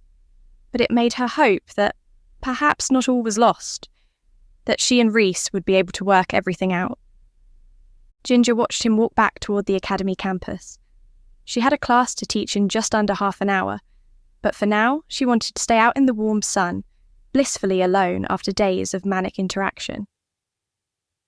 Laying down her sky-blue cardigan on the long grass, Ginger tucked herself into a hollow of the oak's trunk, placing the tree between herself and the academy. The breeze murmured softly to her, the leaves singing a lulling a cappella arrangement to soothe her mind. Taking out her phone, Ginger deliberated for several long minutes before she looked up her brother's work phone number and called him. It rang only twice before he picked up. Hello? Ryan sounded stressed, with only a thin veneer of professional courtesy covering the snap in his voice. Ginger hesitated before speaking, wondering if this was perhaps not a good time for her to raise her concerns. It felt like trying to serve a custard that wasn't fully set. I have caller ID, Gin. I know it's you. His voice this time was a little softer. Is everything okay with Miles? I don't know yet, Ginger replied softly, but I wanted to let you know something. It might be nothing, and maybe I shouldn't even bring this up, but it's bothering me, and I'm worried that if I don't say something, I'll regret it, and... Well, either say it or don't, Ryan cut in. I'm meant to walk into a briefing with some of the top brass in literally 2 minutes. Oh. All at once, Ginger was tongue-tied with no idea of what she was trying to say. Okay, short version. Katrina Blythe called me on Saturday, accused me of spreading gossip about her to the press, and finished with a vague threat about how I would regret it. Later that night, Miles got sick, and the vet is saying it was some kind of nature-based poison. She paused before reluctantly adding, like the yew-berry jam was. So, what you're saying is... Ryan left the words hanging, making it clear that she was going to have to say it herself. He wasn't going to fill in the blank for her. I have a suspicion that Katrina might have poisoned Miles somehow, Ginger said slowly, and if she did, then it makes it seem more likely that she might have poisoned Sarah, yes? There was a long, long silence. Ryan was so quiet that Ginger could hear a desk phone ring in the background. When her brother finally spoke, his voice was flat. We are not doing this now, he said. You have no idea the pressure I am under to solve this death. I've got my bosses, the BBC, the public, everyone breathing down my neck, and you're calling me with a vague notion that our main suspect maybe, possibly, might have poisoned Miles.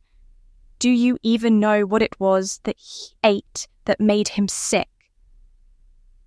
No, Ginger admitted reluctantly, massaging her temples. This had been a bad idea. You're right, I shouldn't have brought this up. No, Ryan said shortly, you shouldn't have... His voice went muffled for a moment as he covered the speaker while he spoke to someone. I need to go, Ryan said. Please don't let this be the start of you digging around in my case, Gin. If you want to solve something, find out what it was that made Miles sick. If there's any kind of viable link to Katrina, and you can gather proof that she deliberately got Miles to ingest a poisonous substance, following through on her verbal intimation of threat, then tell me, and we can talk. Until then, let me do my job. He hung up before she could say goodbye, leaving Ginger staring silently at her phone. The silence only lasted a few seconds, though, as by the time she tucked the phone back into the pocket of her black A-line skirt, there came a horrifying series of hisses, like air being let out of hundreds of tyres at once. Peering around the trunk of the tree to look out onto the sports fields, Ginger was surprised to see a small rainbow lake of foam and liquid covering the grass. Several bottles spread across the grass, still vomiting out spurts of neon-toned foam. At the centre of it all, Ollie Harrington and Sam Cornwallis were howling with laughter. The two of them high-fived, then nimbly skirted around the spreading foam and moved on to the next hockey pitch as Sam pulled several 2-litre plastic bottles out of their backpack. As Ginger watched, caught somewhere between horror and bemusement, they tipped something from their hand into the bottle, loosely screwed the lid back on, and then handed the bottle to Ollie. He then promptly hurled it across the pitch, proving why he was the star bowler of the Academy's cricket team. As the bottle hit the ground, there was another pop and hiss. Immediately, more sticky, brightly coloured goop burst forth. Never a dull moment, Ginger muttered to herself, reluctantly getting to her feet, picking up her cardigan, and approaching the two teens to ask what exactly they thought they were doing. Chapter 21. Interesting art project you're doing here, Ginger said casually as she approached Ollie and Sam. From the way the pair jolted in surprise, whipping around to face her, it was clear they both had thought they were alone. Oliver's face immediately fell into an easy smirk, but Sam nonchalantly tried to hide another bottle behind their back. Ginger just raised an eyebrow. "Come on, Sam," she said. "I'm not blind." "You could be," Ollie said, blue eyes quickly flicking to the gently hissing pile of foam. "For instance, you maybe didn't see either of us here. In fact, you haven't seen us at all today." Folding her arms, Ginger stared down at the 17-year-old boy currently giving her a cocky look. It was a look that Oliver had clearly perfected over the years, and it spoke of privilege and being used to getting away with pretty much anything he wanted. Sam, by comparison, was struggling with their facade of disinterest. There was a hint of nervousness in their dark green eyes, and they chewed on the snakebite lip piercing they were wearing in clear violation of the Academy's dress code. "Don't you have a class with me in about 10 minutes? Ginger asked Sam, ignoring Ollie for now. "Yeah," Sam said, the wind catching their shaggy blonde hair that reached their shoulders. "Guess we're both going to be late, aren't we?" Ginger couldn't stop her twitch of a smile. "Touché," she granted begrudgingly. "Doesn't change the fact that I've just watched you two vandalise school property." She wrinkled her nose, staring at the colourful mess surrounding the three of them. "What even is this stuff? Is it going to kill the grass?" Ollie shrugged. "I'm sure the school will find the funds to save their precious hockey pitches." Ginger narrowed her eyes, trying to keep any obvious dislike off her face, knowing that he would enjoy knowing he had riled her up. "Didn't you try out for the hockey team this year and not make the cut?" Sam coughed out a laugh. "Ooh, you just got called out so hard, dude." Ollie scowled. "It was for a laugh," he snapped. "Didn't actually care about it, you know." And it won't kill the grass, Sam cut in. Might stain it some fun colours until the next time it rains, but there's nothing chemical in there. They shrugged. I wanted to set them off in the cafeteria, so this place finally tasted the rainbow. But Ollie was the one who suggested the pictures. How very thoughtful, Ginger replied sardonically, then sighed. Come on, both of you. Back to the academy. You all turning us in? Ollie asked, grabbing his rucksack. Lame. Ginger paused, asking herself if she really had the emotional energy today to go through the process of reporting the two teens for what appeared to be a relatively minor prank. And she was already late to teach her class.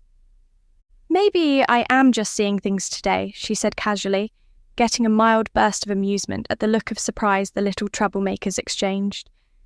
But listen closely. If I find that you're causing more mess and work for the cleaning staff at this school with any more of these silly pranks, I will spill everything like my name is Edward Snowden. Understood? Sam and Ollie nodded frantically, visibly relieved to be off the hook despite their earlier attempts at being disinterested in potential repercussions. Sorry for calling you lame, Ollie muttered. This is pretty cool of you, Miss Burnet. His words gave her a little thrill of delight. This, more than anything, highlighted to Ginger that she really must be having a bad day if being called cool by a wannabe rebel without a cause brought her a shred of happiness. Sam, you're coming to class with me, Ginger said, beginning to walk away. Ollie, go and do whatever it is you're actually meant to be doing right now, and just know. She turned so she was walking backwards, then pointed from her eyes to the two teens. I'm watching you. Asterisk, asterisk, asterisk. Another day passed with no news about what had poisoned Miles. Reese reduced his texting to only a simple good night and good morning. Ginger felt guilty because she actually felt relieved at having some breathing space. Katrina didn't instigate any more aggressive calls, but she barely left Ginger's mind all night, regardless. Exhausted of almost all other options, Ginger let herself sink into what she hoped would be a simple Tuesday of classes. Then, all she wanted was to go home for a bath and some snuggle time with Nina. She even managed to finish teaching all her classes before more chaos landed on Chiswick Park Academy. It was just after 3 o'clock in the afternoon, and Ginger was just finishing cleaning up the workstations. Her most recent class, which consisted of nearly a dozen 11-year-olds, had been attempting to make edible floral arrangements out of a variety of confectionery. There was chocolate, mallow, fondant, and edible glitter seemingly everywhere. Although she knew the cleaning staff would have the place spotless and free of all sticky stains by the following day, Ginger preferred to tidy the worst of it herself. Not only did it seem like a thoughtless action to leave such a mess to harden, making it even more of a pain to clean, but she was enjoying the simple motions of wiping down each workstation, turning the water in the sink into liquid glitter beneath the soap suds. Her moment of mental calm was interrupted, however, by a hurried knock on the door. She looked over to see Amelia clinging to the doorframe, her eyes wide with excitement. "You're going to want to come and see this, miss," she panted. "There's a new mystery afoot in the school." Ginger fondly rolled her eyes a little at her apprentice's melodramatic turn of phrase. "Have you been reading Conan Doyle again?" she asked, tossing the cloth into the sink and wiping her hands on her apron. "We're doing Hound of the Baskervilles as a play in drama class," Amelia admitted, ushering Ginger to follow her. "But that's beside the point. Come with me." When Amelia led her to the science and chemistry wing, Ginger's heart immediately sank. Once again, a little crowd had gathered around Aurora Fox's classroom door, and it wasn't students waiting for a lesson. Louise, her blonde hair in the 2 tight braids she'd adopted as her core style this year, wormed her way out of the crowd to greet them. "We don't have much time before someone takes it down," she said, holding out her phone to Ginger. "I was one of the first ones here, so I got some good photos before everyone started getting in the way." Taking the phone, Ginger swiped through the pictures, backing into a nearby alcove to avoid the students and teachers, slowly filtering into the corridor. Louise had done an excellent job of making sure the photos were well framed and in focus, making it easy to see every detail of this latest development. "I see you're leaning into your interest in journalism," Ginger noted with a wry smile. "These had better not be going into the school paper or that illicit gossip newsletter. All the teachers pretend not to know about that. You two circulate around the dorms." On the door to Aurora Fox's classroom, someone had taped an A4 sheet of paper covered in printed words that had carefully been cut out of a book. At first, Ginger's reaction was amusement at the stereotypical ransom note style of the poster, but the smile slid off her face as soon as she began reading what the words actually said. "Oh, this is not good," Ginger muttered, looking up at Louise and Amelia. "Whoever did this isn't messing around. This is blackmail." Chapter 22. Frowning, Ginger read the blackmail note once more, zooming into the photos when needed. It read, "The fox that strays from its den is the fox that is caught unaware. And you, Aurora Fox, have strayed far indeed. I know what you did, what laws of God and man you have violated, and soon so will your husband. Soon so will everyone. Soon all will know of the lengths you will go to for a man who is not your husband. The hounds have been released. The hunt master sounds the horn. Time to flee, little fox, before you meet your ruin." "Nice to see they've at least got a flair for the lyrical and the dramatic," Amelia muttered. "More like cliché and trite," Louise snorted. "They overwork the fox connection and metaphor far too much, and revealing their hand, showing that they know about an affair, they've lost half of their power right there." "So what's the point of it?" Ginger said quietly, rereading the note. "And what book do you think they used to cut out all the words?" "I got a close-up look at the letter, and I'd hazard a guess to say the Bible," Louise said, taking her phone back and zooming in even more on the photos. "Can you see how thin the paper of the words is? And look, whoever did this wrote with a pen on top of the typography so it would stand out properly." The attention of the three of them was pulled away from the phone by Ava's voice. They leaned out of the alcove, looking into the hallway, in time to see her flapping at the crowd as if they were pigeons to be frightened away. "The lot of you should be ashamed of yourselves," she barked, shoving through the gathered students, showing more emotion than Ginger had ever seen before. "Whoever did this, whoever desecrated a copy of the Holy Scriptures, the Lord is watching you, and you will be judged." Mildly disconcerting that she seems more bothered that someone cut up one of the outdated Bibles from the library rather than the fact they used it for a blackmail note, Louise said, joining the others filming the outburst. Ginger pushed the mobile down. "Put that away," she reprimanded. "Gossip won't help anyone." "It's gathering evidence," Louise protested. "I want to crack this story." "It'll be the only thing on anyone's Snap story for the rest of the day," Amelia pointed out, folding her arms and watching intently. "I'm just worried about what will happen when Mrs. Fox gets here." "You will feel his wrath upon you like 1,000 burning suns," Ava continued, her face filled with real passion. Ginger began to feel slightly pitying. She understood Ava's distress, but this wasn't the time or place for it. Neither was it the primary issue at hand, as Louise had pointed out. "Stay here," Ginger murmured to Amelia and Louise, before stepping out into the hallway, intent on steering Ava away into some quieter waters. The older woman was reaching a fever pitch. "For it is written that whoever alters the word one jot or tittle—" "Why are you talking about tits, miss?" Sam laconically asked from their place leaned against the wall. "Seems a bit inappropriate to say that kind of stuff around a bunch of kids." At that moment, Ginger placed a hand on Ava's arm, halting whatever response she was about to give. "If the lot of you don't move on from this corridor right now, I'll put you all in detention cleaning and taking stock of the sports equipment with Miss Ellis and Mr. Burns," Ginger threatened. "It'll take days to get the smell of the tape from the sweaty lacrosse handles out of your nose." With some minor grumbling and muttering, The crowd departed.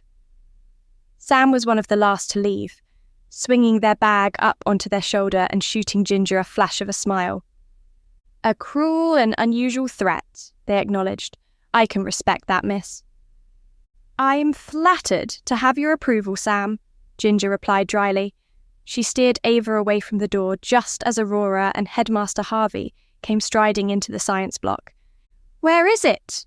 Aurora demanded, coming to a complete halt when she saw the poster. Slowly her hands came up to cover her mouth, and Ginger's heart broke as she saw tears of embarrassment and anger fill the other woman's eyes. "Headmaster," Ava said quietly, stepping closer to George, "as you can see, someone has likely vandalized school property. Not only that, they've destroyed a copy of the Bible, a slight that cannot be overlooked." "Later, Ava," George insisted, holding up a hand to block the flow of words. "There are more pressing matters at hand than a damaged book." This finally seemed to take the wind out of Ava's sails, and her posture relaxed. "Yes, Headmaster," she said, folding her hands in front of her demurely and backing away. Ginger, however, couldn't help but watch George Harvey. For some reason, he wasn't wearing his glasses today. Without the distracting large black plastic frames, the expression on his face was easier to read. The tense and nervous expression he usually wore was absent, replaced with an achingly gentle expression. He stepped up beside Aurora and pulled her into a hug. Immediately, Aurora broke into sobs, trying to muffle them in her hand. "Why is someone doing this?" she sobbed. Catching sight of Amelia and Louise lingering awkwardly in the alcove within sight of this, Ginger quickly pulled Ava aside. "I don't think it's appropriate for us to be here," she said to the older woman quietly, "and neither should the two girls. I suggest we go and make some tea for Aurora and the headmaster for them to have in his office. Perhaps also bring some goodies in on a tray for them. It's been a horrible 2 days for Aurora. She deserves something nice. There are the little fairy cakes we decorated in class today," Amelia suggested in a tentative whisper, tiptoeing closer. "And there was fruit salad at lunch that we could put in little pots." "That sounds perfect," Ginger said, glancing back to where Aurora was sniffling, while George Harvey spoke to her in tones inaudible to the rest of them. "Come on." Ginger ushered the others away, but was unable to get the image of Aurora's horror and distress out of her head. Maybe Aurora was having an affair. Maybe she wasn't. The note suggested that she was, but it might just be a power play, a way to humiliate Aurora in public with no way to defend herself without bringing her personal life out into the open. As Ginger helped Amelia make up a little tray of tea, cakes and fruit to take to the headmaster's office, it felt as if her head was full of swirling leaves. Sarah Sontag's still unsolved death, the unknown maker of the Yewberry jam, Miles' poisoning, Katrina's threats, the note that had been sent to Aurora's husband, and now the note stuck to the door of her classroom. So many disparate pieces. But were all these leaves from the same tree? Or had the winds of chance blown them all into the same heap on a whim? Carrying the tray to George Harvey's office while Amelia padded behind her with the pot of tea, Ginger couldn't help but reflect. It didn't seem to matter how much she tried to stay out of trouble and away from mysteries. They always seemed to find her. Ryan had already told her to find out on her own what had nearly killed Miles. Maybe it was time to start asking some questions about the source of these other leaves too. Chapter 23. It was dark, and something was screaming. Pulled sharply from the depths of sleep through the mental fog, Ginger gasped as she tried to make sense of what had woken her. Pushing her hair out of her eyes, she eventually realised it was her phone ringing over on her dressing table. Stumbling out of bed, nearly tripping on a corner of the quilt, Ginger finally managed to get hold of her phone. She answered without looking at who was calling. "Hello?" she mumbled, shivering in the cold of the dark room. On the bed, Nina's eyes glowed green gold in the barely present blue light cast by the charger of Ginger's laptop. Ginger? It was Bonnie, and she sounded frantic. Did I wake you up? I'm sorry. I know you need the sleep. Bonnie? Ginger yawned, burrowing back under the duvet and quilt. Nina immediately came to curl closer to her warmth. I know I'm usually up early, but it's like 5 a.m. What's going on? George Harvey is in the hospital. He's barely alive, Gin, and it looks like he's been poisoned too. Ginger was immediately awake. What? There were tears in Bonnie's voice when she spoke next. Despite his oddities and sometimes standoffish behaviour, the teachers and students were all deeply fond of George Harvey. One of the house mothers, it's Paula, she does 3 days a week as the nighttime house mother for Waterford dorms. She found him, Bonnie said. She noticed the light was on in his office when she was doing her usual rounds of the dormitories and found him in his office, passed out, barely breathing, and unresponsive. Ginger pressed a hand to her mouth, her mind immediately racing. What made them think it's poison? Paula was there when the EMTs arrived, Bonnie said, sniffling. They said from the symptoms it looked like poisoning. They also took away with them the remains of a pot of tea that it looked like he'd been drinking. Quietly, Ginger swore. I really, really hope it wasn't the same pot of tea that I made for him yesterday afternoon, she muttered, stomach clenching at the thought. Because 2 people getting poisoned by things that I made is going to earn me a lot more time in an interrogation room at Chiswick Police Station. Bonnie swore too, then took a few moments to think. I'm sure it won't be the same one, she said reassuringly.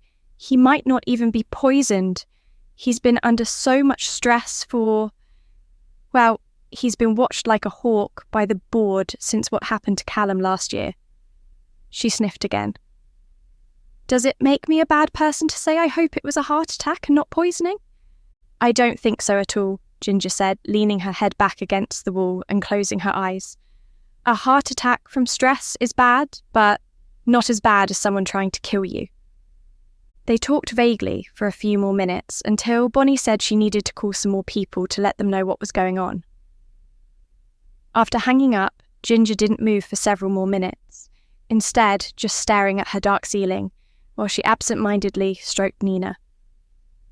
Any formless theories in the back of her mind about who the culprit could be dissipated like mist. The new information of Harvey's collapse and possible poisoning complicated things even more. Although she'd been trying not to think about it, Ginger couldn't help but admit that, from the information she had, Katrina was definitely a suspect. If operating under the assumption that the simplest explanation was the correct one, then it would suggest that Katrina was the one who had made the jam. But was it an experiment? An accident? Had she intended to bring that exact jar with her to the festival? Those were the questions that made even the simplest explanation not so simple after all. And now, George Harvey, someone who was apparently an old flame and friend of Katrina's, had suffered what could be a heart attack or even poisoning. If this is baffling my brain, I can't imagine how Ryan feels, Ginger muttered, rubbing her eyes. Nina mewed softly, crawling into her lap to knead insistently on her stomach.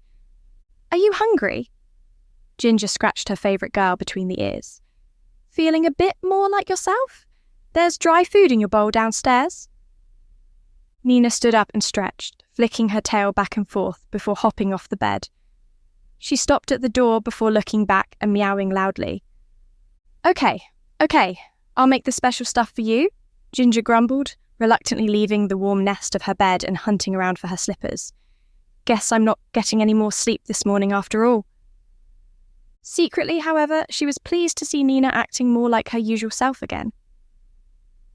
As Ginger wandered into the kitchen, flicking on the lights and setting the kettle to boil, her phone rang once more. This time, it was Reese. Sorry if I woke you, he said, voice still gravelly from sleep, suggesting that he hadn't been awake for very long either. I just Wondered if you had any other contact numbers for Aurora, apart from her home and her mobile. A second mobile number, perhaps. I don't, Ginger replied, stifling a yawn. Are you trying to reach her to let her know about George? I see Bonnie has already been in touch, Reese said. She woke me up with the news. Isn't it awful? I hope he's okay. Ginger poured herself some tea. I'm sure the student rumour mill will have produced a dozen different explanations by lunchtime. Do you know what we're meant to tell the kids? If we're even telling them that the headmaster isn't in today, that is. I believe we're saying he came down with the same illness that Blake did, Reese said. And, while it's horrible to even have to think about it, we'll have to find a way to break the news carefully if he passes away. A sigh escaped Ginger's mouth before she could stop it. So, were you trying to get in touch with Aurora? She asked, wanting to change the subject. The thought of yet another death was too much to handle at this time of the morning. And yes, I called her mobile, and she's not picking up, so then I called her house and had a lovely chat with her husband. His tone was dry. Such a pleasant individual. Didn't sound accusatory or suspicious at all when he asked why I was trying to call his wife at 5 a.m. I'm sure we can catch her up on things when she comes into work today, Ginger said. There came a crash and then a yowl of displeasure from the pantry. I've got to go, Ginger said quickly. Nina's done something. Of course, Reese replied, then hurriedly added, Any news about Miles yet? He's sleeping a lot and is very quiet, but the vet doesn't think there will be any permanent damage from the time he was unconscious. Ginger pulled open the pantry door, wondering how Nina had managed to open it in the first place. He's going to stay in for observation for a few more days, just to be sure. That's good. Reese sounded genuinely relieved, a fact that warmed Ginger's heart. However, she couldn't stay and chat. Nina was perched on one of the shelves, holding up a paw that was steadily dripping blood onto the tiled floor that was covered in glass. Ginger swore. I'll call you back, she said to Reese and hung up. What did you do, you silly thing? Did you knock one of Ava's jars of chutney off the shelf? She asked Nina, carefully scooping her up and checking the paw to see if there was any glass embedded in the pads. Just as well I've got several of them. Nina squirmed, still mewling unhappily, and Ginger sighed, cradling her cat closer and going in search of the cat carrier. Looks like we're off to the vet again, she scolded gently. Maybe I should just move in there too. It would be easier than driving back and forth all the time for you two ragamuffins. Chapter 24. Nina, as it turned out, needed stitches. The sympathetic vet, taking one look at the frazzled mess that was Ginger at 7 a.m, kindly offered to keep Nina at the clinic for the day at no extra charge. She even offered to put Nina in with Miles in the recovery wing, and so Ginger left her 2 cats curled around one another, delighted to be reunited. Rushing into her classroom nearly 20 minutes late, her hair still damp from the shower, Ginger was surprised to see Ava leading the lesson.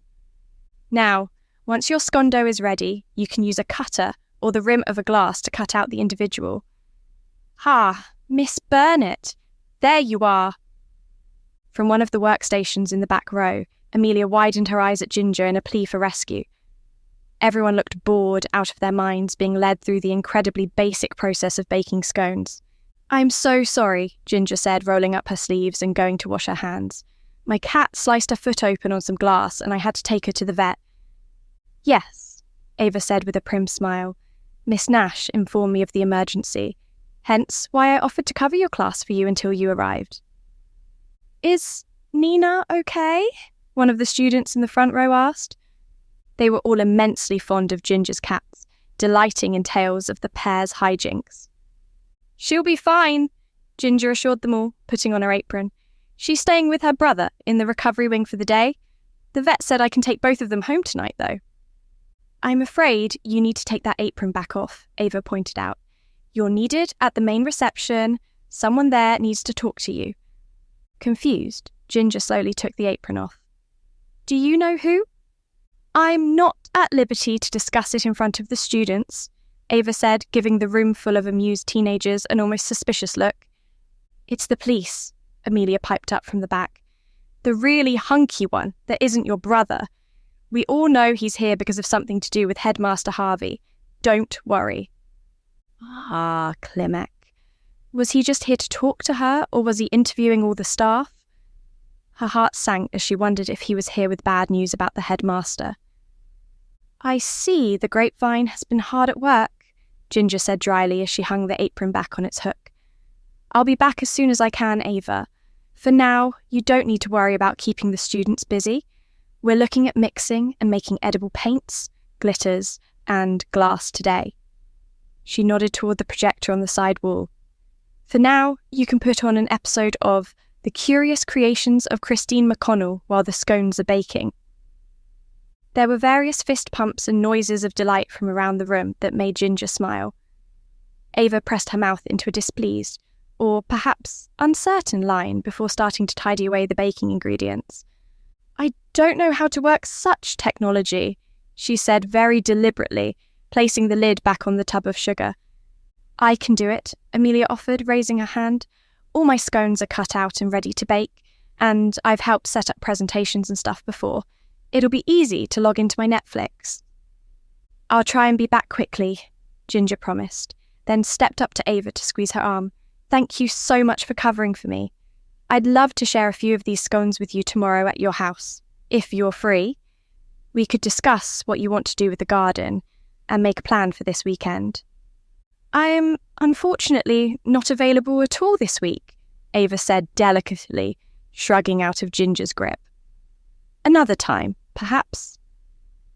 Of course, Ginger mumbled, slightly confused. Had she done something to offend Ava? Maybe Ava didn't actually want someone to tame her garden, and Ginger had misread things. Ginger wasn't sure, but she couldn't ask Ava about it now. She needed to go to Clemek. Asterisk, asterisk, asterisk. Ginger found Clemek in reception attempting some form of conversation with Aston, the overly stylish and door-humoured receptionist. I've got one of the meeting rooms booked for you, Aston said as soon as he saw Ginger. I did tell DCI Clemek he could wait in there for you. Why do that when I can share your charming company, Aston? Clemek said dryly, exiting his position of leaning on the desk. You wouldn't think it from his eternally glum expression, but Aston and I have been going to the same archery club for nearly a year now.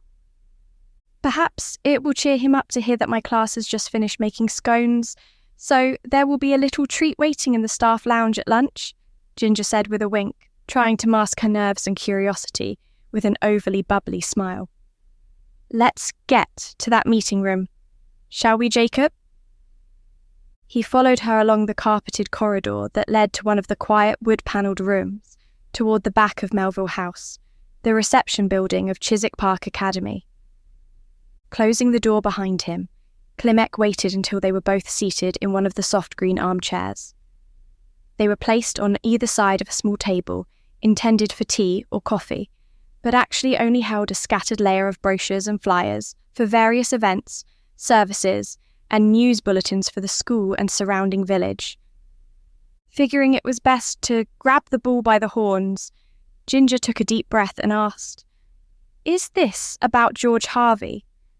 Clemek, who was in the process of taking out his notebook and pen, quickly frowned. "I swear, this school is a never-ending nest of whispers," he muttered. "It's in part about George Harvey, yes. He's currently in the hospital under close observation, suffering poisoning from what appears to be some form of plant-based toxin."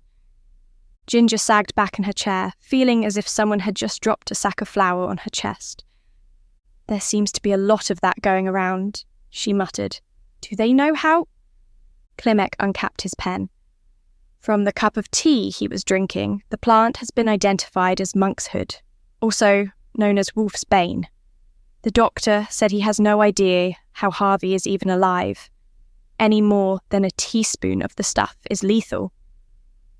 "So, there's no avoiding the fact that someone did this very deliberately?" Ginger asked.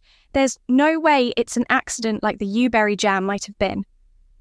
Clemek shook his head. We don't know for sure if those two events are related. Just because they're similar doesn't mean they were performed by the same perpetrator. For a moment, Ginger was tempted to bring up Katrina's phone call and Miles's poisoning. She wanted to point out that 3 poisonings in less than 10 days seemed a little more than coincidental. But then she realised he was right. There was a chance that they were all entirely coincidental. She didn't even know what had made Miles sick yet. What she needed to do was find out what had poisoned him, see if it connected to Katrina, and then take it to Ryan. What if Miles ended up being the linchpin that confirmed her fears about Katrina's involvement? Her rising thoughts had the air knocked out of them by Clemek's next words. "I'm afraid I need to ask you a few questions about Aurora Fox." "I am sorry," she queried. "I thought you said this was about George Harvey being poisoned." "I didn't exactly say that," Clemek mumbled. "Try to at least pretend like you're not trying to solve this case too, Gin." Despite the seriousness of the situation, Ginger couldn't help but smile a little. It had been a long time since Jacob had been so familiar with her, but the smile didn't last long. "Can you tell me about the last time you saw Mrs. Fox?" Clemek asked, pen poised above the paper. "How would you describe her emotional state?" "Upset," Ginger answered, recalling the look of humiliation and distress on Aurora's face when she'd seen the note on her door.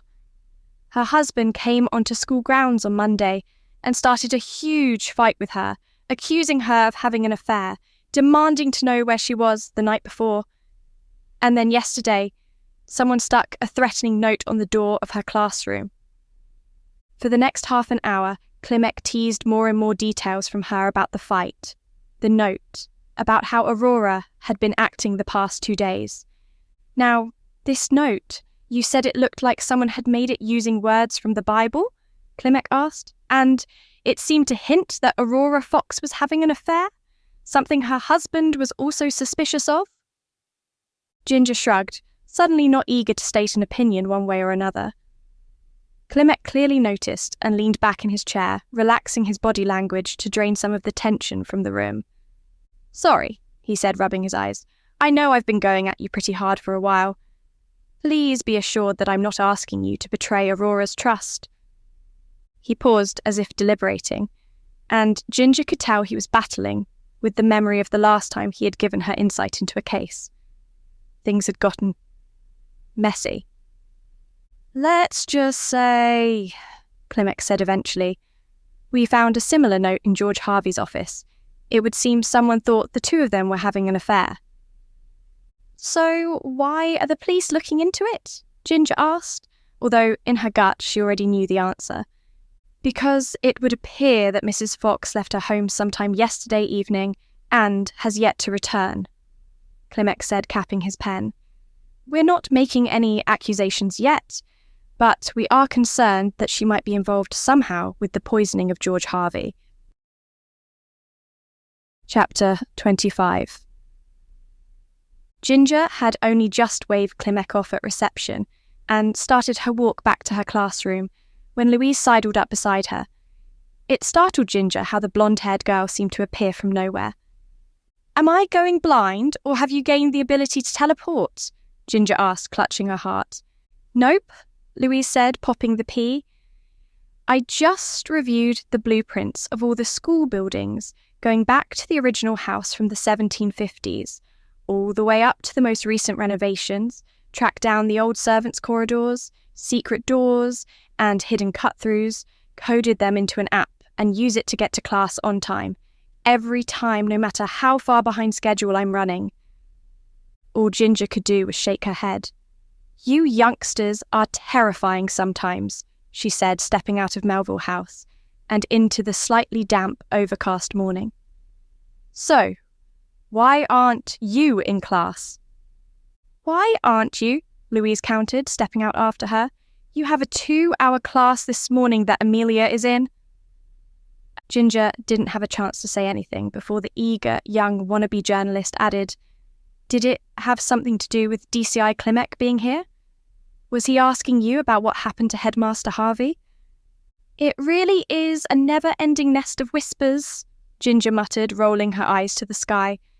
You know I can't tell you anything about anything that might or might not have happened, Louise. You're certainly improving at not being such a snitch, Louise said, referring to the incident the previous year when Ginger had passed something on to the police that risked Amelia and Louise's reputation among the Academy student body. Ginger winced. Harsh. Sorry, Louise said with a grimace, gesturing for Ginger to follow her behind a bunch of tall shrubs to where there was a tiny, ancient-looking wooden door. But it's a good thing, I promise, because Amelia and I have found something out about the blackmail letter, and maybe about what happened to the headmaster as well. The tiny door closed with a soft thud behind Ginger, and she put a hand on Louise's shoulder in the dusty gloom in what appeared to be a back room of the library.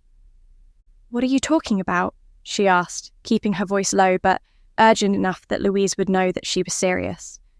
If you know something, you should talk to DCI Klimek. Louise shook her head, her hair almost glowing in the dim light coming through a painted-over window. Our source is scared to come forward. Said he wanted to talk to you first, that you seemed cool and that he could trust you. Ginger crossed her arms. Your source is Oliver Harrington, I assume? She got a small kick of amusement from Louise's look of surprise that she'd guessed correctly. Only one boy in this school is going to call me cool, Ginger pointed out. And fine, I'll listen to what he has to say, as long as he is willing to go to the police once we're done. Now, she brushed away a cobweb, get me out of this dust prison and back to my classroom, so I can at least pretend to have taught a lesson this morning. Asterisk, asterisk, asterisk. If the topic at hand hadn't been so serious, Ginger would have been amused by the trappings of espionage the three teens had embraced. Louise led Ginger to another strange, gloomy room, hidden in the ancient skeleton of the Academy. Ollie was waiting for them there, his tie pulled askew and hands in his pockets. For a split second, his posture reminded Ginger of Gus, another former student of the Academy who had got tangled up in something he couldn't escape. But she gently pushed his ghost aside to focus on the boy in front of her. For the first time in the time she had known him, Ollie looked nervous. You're not going to tell anyone about this, right? He asked, scuffing his patent leather shoe through the dust without care. Like, you won't go straight to the police about it? Ginger sighed. Honestly, it depends on what you're about to tell me. If anyone is in danger or you've broken the law, I'm pretty sure I have to report it. She gave a short laugh. You know, the school has counsellors, right? I teach an art elective, so I don't know why you all keep coming to me about the pseudo-illegal stuff that goes on at this school. Because you didn't tell on me and Sam about the thing on the field, Ollie said. There were dark circles under his eyes, as if he hadn't slept much the night before. I told you it was those two, Amelia whispered to Louise. Had the classic chaotic energy of Ollie and Sam all over it. Louise waved a hand dismissively. Not the point right now. Tell Miss Burnet what you told me, Ollie, about the letter. This immediately caught Ginger's interest. She remembered Sam leaning against the wall watching the chaos unfold over the letter on Aurora's classroom door. Which letter? She asked cautiously. And what about it? It wasn't the one on the classroom door, Ollie quickly protested, as if reading her mind. Although I did want to do a public one. Sam isn't into that kind of thing, though, and said we should just post one through Mrs. Fox's front door. Ginger recalled the crumpled letter she had briefly seen clutched in James Fox's hand as he was forcibly removed from the campus.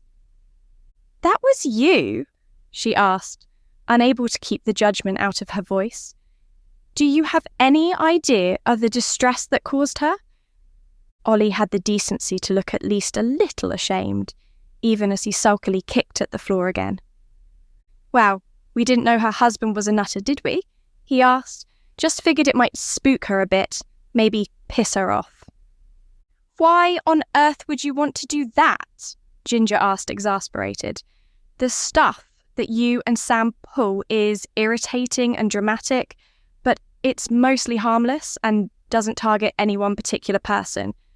So why the letter? Ollie didn't immediately answer, and so Louise did it for him. Because Mrs. Fox gave them both a week of detention for apparently copying each other's homework, she said with a haughty sniff.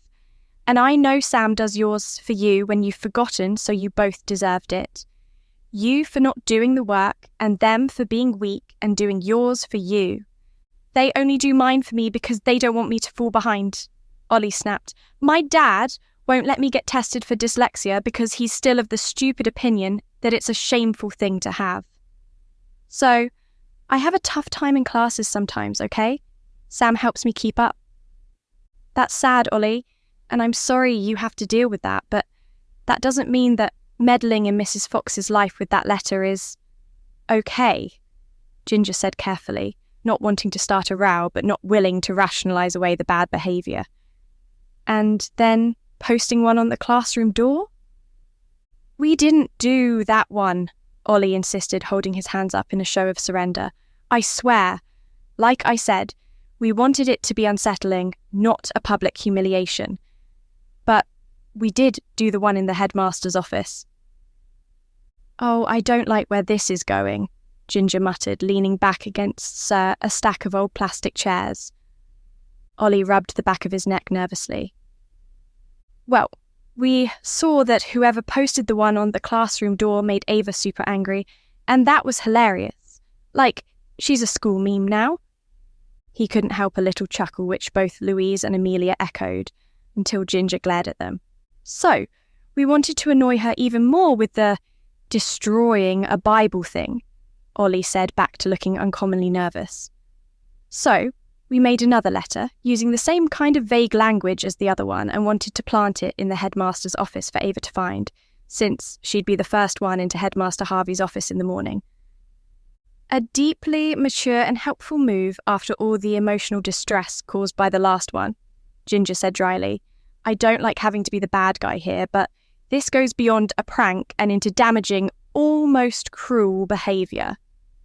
Ollie waved her off dismissively, a hint of his usual arrogance peeking through. That's not the most important thing here, he said. Oh, please, Ginger said sardonically, spreading her arms wide as if to welcome his argument. Do enlighten me. Louise and Amelia shuffled uncomfortably as Ollie scowled at them, as if they were to blame for the judgment coming down on him. The point is that Sam boards here so they could sneak into the headmaster's office after lights out in the dorms, Ollie said. They were supposed to leave the letter and send me a photo. They were keeping me updated with texts, and it kind of felt like a secret mission. Only... He paused, chewing on his lip, looking genuinely afraid for the first time in this whole exchange. Only they never sent the photo. The last text I got was that they thought they heard someone coming, and then nothing. I haven't seen or heard from Sam since. Chapter 26. It never fails to astonish me just how much drama goes on in that tiny town of yours, Maggie said over the video call. And I live in Shakespeare's hometown. I work in a theatre. Little and Greater Chiswick still hold the title. Ginger shook her head all at once, feeling overwhelmed as she thought about it all. I can't imagine how frustrating this must be for Ryan and Klimek, she said. Like Klimek said today, there's nothing more than circumstantial evidence tying the two poisonings together. And now, people are going missing. Aurora still hasn't got in touch with anyone from work, even though she's good friends with most of the faculty. Ginger didn't mention what Ollie had told her about Sam and the blackmail notes. For the time being, she'd agreed to keep it quiet. But if Sam wasn't at school the next day, she would go with Ollie to tell Klimek everything. To everyone's surprise, he'd agreed, clearly worried enough about his friend to admit to what they'd done with the note. But there are enough threads linking things together to make it feel like there are connections, Maggie pointed out, flopping down on her sofa and balancing the laptop on her knees. Like, Katrina is an old flame of George Harvey, but she didn't know Sarah Sontag or have any reason to kill her at all. She did threaten you, and Miles then immediately got poisoned the same night, but you still don't know what caused it. Or I assume the vet hasn't finished getting the samples tested? Ginger shook her head, glancing into the living room, where Miles and Nina were curled together in their large, soft bed in front of the quietly crackling fire in the wood-burning stove. She said they should be coming through by the end of today, and she would email me immediately. Good, Maggie said, looking thoughtful. You don't think Aurora's husband did anything to her, do you? He sounds like a nasty piece of work, honestly. Ginger shrugged, thinking again of James's incandescent rage. It wasn't beyond the realm of possibility that he had snapped. She just hoped that if he had threatened Aurora that she had disappeared to keep away from him, and not because he had caused such injury that she couldn't get in touch with anyone. He's certainly got a temper on him, she admitted, biting her lip with worry. No one has heard from Aurora as far as I know. I just hope she's all right and not... Ginger didn't want to finish the thought that Aurora might be dead. Does Klimek really seem to think that she poisoned the headmaster and then skipped town? Maggie asked, looking at something on her phone. Because I'm in a group chat on Facebook for people from Little and Greater Chiswick, and my goodness, does the gossip get sticky. What group chat? Ginger frowned. I'm not in any local group chat. You don't even live here, so how did you get in? Wait, what are they saying? You wouldn't want to be in this one, trust me. Maggie pulled a disgusted face. It's mostly less than pleasant glee about the drama, sprinkled with a few remarks about Aurora that are slightly too close to being racist than is healthy, and lots of misinformation. She would toss the phone down beside her. Don't these people have anything better to do than gossip about all this? Ginger arched an eyebrow at her friend through the camera. Maggie, we're also talking about this when there are probably lots of other things we could be doing. Style is text a line, left. Maggie flapped her hand dismissively. We're not gossiping. We're theorising and passively investigating. Ginger's laptop let out a ping as she took a sip of her freshly made peppermint tea. Style is text a line, left. Speaking of investigating, she said, seeing she had a new email from the vet. Let's see if we can get any answers about what happened to my sweet boy. She just sent me the lab findings. Style text a line, left. Do you have any idea what it could be? Maggie asked, then paused as there was a knock at her door. Hold on, housemate needs something. Back in a minute. Style text a line, left. Sure, Ginger murmured, minimising Maggie's briefly empty screen to read the email.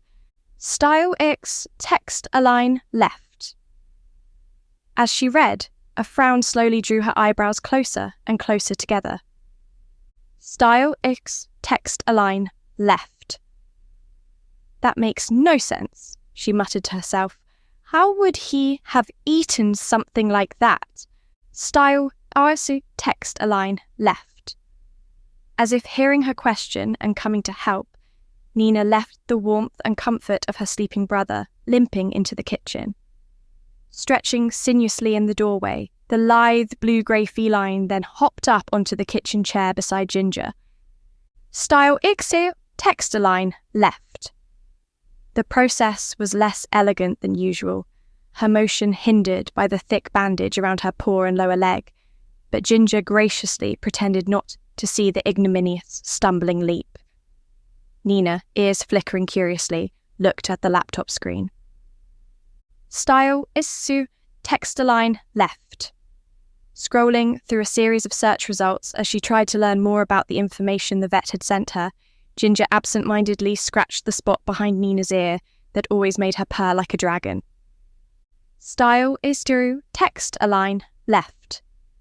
It doesn't make any sense, she repeated, enjoying the comforting vibration of Nina's purring head beneath her palm.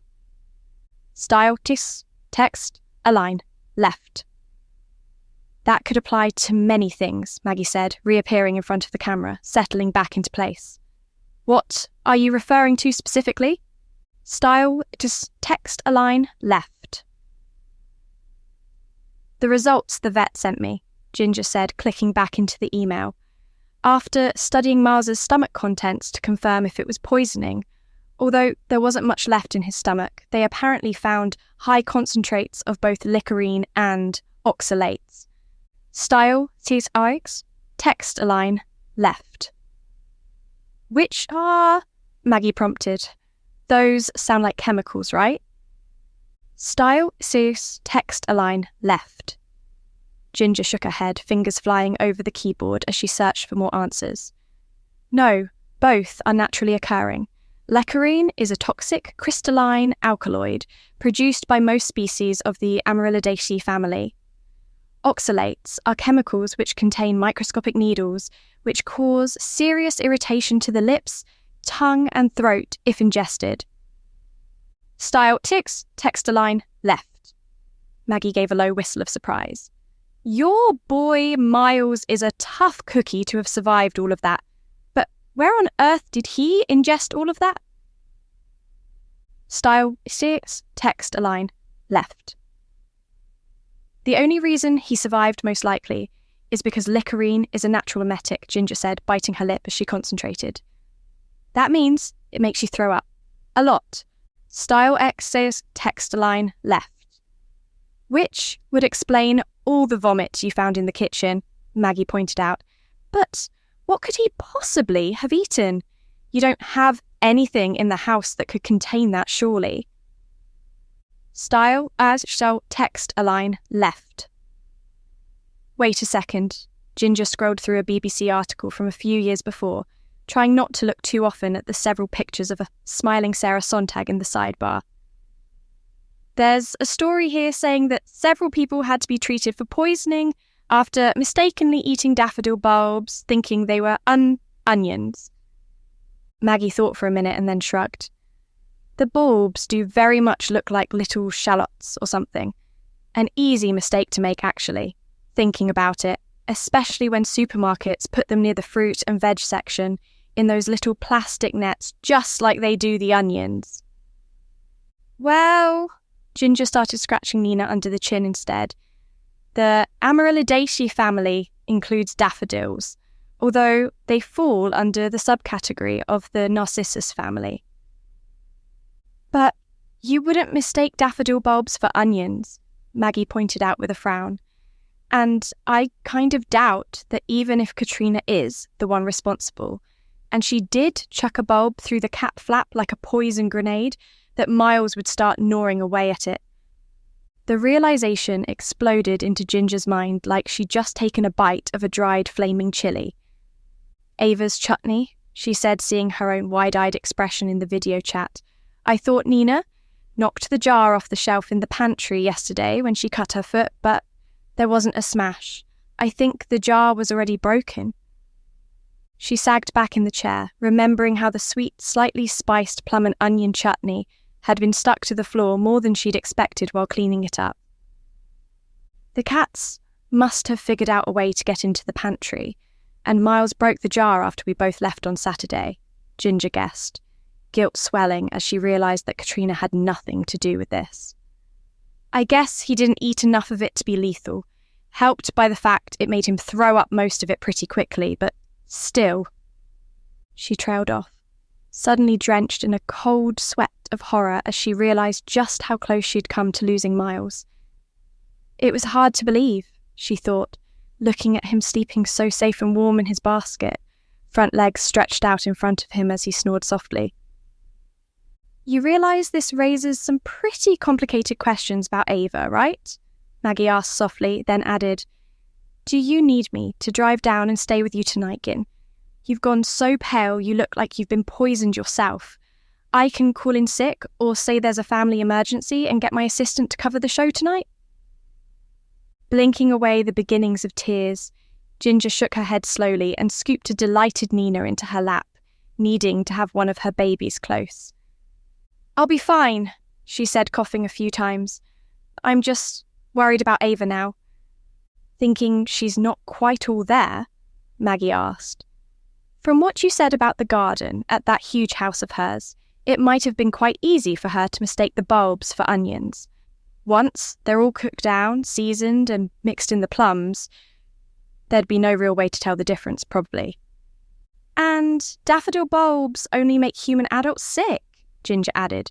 It would be like having an awful stomach bug for a couple of hours. Ava did say at the Harvest Festival that she was very allergic to plums. Maybe she'd eaten the chutney, had a bad reaction, and thought it was the fruit. When it was actually the bulbs, Maggie finished, you should probably call to let her know. I feel awful now for thinking Katrina had anything to do with it, Ginger admitted, especially when I told Reese and Ryan about my suspicions when I was really just paranoid and panicking. I should tell them both I was wrong. And they'll get it, Maggie said. Seriously, everyone knows how much you love your cats. It wasn't a ridiculous idea to wonder if Katrina was after some revenge considering that call you had with her. Ginger shrugged. I was still too quick to judge, she said quietly. I just hope running my mouth about my suspicions won't make things more difficult for Katrina. Your brother isn't a complete idiot, Maggie teased, and he didn't swallow your idea hook, line and sinker immediately. I wouldn't worry too much, and things with Reese will all work out in the end, I promise. The reassurance warmed Ginger a little, and a tiny smile bloomed on her face. You're a good friend, she said, blinking back tears again, then laughed. Guess it's just as well we didn't have the dinner party. Making Reese's estranged sister throw her guts up from daffodil poisoning would not have been a good first impression. But it would have been memorable, Maggie pointed out with a laugh. I need to go and get ready for work, my lovely, but give me a call or a text if you need anything. What are you going to do with the rest of your evening? Ginger snuggled Nina closer. Probably call Ryan and Reese to let them know about Miles and the chutney thing, then call Ava to warn her. She frowned. I don't know if I have Ava's number, actually. I might just drop by her place, take something nice with me as a peace offering for whatever I did to rub her up the wrong way in class today. Well, let me know how that goes, Maggie said, blowing a kiss to the camera. And be careful, the big bad wolf doesn't gobble you up as you walk through the forest to Grandma's house. Chapter 27. Worried about leaving Miles and Nina alone so soon after their misadventures, Ginger popped round to her neighbour Mr. O'Reilly with the two cats in their bed. He was delighted when she asked if he could keep an eye on them while she did a quick errand, welcoming the felines to sprawl in front of his own fire. Relaxed with the knowledge that Nina and Miles were in good hands, but anxious about the visit she was about to make, Ginger hopped into her car and set off to the academy. While the idea of walking through the woods alone was mildly terrifying, she was certain she wouldn't be able to find the track that had once been a road leading to Ava's house. Above the shorn fields, the moon was huge and strangely orange when it appeared between the shuddering clouds. The car was filled with the comforting scent of apple and cinnamon from the fresh muffins Ginger had made as a peace offering for Ava.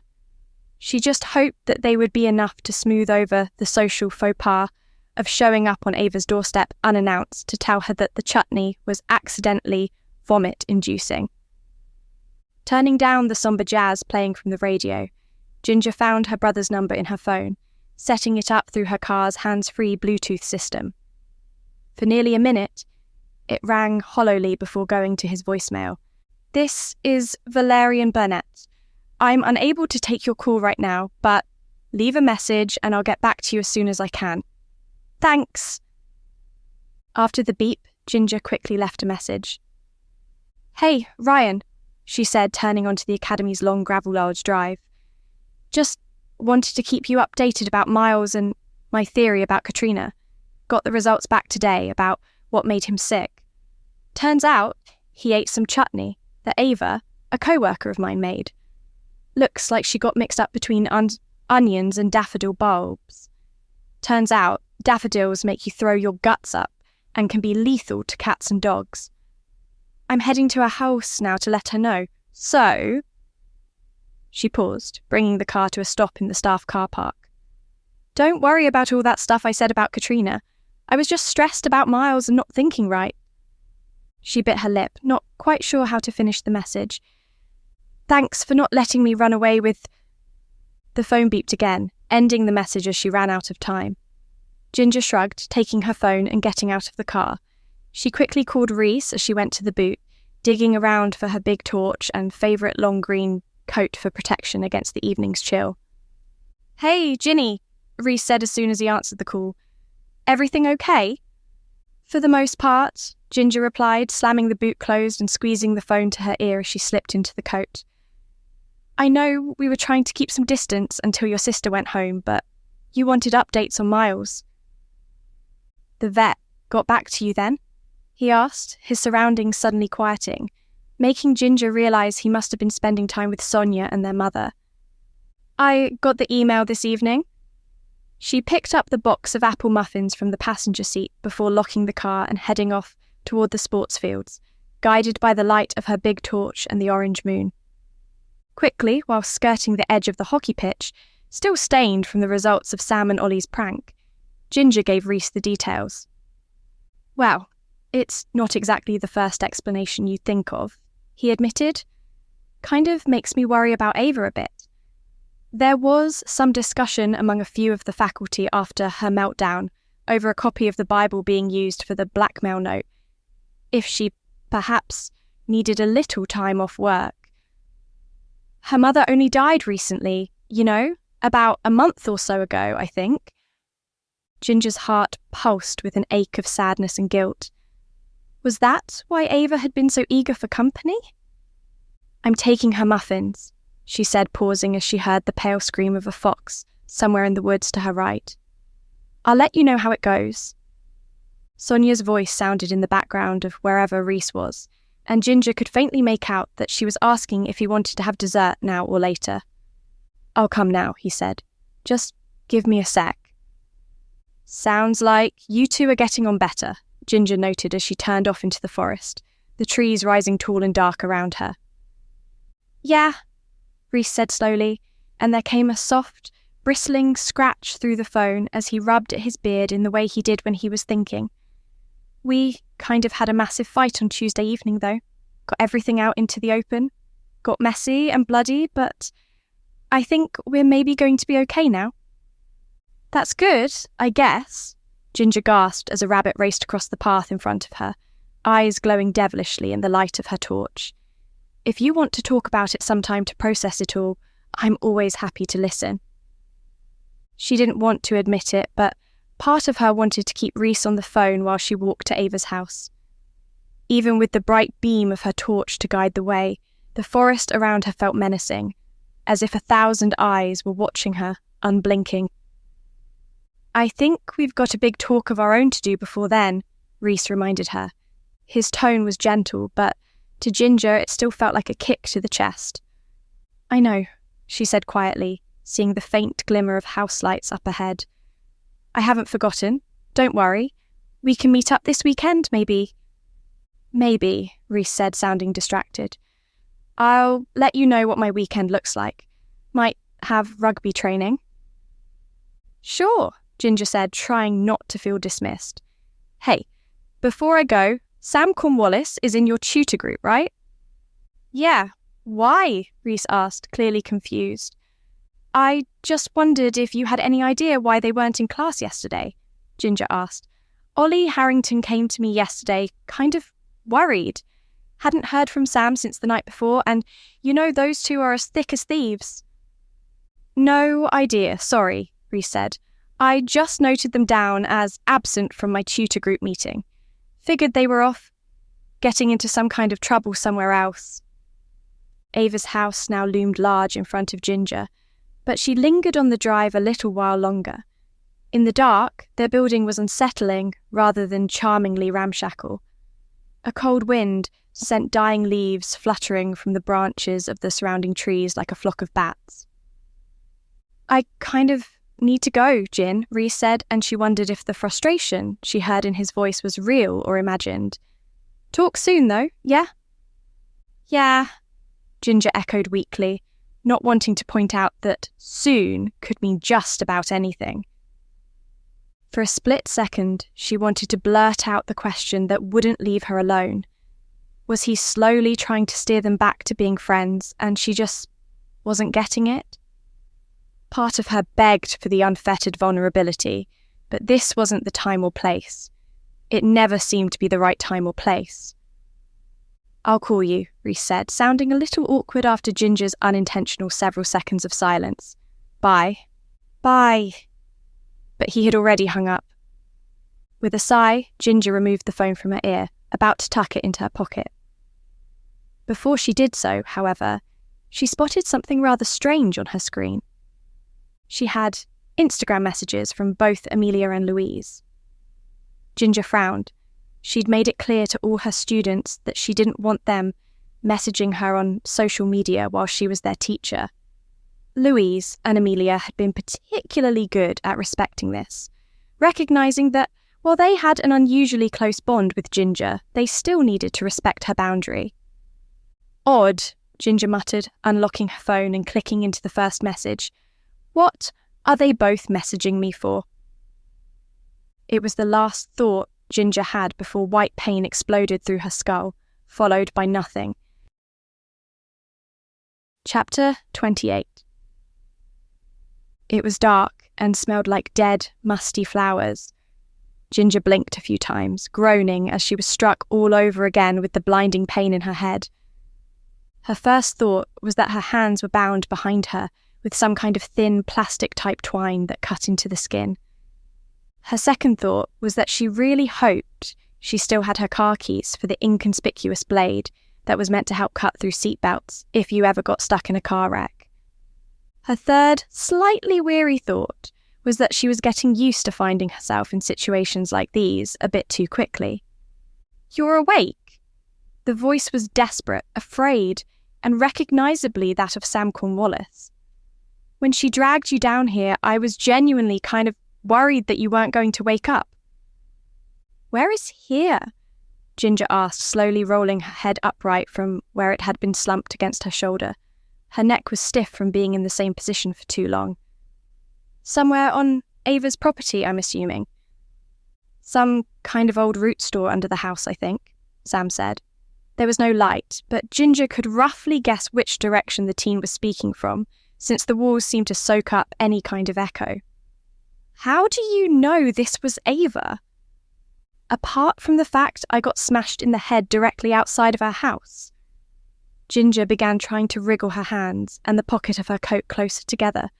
"Amelia and Louise sent me Instagram messages, telling me they went snooping about in her office and found that she was the one making the blackmail notes, and also writing unsettlingly intense love notes to Headmaster Harvey.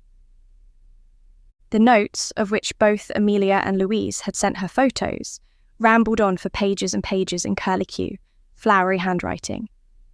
Ginger hadn't been able to do more than skim the phrases that Amelia and Louise had picked out for her before she was knocked unconscious. But for a confession of love, Ava spent a lot of time talking about George Harvey's failures and flaws, and how he needed to reshape his life. "You sound way too calm right now," Sam said, sounding as if they were readjusting their positions seated on the other side of the small space. "When I woke up, I had a panic attack for like an hour." "When you've survived several days trapped in a murder house," Ginger grunted, wincing as she twisted her wrist at an uncomfortable angle to get her fingertips into her pocket, "had someone try to kill you via a hit and run, and then nearly got shot and burned to death in a house fire on the same day, you kind of learn to roll with the punches." "I thought you were a baker." Sam sounded bewildered and suddenly a lot younger than their 17 years. "People have layers, Sam." Ginger gasped in triumph as her fingertips touched the cold metal of her keys. "Keep talking to me, Sam, because I can assure you that it will be a lot easier to not fall headlong into panic if you do. How did you end up here?" I was going to sneak into the headmaster's office to leave a pretend blackmail note," Sam said, taking deep, purposeful breaths. "Mess with the teachers' heads a bit? Make Mrs. Fox freak out some more? All because she gave you and Ollie a week of detention?" Ginger asked, slowly flicking through her keys and key rings until she found the unassuming plastic square hiding the special blade. "Ollie was worried about you and told me everything about the note." "It was cruel." "I know," Sam said quietly. "Especially when the first one upset Mrs. Fox so much. That wasn't us, by the way," they quickly clarified, The one on the classroom door, I mean." "I know," Ginger said, lowering her voice and cocking her head, as she heard ancient floorboards creak above them. "From the chopped-up Bible that Louise and Amelia found in her office, I'm guessing that one was Ava.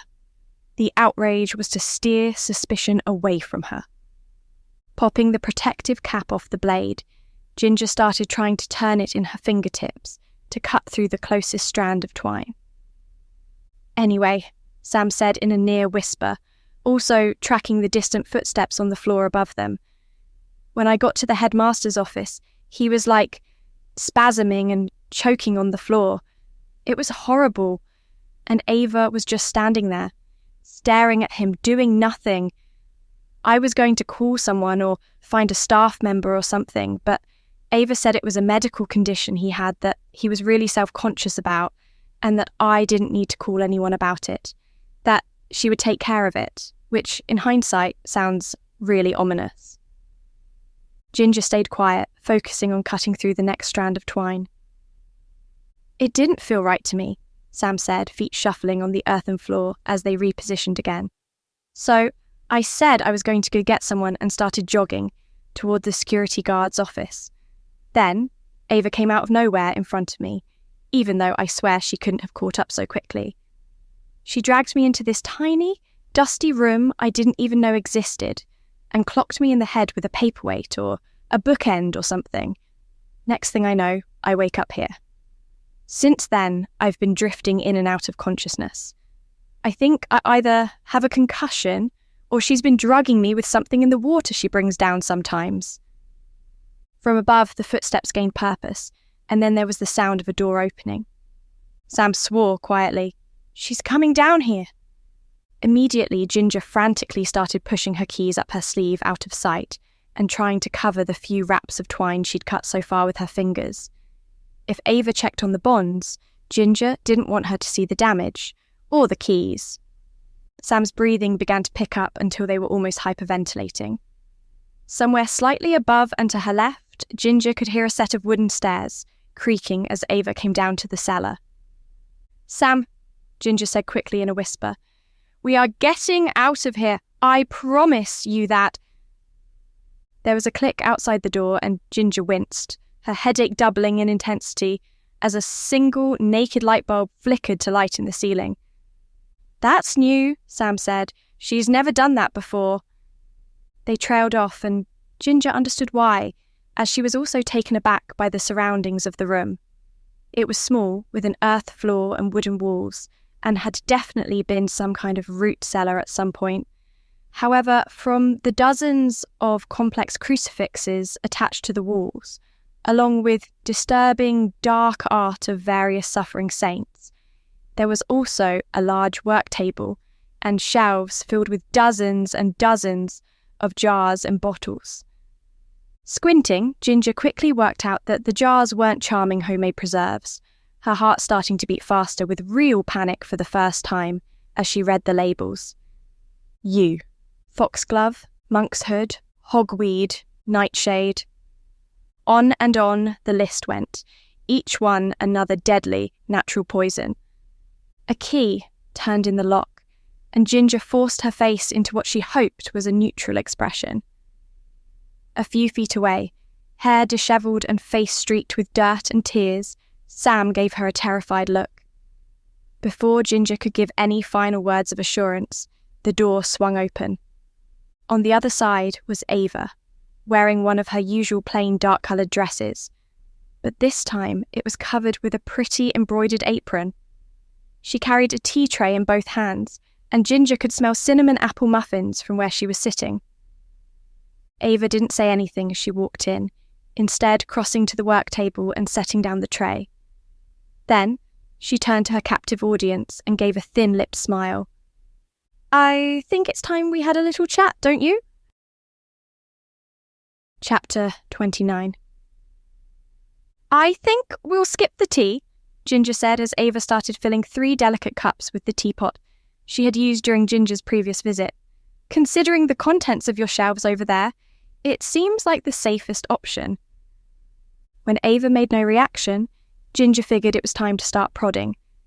if she could get Ava talking, she might be able to start wriggling her hands free. The few strands of twine she had cut hadn't released her wrists, but it had given her a fraction more space to start trying to slip out of the bonds.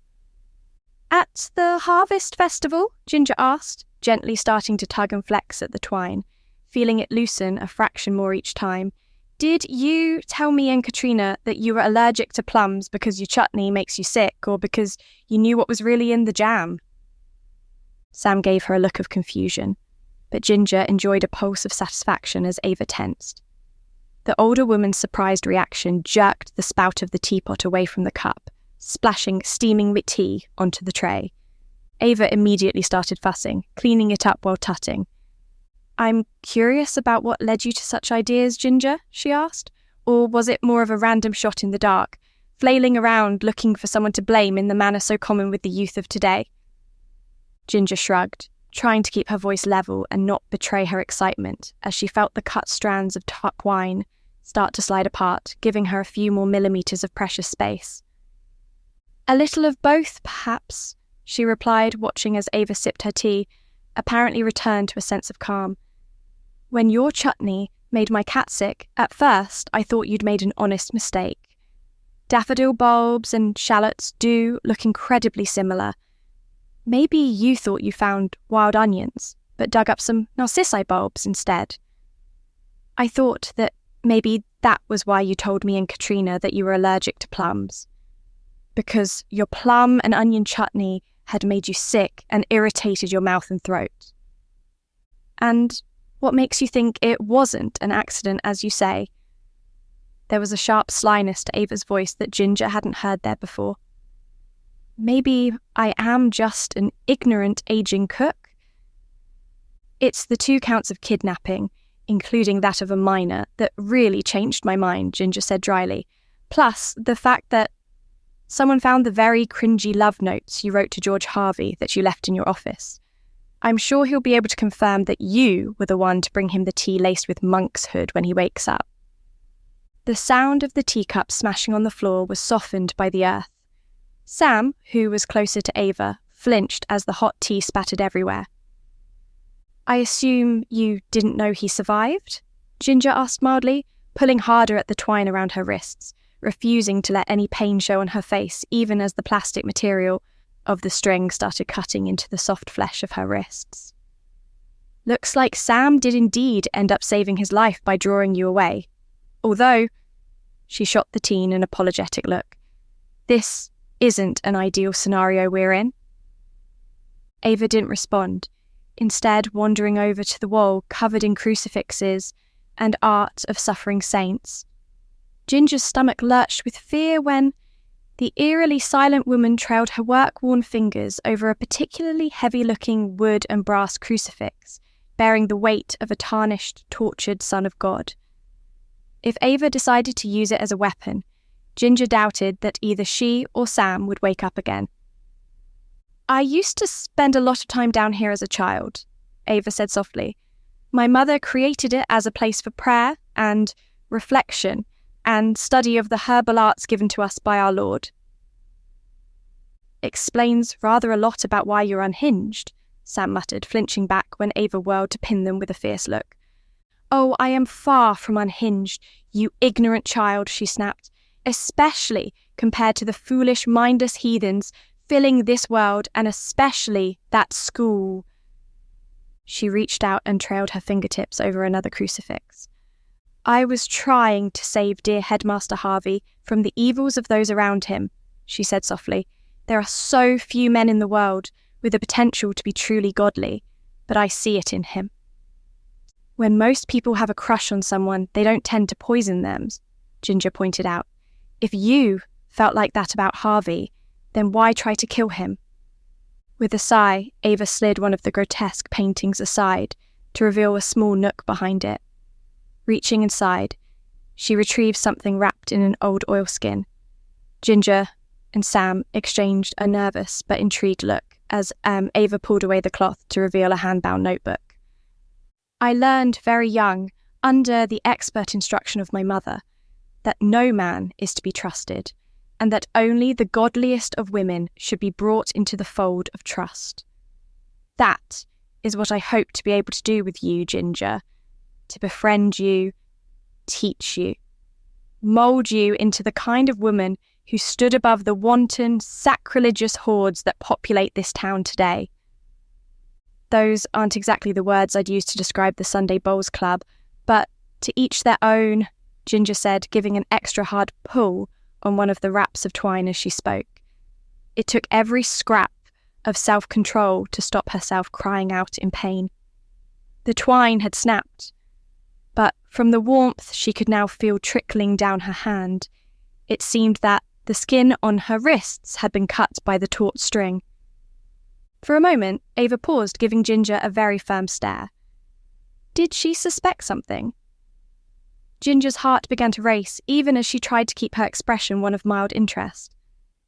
Then, I assume, Sam cut in quickly, leaning into their class clown persona as they saw the need to distract Ava, that as a non-binary individual, I am exempt from this warning of your mother's, and am therefore entirely trustworthy. Ava scowled, her attention drawn away from Ginger for the moment. Your behaviour requires correction regardless of how you present yourself, she snapped, then opened the notebook. Style, suit, text, align, left. In the low light, Ginger could see the pages were thickly covered in handwriting. The paper looked old and well-worn, as if the contents had been read many times.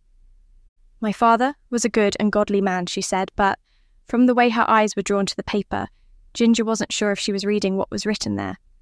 He was the head caretaker of the academy when I was a child.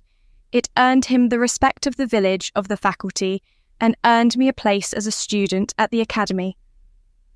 While Ava talked, Ginger risked slipping the blade on her keys out of the sleeve of her coat to try and cut through a few more strands of the thin, biting twine.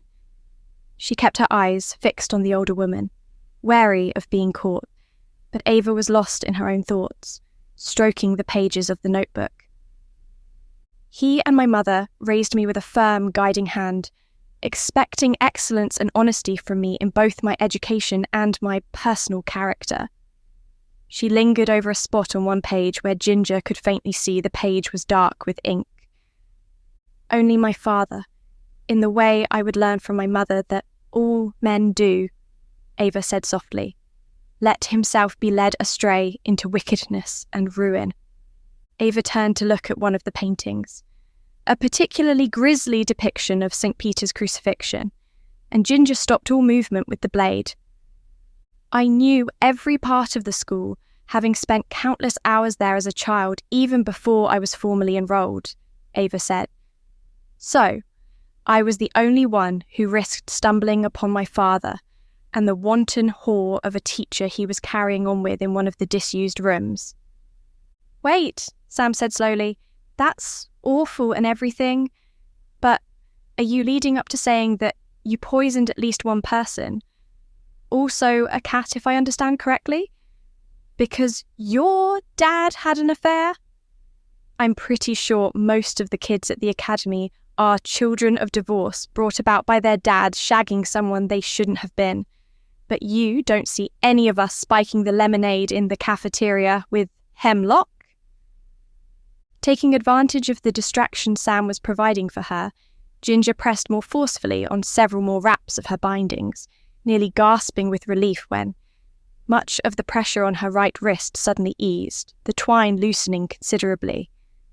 The tone in the room shifted into something dramatically darker in an instant as, in reaction to Sam's words, Ava lunged forward and grabbed them by the face with sinewy, claw-like fingers.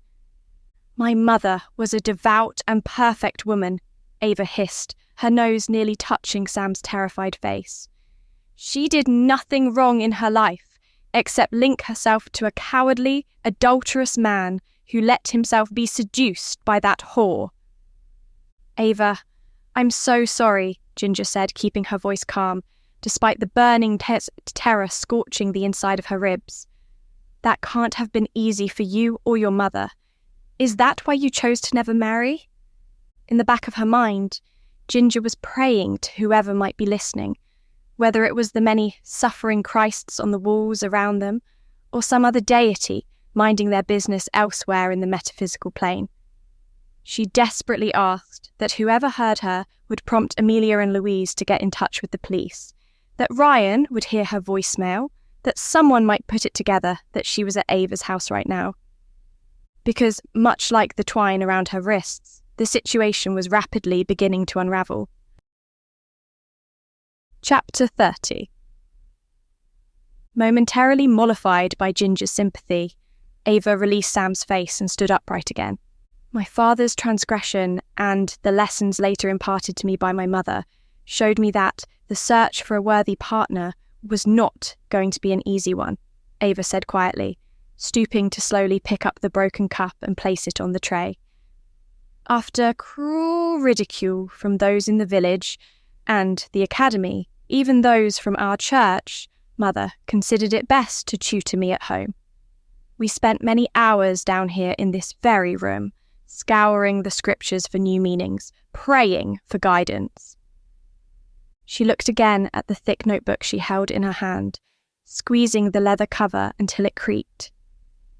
Ginger could almost see the faint echoes of a mother and daughter sitting on the earthen floor, inadvertently driving one another further down the path of personal radicalization. We began to study the saints of the scriptures, but soon Mother realized that men were too flawed to provide us with true guidance, Ava said, gesturing to the dying and bleeding saints. Their sacrifice was necessary for what we know now, but they were so flawed. So we turned our reflection inward, searching for the natural God-given skills of women to guide our lives, to bring us to a state of purity that would set us even further apart from the rowdy crowds of hippies and fornicators taking over society.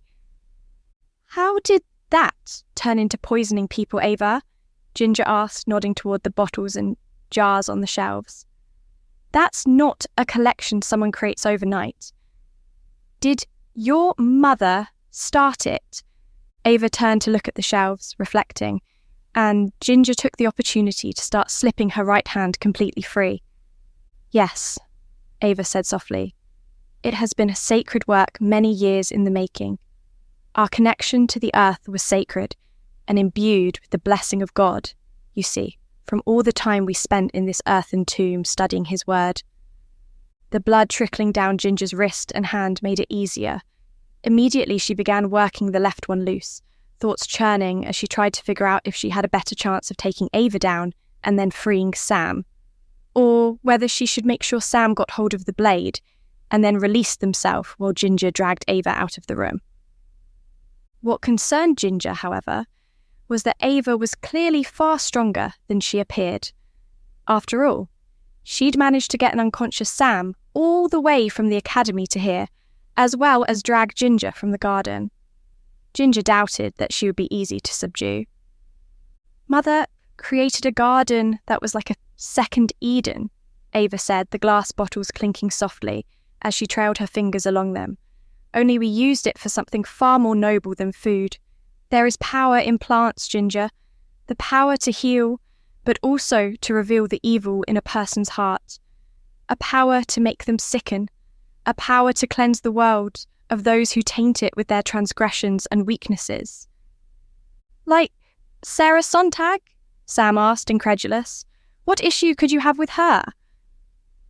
Pausing, Ava turned and Ginger was surprised to see genuine regret on her face. It was a necessary sacrifice, she said firmly, as if trying to convince herself as much as her audience. One, to ensure that Katrina Blythe was removed from George's social circle with her corrupting influence and shameless flirting. She scoffed. You know she's in the process of getting divorced, yet would come and flaunt herself in front of the headmaster, tempting him to be her next lover to use and destroy. This is a lot of misogyny for someone who's angry at their dad, Sam muttered, flinching away as Ava took a sudden step toward them. I didn't expect the sacrifice to be someone that would bring so much stress and difficulty to Headmaster Harvey's life, Ava protested. I wanted to heal him of such stresses. You must have known that placing something as lethal as yew-berry jam out in the open at a festival, where the purpose was for people to test things, was going to end badly, Ginger said quickly. She'd decided the best chance was to tackle Ava to the ground, give Sam the blade to break free, and then have Sam run for help. I did what was necessary for the good of the school and for George's personal salvation, Ava said stubbornly, busying herself with tidying the tea tray. He had such potential to be a man I could finally call husband, if only he had certain influences removed from his life. Like Katrina, Ginger replied, carefully slipping her other bloodied hand free, while Ava's back was briefly turned. And that useless religious education teacher, Ava scoffed. I knew that if I could just show George what I could teach the children, that he would see me as the right woman for him. Ginger blinked in surprise, caught off guard. And what about me? She asked, trying to use her eyes to tell Sam to get ready. The teen nodded almost imperceptibly, slowly readjusting their legs. What did I do? Ginger demanded. It was my cat that got sick, but that chutney of yours was meant for me and my friends and Reese. Heaving a sigh, Ava crossed the makeshift dungeon to crouch in front of Ginger. Internally, Ginger swore at losing the opportunity to take their captor by surprise. She instead pressed her wrists close together in the tattered remains of her bonds, hoping Ava wouldn't spot that something was amiss in the shivering light of the one bulb.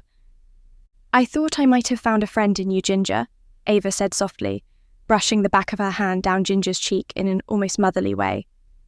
You're a unique, courageous, modest young woman with ambition and poise.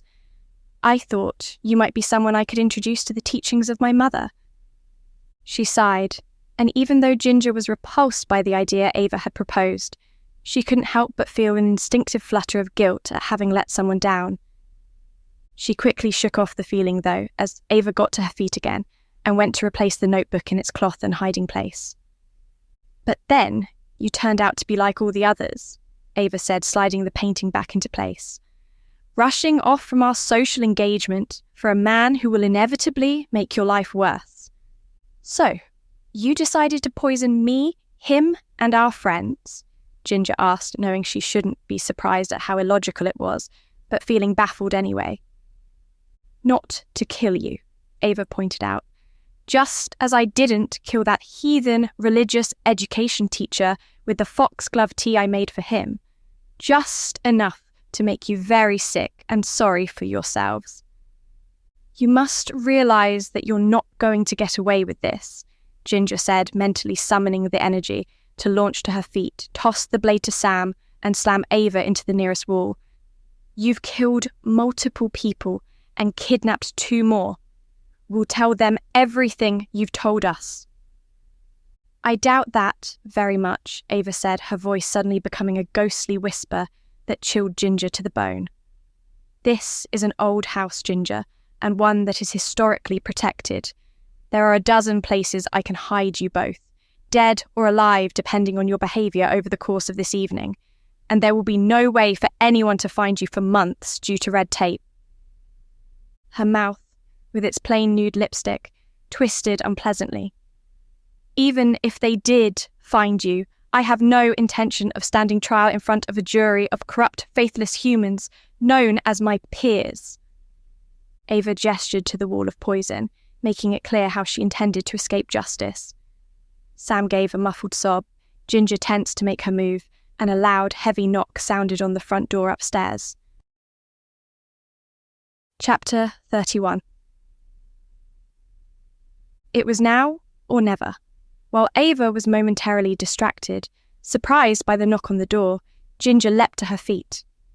Dropping her shoulder into a tackle that Reese would be proud of, she knocked Ava back into the wall.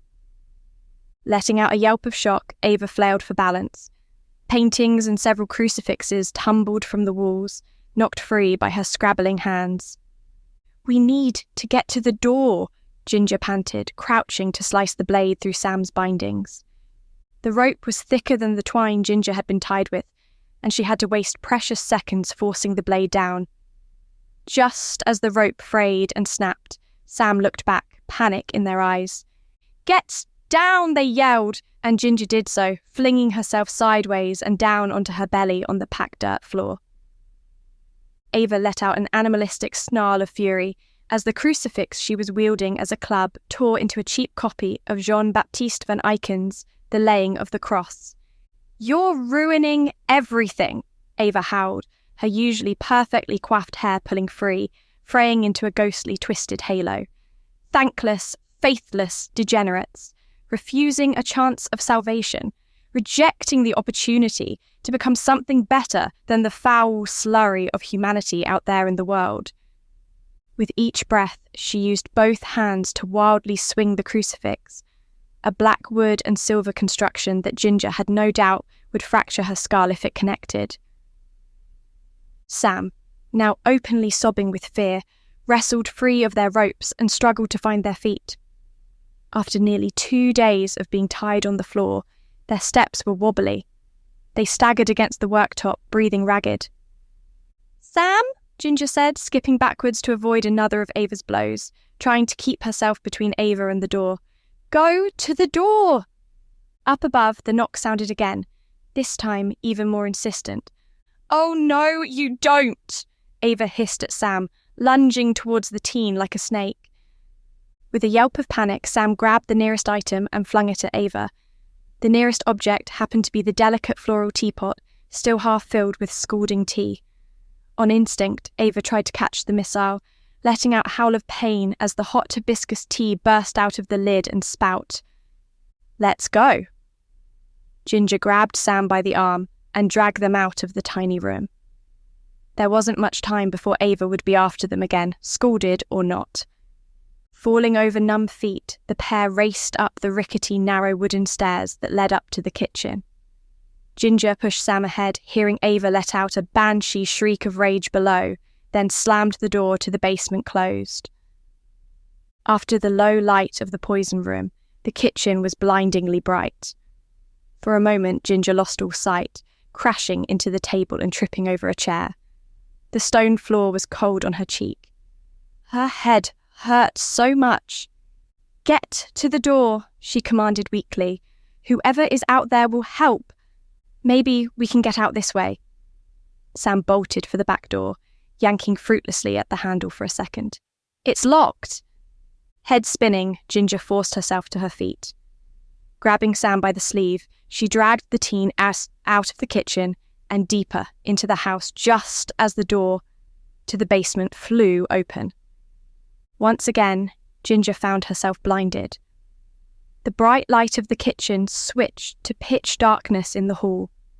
The doors to the rooms leading off the hall were either closed or the curtains were drawn, because not a scrap of moonlight made it into the interior of the house. With no sense of direction, Ginger could only charge blindly ahead, dragging a whimpering Sam behind her. Pain burst through Ginger's hip as she crashed into a low table. Several things tumbled and crashed to the floor. With her slowly adjusting vision, Ginger locked eyes with a taxidermist rabbit, its mouth wide open in a permanent scream. There was another harried knock at the door from somewhere in the darkness. Using it like echolocation, Ginger veered towards the sound. "Help!" she screamed. "Help! We're in here!" If it was the police, a sign of distress or danger would allow them to break down the door. Sam echoed the cry, the words forming into a scream. The hunched, feral form of Ava lurched out of an unseen doorway ahead of the fleeing pair, placing herself between them and the door. Ginger saw the knife in Ava's hand a split second before she slashed towards them. Slamming to a halt, nearly losing her balance as a rug slid beneath her feet, Ginger shoved Sam towards the closest exit from the hall they were now trapped in. The knocking turned into the sound of one or several people bodily hurling themselves against the ancient, sturdy front door. Ginger nearly sobbed with relief when she heard the muffled voices of Ryan and Reese calling through the wood. "These are stairs. We can't get stuck on an upper floor," Sam whimpered, but Ginger bodily pushed them forward. "We just need to stay out of her reach until they can break the door down," she panted, letting out a cry as a sharp pain bloomed in her calf. "Faster!" At the same time as Sam went upwards, Ginger kicked back with her wounded leg like a donkey. She got a moment of satisfaction as she felt her booted foot connect with Ava's narrow chest, followed by a grunt and the sound of falling as the knife-wielding poisoner was knocked backwards down several stairs. Thankful that her jeans had taken the brunt of Ava's lucky blow, Ginger raced up the dark, uneven stairs after Sam. Up here, there was a faint smear of yellowish moonlight coming from the open doors of one or two rooms. "There might be a window we can open somewhere," Ginger panted, stumbling into the first room. "Better to jump and get a broken leg than a knife in the back." Wary of getting trapped in a room, if Ava followed them up the stairs, Ginger ran to the window but kept looking over her shoulder as she fumbled for a latch. But there was nothing. "I think they're painted shut," Sam wailed. "Maybe we can break one?" "Nothing heavy enough," Ginger gasped, cocking her head to listen for Ava ascending the stairs. "And even if we could break the panes, the wooden cross-hatching would be nearly impossible to rip out quickly."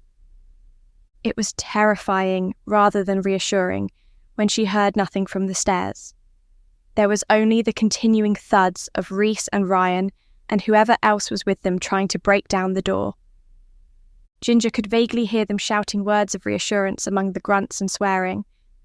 In the orange moonlight, the two men were little more than black whirlwinds of shadow, charging into the door over and over again. She wanted to bang on the window to try and get their attention, but it would only waste their time. "Where is she?" Sam whispered, their voice thin with terror. "I don't know," Ginger replied in a similar tone. "See if you can grab a weapon of some kind." This was no easy feat when the room they were in was scarcely furnished with overly large furniture and a few dainty knickknacks on a dust-covered dressing table. Sam eventually settled on a small flower pot. Ginger opted for a musty patchwork quilt that she could use as padded armour, a shield from the knife, or as a kind of net to subdue Ava.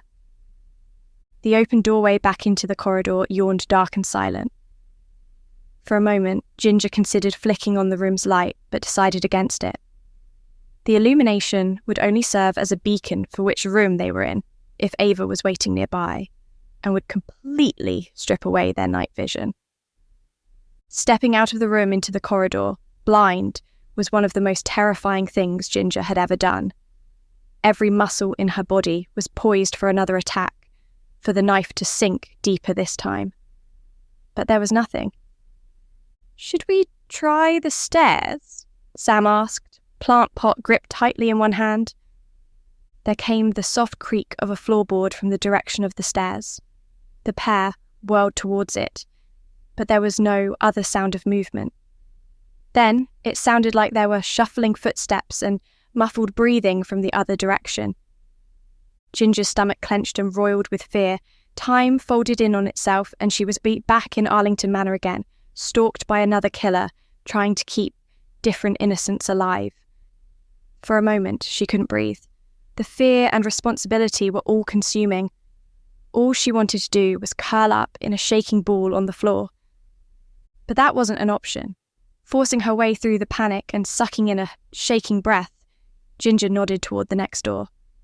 "We'll try that window. See if it has a latch. Go back to back with me." Trying to keep a lookout in every direction, jumping at every sound the old house made, the pair crept toward the next door. Faint skittering sounds and creaks, punctuated by the thuds inflicted on the surrendering door downstairs, made Ginger jump and twitch. She couldn't help but think of a story she'd studied at school called Rats in the Walls. The sense of unyielding dread was the same. Reaching the door, they stepped into the room without thinking. As soon as they crossed the threshold, however, Sam shattered the eerie silence with an involuntary scream. It took Ginger several moments to process what the room contained. The shriveled corpse sat upright in the large double bed, surrounded by pristine white sheets and bouquets of flowers in various stages of slow decay. Then, rapid footsteps approached from behind. Sam was yanked away from her. Ginger whirled to see Ava, wild-eyed and with a rigor mortis grin, holding the knife to Sam's chest. Chapter 32. "You mustn't bother Mother," Ava whispered, starting to back out of the room. "She deserves her peace." The knife twitched in response to the crash as Sam lost their grip on the plant pot, dropping it to the floor. This was followed by a much louder crash as the front door finally gave way. "This is the police. I need all inhabitants of the property to make themselves known." "Ginger? Sam?" Reese's voice followed shortly after. "Where are you?" Ginger nearly sobbed with relief as she heard her brother and her boyfriend shout on the lower floor. Light bloomed up from the stairs as they began flicking switches in order to see. "Not a word from either of you," Ava hissed, backing toward a second, even narrower set of curving stairs that Ginger hadn't noticed before. "Lead the way up those stairs without any fuss, or this one will become an unwilling martyr for you." Sam's terrified eyes locked with Ginger's, and the knife pressed a little more firmly. Downstairs, doors banged open and closed.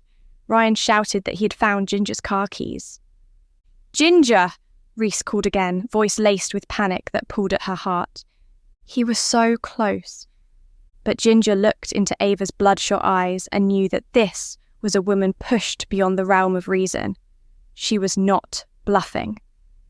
"So," Ginger nodded, dropping the quilt to the floor, with the whisper of moth-eaten material, and leading the way up the stairs. The stairs seemed to run through the height of the house, explaining how Ava had reached the upper floor without taking the main stairs. After only a dozen or so creaking steps, surrounded by pitch darkness, they reached a cobweb-covered door. "Open it!" Ava snapped, head twitching around, as the sound of feet on the other staircase filtered up to them.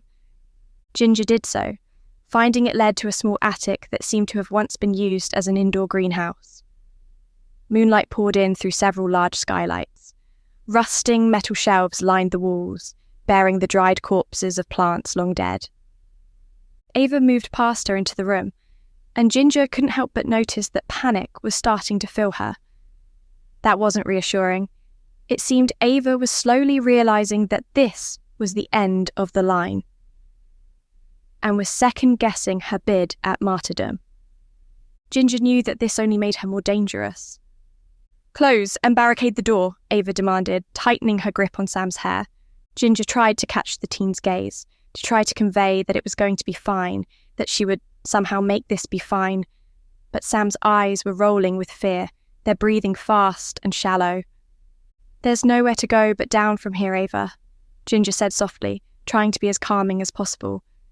"The police are in the house. They know we're here somewhere. You can't hide us forever." Momentarily, Ava pressed a little more firmly with the knife, as if waiting for Ginger to explode into action. But when none came, she relaxed minutely. "Why don't you let Sam go?" Ginger asked. "They don't need to be here now. That's my brother down there. The person who'll be most interested in rescuing is me. I'll stay up here with you as a bargaining chip." "It's your brother?" Ava asked cautiously. Ginger nodded, her hand on the doorknob. "Let Sam go down the stairs, and then I'll close and block the door like you asked me to." There was a long pause. Blue police lights started flashing outside as more people arrived. Ginger could hear Ryan in the corridor below. It sounded like he was talking to Reese. "You can't be here," Ryan insisted. "You're a civilian, Reese, even if you are dating my sister." "I'm not leaving until we find her," Reese responded stubbornly. "They must be somewhere in this damn house. Mother Mary, is that a real, dead body?"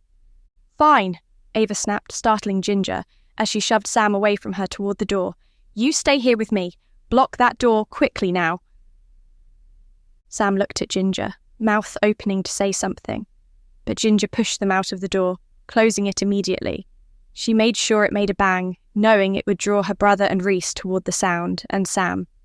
Jamming a rickety, high-backed chair under the door handle, Ginger raised her hands, keeping a close eye on the knife still held in Ava's now shaking hand. "Out there!" she commanded, gesturing with the blade toward a set of large glass doors that led out onto what was either a balcony or a flat section of the roof. Ginger did as she was told, fear prickling between her shoulder blades as she was forced to turn her back to Ava. Outside, the air was cool and slightly damp, smelling of ozone and dying things as a storm front moved in. It was indeed a roof garden. A hammock cradled years' worth of leaf mulch and an old stone bird bath swelled with moss. A low stone balustrade ran along one side of the roof, and Ava pointed Ginger toward it. "I want everyone down there to see. I'm not to be dismissed," she snapped. "And if they try anything, they'll see that I can be an angel maker without my sacred plants." Back in the attic, beyond the glass doors, the door to the stairs burst open. Ryan tumbled to the floor, carried by his momentum. Rhys followed him in, eyes going wide with panic when he saw Ginger, Ava, and then the knife. Everything seemed to happen very quickly then. Ava grabbed at Ginger, trying to get her into a hold to use as a human shield. On instinct, Ginger twisted away, but wasn't fast enough to miss the knife. It sank into the thick material of her green coat near her upper arm, barely scratching the flesh but becoming stuck in the heavy fabric. Ryan leapt to his feet and ran forward at the same time as Rhys, the former heading for Ava. Unable to pull it out, Ava released the blade and staggered back, letting out an unearthly shriek of rage. Ginger watched with horror from the safety of Rhys' arms as the older woman, blinded by her fury and the flashing lights of the police cars, tripped over a long wooden flower box near the balustrade. Unable to catch her balance, she plummeted off the roof without a sound. Unable to move for a moment, frozen with surprise, the three remaining on the roof rushed to the edge as one. Looking down below to where the drive looped into the turning circle, Ginger was met with a sight that would remain burned into her mind forever. Ava was sprawled, unmoving, across the stone angel at the centre of the stone fountain. Arms spread wide, head tipped back, body twisted at an unsettling angle, she looked like one of the tortured saints in the paintings in the basement. Ginger briefly wondered if that would please Ava or not, before blissfully slipping into unconsciousness. Chapter 33. There was a gentle knock on the door of Ginger's hospital room. Looking up from the book she was reading, Ginger smiled to see Sam standing in the doorway, Ollie by their side.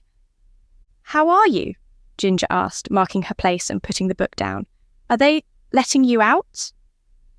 Sam nodded, crossing the room to stand by the chair near the window where Ginger sat. "Been given the all clear," they replied. "My parents just arrived in London from Dubai, and they'll be getting a helicopter to one of the local airfields. Should be here in a few hours." "It's been a while since you saw them last?" Ginger asked, seeing the nervous look on Sam's face behind the bruises. Sam nodded again, glancing back to where Ollie lingered uncomfortably in the doorway. "It's going to be a weird reunion for sure, dealing with the whole Ava thing, and then the disciplinary measures we need to go through for messing with Mrs. Fox." "It's not going to be easy," Ginger warned, looking over to Ollie partway through, to show she was speaking to him too. "But it'll be worth it in the end, when it's all out in the open. Just expect Mrs. Fox to not entirely forgive you, not straight away. Your little prank tore her life apart." Both Sam and Ollie nodded soberly. Aurora Fox had been found, the night before, dazed and bleeding from the head, in woodland nearly 50 miles from Greater Chiswick. Her husband, already inflamed with fury by the first note, had not taken kindly to the second. Thankfully, he hadn't done as thorough a job of getting rid of his wife as he thought, leaving her unconscious rather than dead. Ryan, coming to visit her earlier that day, had given the bare details, his jaw tight with anger. "He's being dealt with," he'd said to finish, "going to make sure he's behind bars for a very long time." "When are they going to let you go home?" Sam asked, bringing Ginger back to the present. "You must miss your cats." "I do miss them," Ginger confessed. "But Bonnie, Miss Nat, is looking after them at my house. The doctor said I just need to stay in for observation for another day or so, since I did get hit rather hard on the head with a shovel." The spectre of Ava hung between them for a moment, before Ginger banished it with a cheery smile. "Style, shoe, text a line, left." "I look forward to seeing you in class next week, though," she said. "We're all going to need to work on something to welcome Headmaster Harvey back when he's recovered." "I still can't believe he survived," Ollie blurted. "Didn't she give him, one of the deadliest natural poisons there is?" "Something like that," Ginger said softly, glancing down at the cover of the book she was reading. "Plants That Kill, A Natural History of the World's Most Poisonous Plants." The two teens left shortly afterwards, as Ollie hadn't technically paid for parking at the hospital and had instead left his moped on the pavement out front. Ginger chuckled, shaking her head at the behaviour, only to wince immediately as it made her vision swim. "Well, look who it is." Turning in her chair, Ginger was surprised to see a very pale and wobbly George Harvey outside of her door. "Come sit down before you fall down," she exclaimed, jumping to her feet to help him. "You were almost dead on the floor of your office less than 3 days ago. I'm fairly sure you shouldn't be out of bed." "I'm fine," he insisted, as if he wasn't leaning heavily on the portable IV stand. "I just needed to get out of that bed and see something other than the walls of my room." "Well," Ginger scolded, sitting him down in the second armchair by the window, "when a very angry nurse comes looking for you, I expect you to protect me." He gave a small salute. "Understood, and will do." There was a brief, uncomfortable silence. From the look on George's face, Ginger was fairly certain they both simultaneously realised that this was the first time they had interacted outside of a professional setting. The fact that they were both in thin hospital pyjamas made it even more surreal. "I understand an apology might be in order," George suddenly said. His face was very pale and drawn, his glasses making his eyes look even larger than normal.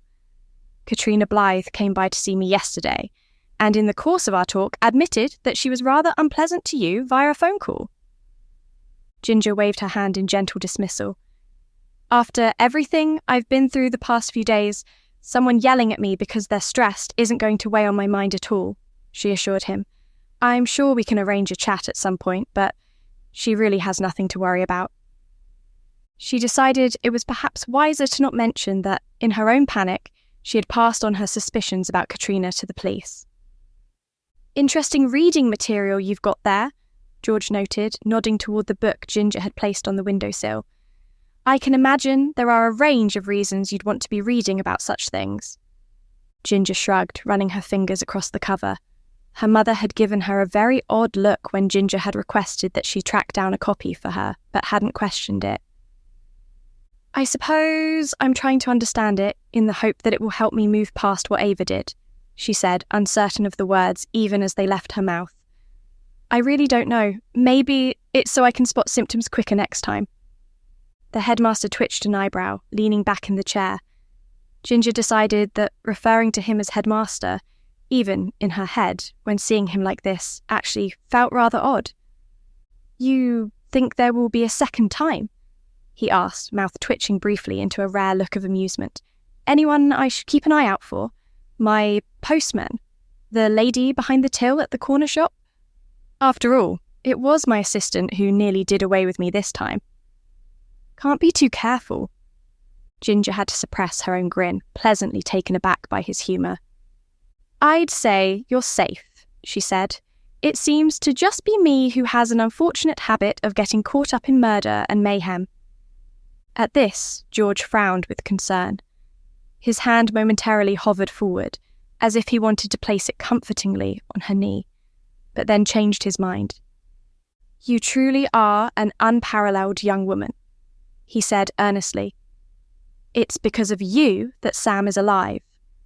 "Technically," Ginger corrected quickly, pushing away the praise, as she felt herself blush, "it was Amelia and Louise who got in touch with the police, then my brother, and told them about the love notes." "Ah, yes," George said with a grimace. "I have not read the aforementioned love letters from Ava, nor do I intend to." He shuddered. "It deeply unsettles me when I think about it for too long." "Just don't be too hard on Amelia and Louise for their snooping when you come back to work," Ginger implored. "Or Sam and Ollie, for that matter. well, maybe Ollie, might be good for him to be taken down a peg or two. George chuckled. You're not wrong, but that will be a task for someone else, I'm afraid. Ginger frowned, genuinely taken aback. The board didn't fire you while you were in hospital, did they? The faculty and the whole school will have something to say about it if they did. Nothing like that, I promise, he hastily assured her. It was actually at my own request. He gestured to himself almost helplessly. Look at me, Ginger. I'm barely holding myself together. After trying to steer the school through multiple murders and then nearly becoming a victim myself, I've been doing a lot of thinking since I woke up and was informed that my mousy assistant was desperately in love with me to the point she tried to poison me with wolfsbane because I was speaking to a woman she didn't like. Yeah, that will usually trigger some introspection, Ginger muttered. George chuckled, then frowned again. I want to enjoy my twilight years, not spend them in knots of stress trying to keep the academy on track, always wondering if I can trust the person who brings me a cup of tea, or if the water in the cooler is laced with something. Ginger nodded slowly, a sad smile of understanding shaping her face. So, what will you do instead? She asked. Travel, retire, find a different job? She was surprised when the former headmaster of Chiswick Park Academy blushed like a schoolboy. I'm actually, once I've fully recovered, going to be moving out to Katrina Blythe's farm, he admitted softly. We were a couple, very briefly, in our youth, and now, following her divorce from her very unpleasant husband, we will be trying again. At this news, Ginger couldn't help but smile. That's wonderful, she said, and meant it. It's quite a change from being a headmaster of a fancy private school, but I think you'll enjoy it. It will certainly be pleasant to spend most of my days out of doors, George said, a sudden guilty expression crossing his face. Following his line of sight, Ginger saw an unamused-looking nurse standing in the doorway with folded arms. Behind her, looking guilty by association, was Reese. Time for me to leave, I think, George said sheepishly. Perhaps you could come by my room later, Ginger. My daughter brought a deck of cards with her earlier, and I'd be happy to distract you from the boredom of hospital life with a few hands of rummy. It's a date, Ginger said with a wink as the nurse firmly but gently steered George out of the room. I didn't bring her with me, I swear, Reese said, clearing his throat awkwardly as he brought a bouquet of flowers out from behind his back. Should I be worried about Harvey stealing you away from me? Ginger laughed, beckoning him over. Not at all, silly, she said, taking the flowers. She couldn't help but let her fingers linger on his for a moment, enjoying the shiver of heat the contact sent to her belly. Hey, she murmured, looking up at him as she tugged downwards on his wrist. Come here. He gave her a quizzical look before crouching as she requested. With her free hand that wasn't holding the flowers, Ginger finally allowed herself to bury her fingers in the thick brown curls of Reese's hair and gently pull him in for a kiss. It was short, and she was conscious that her lips were a little dry, but when she pulled back, he was grinning. Okay, then, he said softly, laughing with delight. Just promise me this isn't because you got hit in the head with a shovel? Not in the slightest, Ginger replied, giggling against his lips as he kissed her, this time for much longer. It was maybe slightly because she got hit with a shovel, she had to admit. Because when she woke up from passing out on the roof, the first thing she saw was Reese's face, and she was struck with the thought, quite similarly to how she was struck with the shovel, that she really would like to continue having him in her life. And also that it was really very silly that she hadn't kissed him yet. As Reese finished kissing her and moved to sit in the opposite armchair, while never letting go of her hand, Ginger knew it wasn't all going to be spontaneous kisses and bouquets. They had a lot to talk about, and much of it was going to be difficult and dark and ugly. It would be worth it, though, because just as some of the most beautiful flowers produced the deadliest poisons, it was often the slightly bruised fruit that tasted the sweetest in the end. Scan the QR code or click on the link in the description to read the next book in the series. Share this video with your friend or watch one of the following videos. Subscribe to our channel, like this video, and hit the notification bell to not miss any new audiobooks. Thank you for watching.